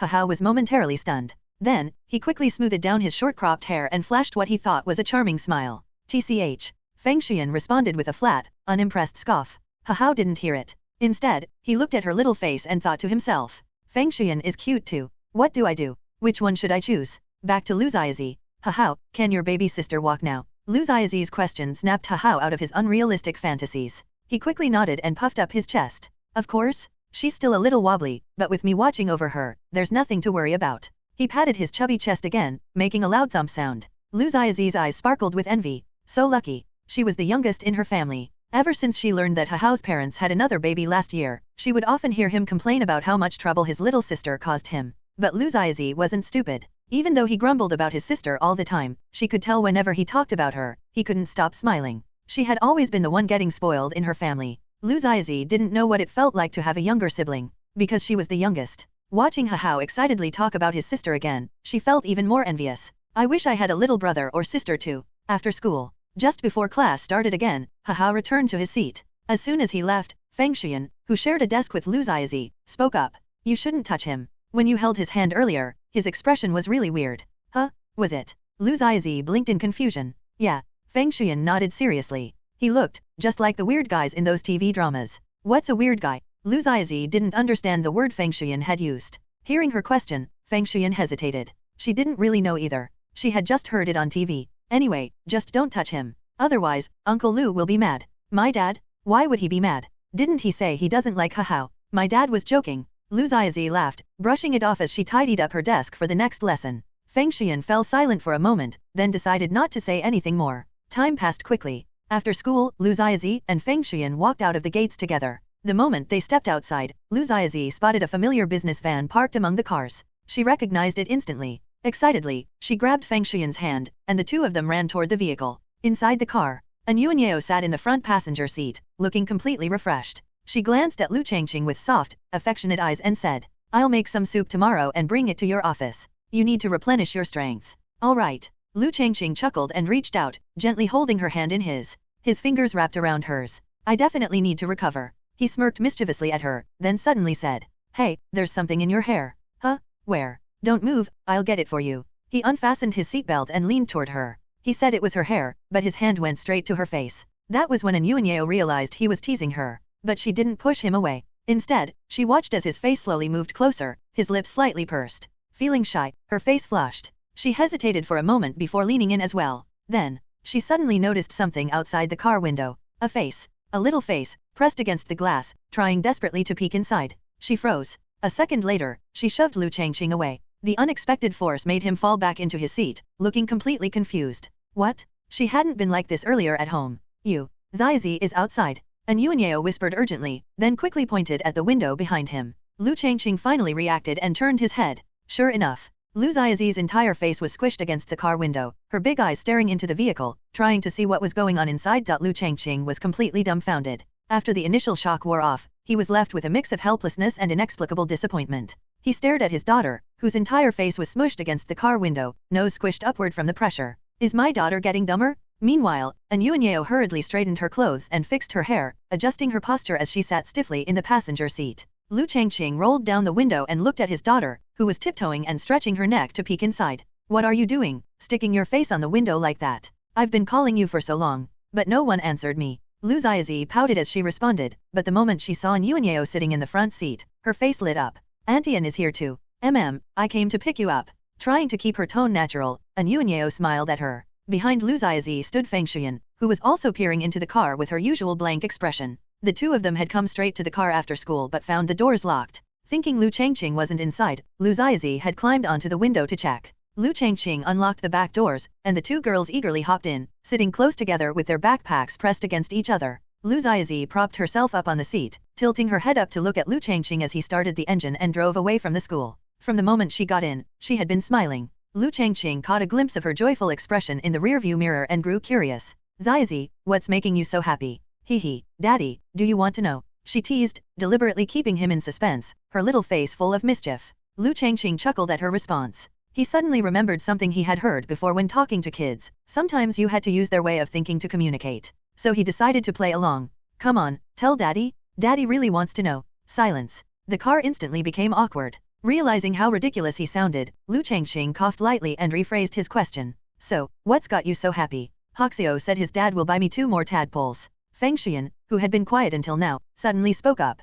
Liu Changqing was stunned. He and his son had gone through so much effort to secretly get rid of those last tadpoles, and now 2 more were on their way? This Hahao kid is a walking disaster. Hearing Feng Shuyan's words, Anyuanyeo grew curious. She turned to look at Lu Xiaozi in the back seat. Hahao, is he that chubby boy from last time? Auntie An remembers him too. I saw him once after your final exams last semester. Are you too close? Yes, I really like Hahao. Crack. As soon as those words left Lu Xiaozi's mouth, Anyuanyeo heard the distinct sound of teeth grinding from the driver's seat. She turned to look and saw Liu Changqing's expression contorting into something downright terrifying. She had never seen him like this before. Surprised, she almost laughed. So, Liu Changqing is a total daughter con. Now that their relationship was official, she had to consider things from his perspective. Lu Xiaozi was only in 5th grade. Was it really a good idea for her to be getting so close to boys already? After some thought, she turned back to Lu Xiaozi. Softening her tone, she asked. Xiaozi, when you say you like Hahao, what exactly do you like about him? Lu Xiaozi's smile froze. She blinked a few times, pressing a finger to her chin as she seriously pondered the question. After a while, she hesitantly replied. His belly? It's as big as Daddy's. Silence. Anyuanyeo glanced at Liu Changqing's now flat stomach and suddenly burst into laughter. Your dad doesn't have a belly anymore, though. Oh, right. Daddy and brother both lost a lot of weight. Lu Xiaozi blinked, finally realizing that her father and older brother's round bellies were long gone. Her face scrunched up in confusion. Then, that means. She trailed off, staring blankly ahead. And suddenly, she had an epiphany. Hahao's big belly, wasn't that appealing anymore. Wait, do I even still like him? Sometimes, when people realize that something they once found attractive no longer interests them, they fall into a state of confusion. Right now, Lu Xiaozi was experiencing exactly that. She had always liked Hahao because his chubby figure reminded her of her dad and older brother, making her feel close to him. But now that her family had slimmed down, Hahao's belly wasn't as cute anymore. Ugh, she groaned, furrowing her brows in frustration. After some serious internal struggle, she arrived at a terrifying conclusion. She might not like Hahao anymore. Shaking her head, as if trying to deny something, Lu Xiaozi mumbled. I don't know anymore.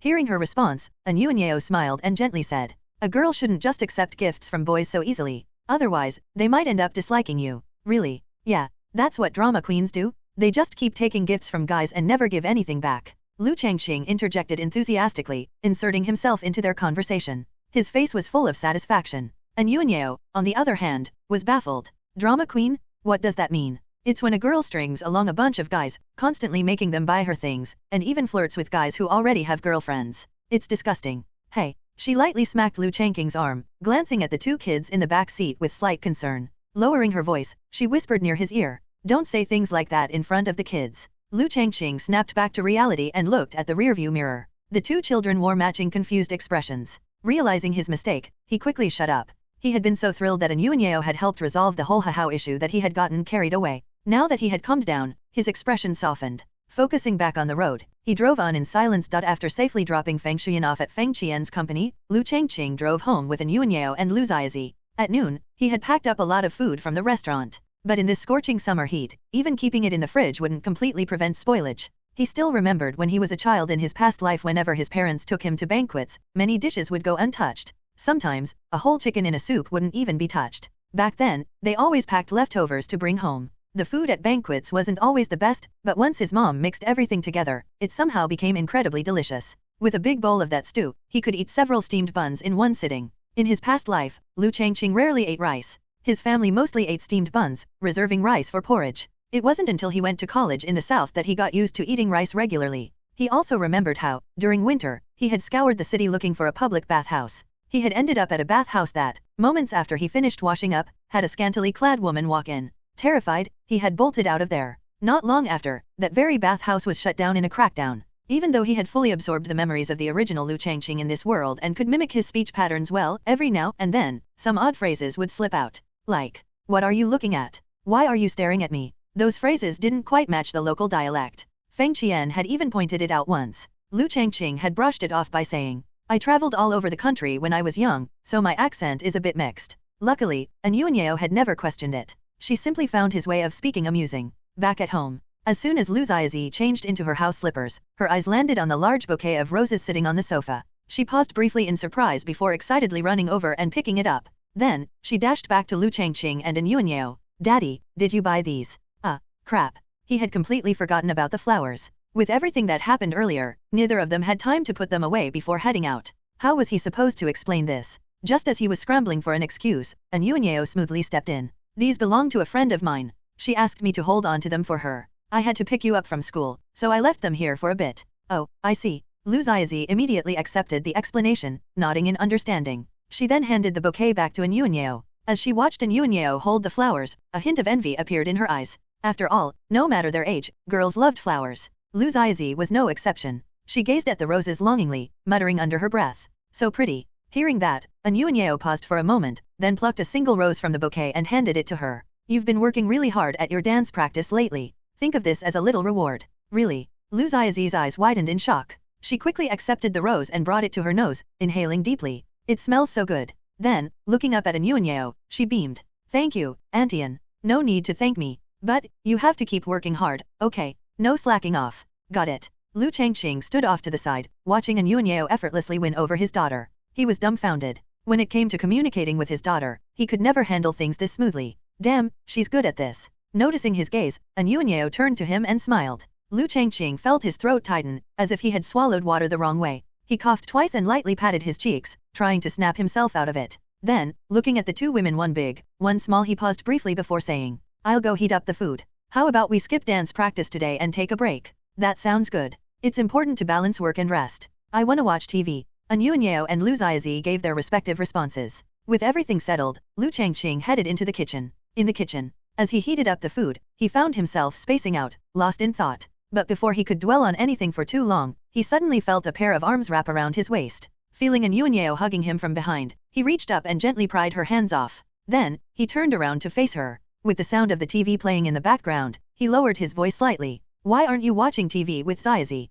I'd rather look at you more." Anyuanyeo smiled and wrapped her arms around him again, tilting her head up to meet his gaze. Standing naturally, her head barely reached his chin. She rested her cheek on his shoulder without saying anything more. Ever since their relationship became official that afternoon, it was like a final barrier had been broken. Everything felt effortless now, and because of their age, there was no need for the usual awkward shyness of young couples. She simply enjoyed this moment. Having someone to lean on. Someone who made her feel at ease. Liu Changqing didn't say anything either. He closed his eyes for a moment, listening to the soft hissing of the gas stove, feeling Anyuanyeo's warmth against him. It was as if time had frozen. Then, Anyuanyeo suddenly let out a startled yelp, jerking her head away from his shoulder. She quickly let go of him, stepping back, her eyes wide with shock. Then, realizing what had just happened, she lifted her hand and lightly smacked his chest, her face turning red. "You idiot! Ziazi's right outside. It's not like I can control that." Feeling a little embarrassed himself, Liu Changqing took a small step back, putting some space between them. Anyuanyeo glanced toward the kitchen door, making sure Lu Ziazi wasn't peeking in.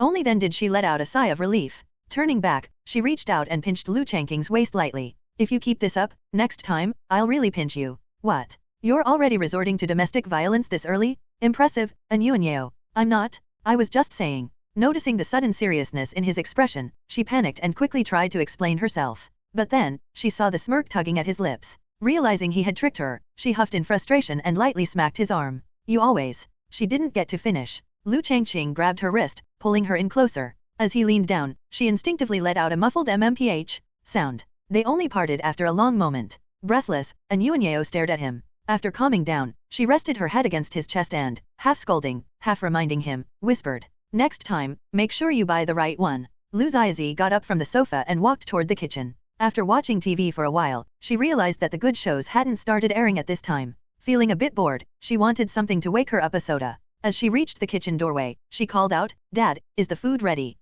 Almost." Hearing her father's response, Liu Ziazi stepped into the kitchen and immediately noticed something unusual. Anyuanyeo and Liu Changqing were standing side by side, both looking a little awkward. Anyuanyeo even adjusted her clothes with her hand. Their strange demeanor made Liu Ziazi feel a bit suspicious, but she didn't press for details. Instead, she reached out toward Liu Changqing. "I want a soda. Coke or Sprite?"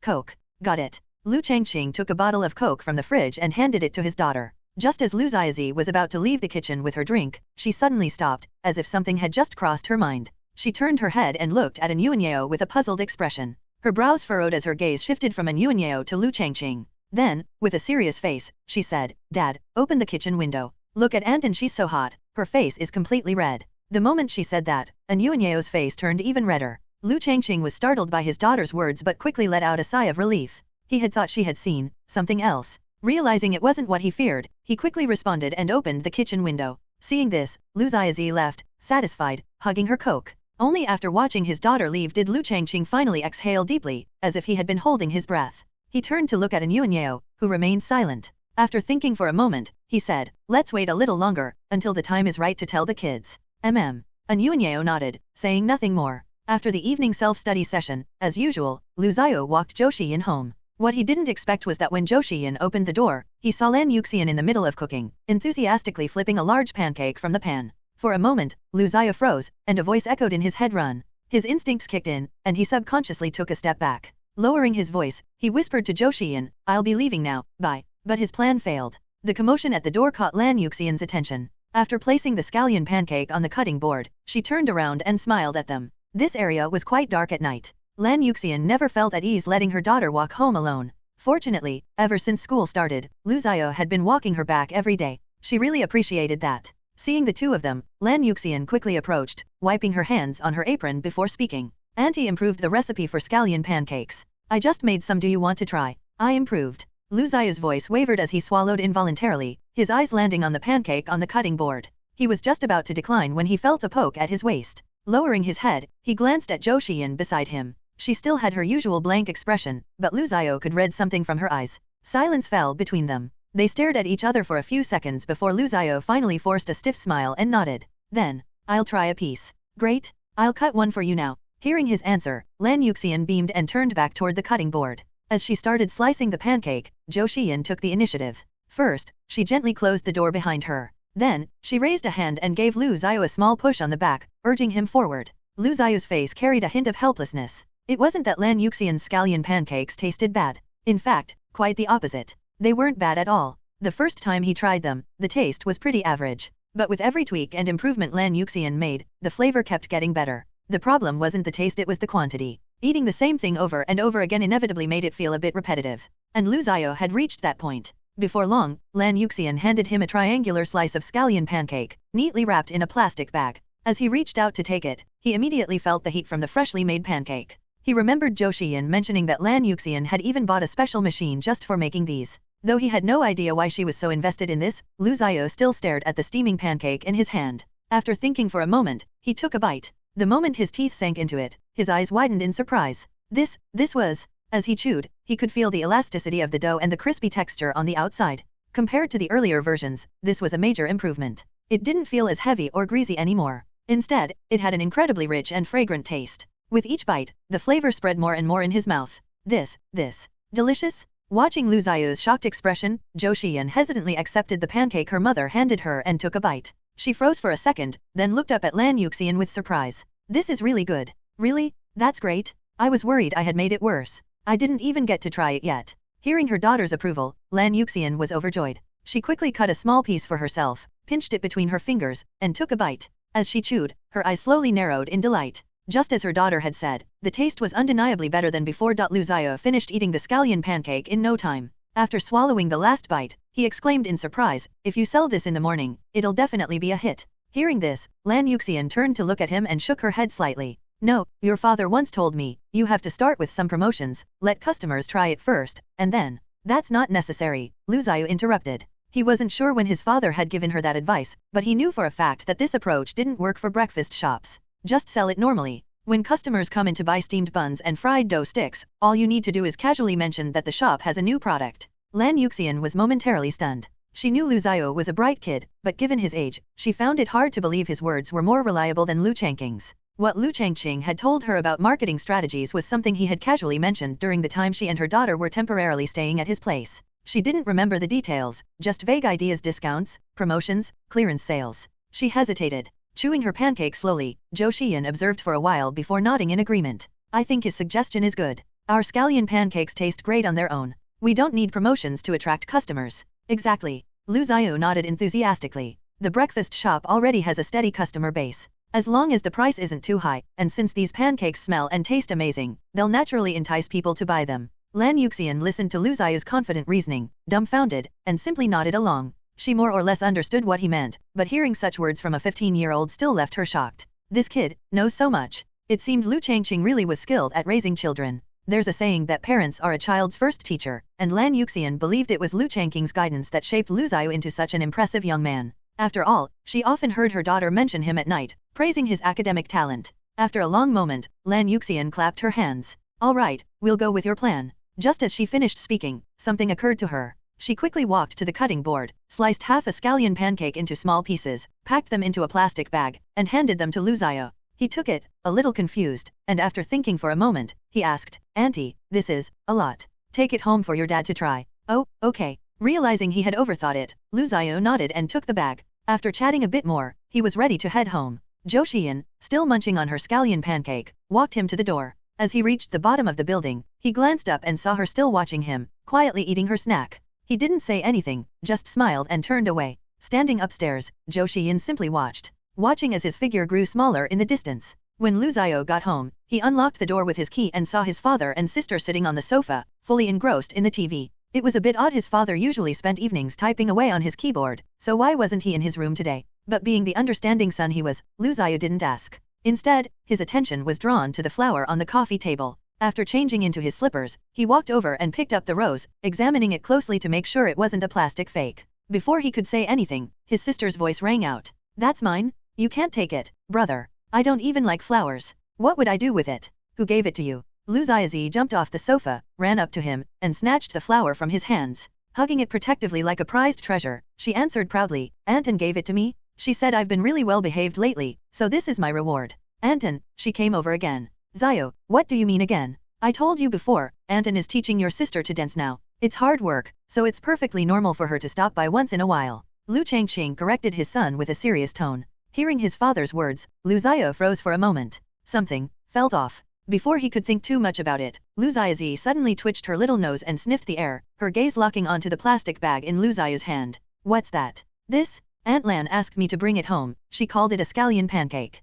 He paused, then turned to Liu Changqing. "She said you told her about it." Liu Changqing's expression turned odd. He stood up from the sofa and walked over to take the bag from his son. Opening it, a familiar aroma wafted out. As if in disbelief, Liu Changqing reached inside, grabbed a piece, and took a bite. The more he ate, the more serious his expression became. The flavor was slightly different from what he remembered, but one thing was undeniable: it was delicious. He had only casually mentioned it once before, and she actually made it? Liu Xiaozi eagerly ran up to him, eyeing the bag like a hungry kitten. Her mouth was practically watering. Swallowing hard, she blurted out, "I want some too." "All right, give it a try." Liu Changqing picked up a piece and shoved it into her mouth. Then, he watched as her expression shifted into one of pure astonishment. After swallowing, her eyes practically sparkled as she stared at the scallion pancakes in his hand. She stretched out her arms. "I want more." "That's enough. You already ate 2 bowls of rice this afternoon. You've exceeded your food quota for the day." Humph. Hearing his response, Liu Xiaozi puffed out her cheeks in protest. Seeing her reaction, Liu Changqing gave her a few more pieces but firmly refused to let her have any more after that.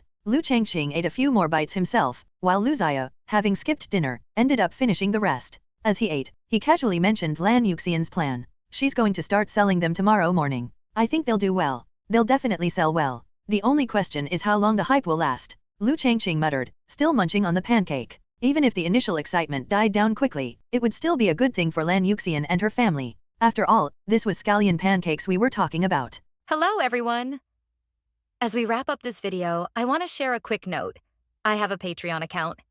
If you'd like to support me and enjoy on-demand audiobooks, you can become a Patreon member. Alternatively, you can check out my Google Drive link, which has 500-plus novel audiobooks available through my Ko-fi or Patreon shop. I appreciate your support.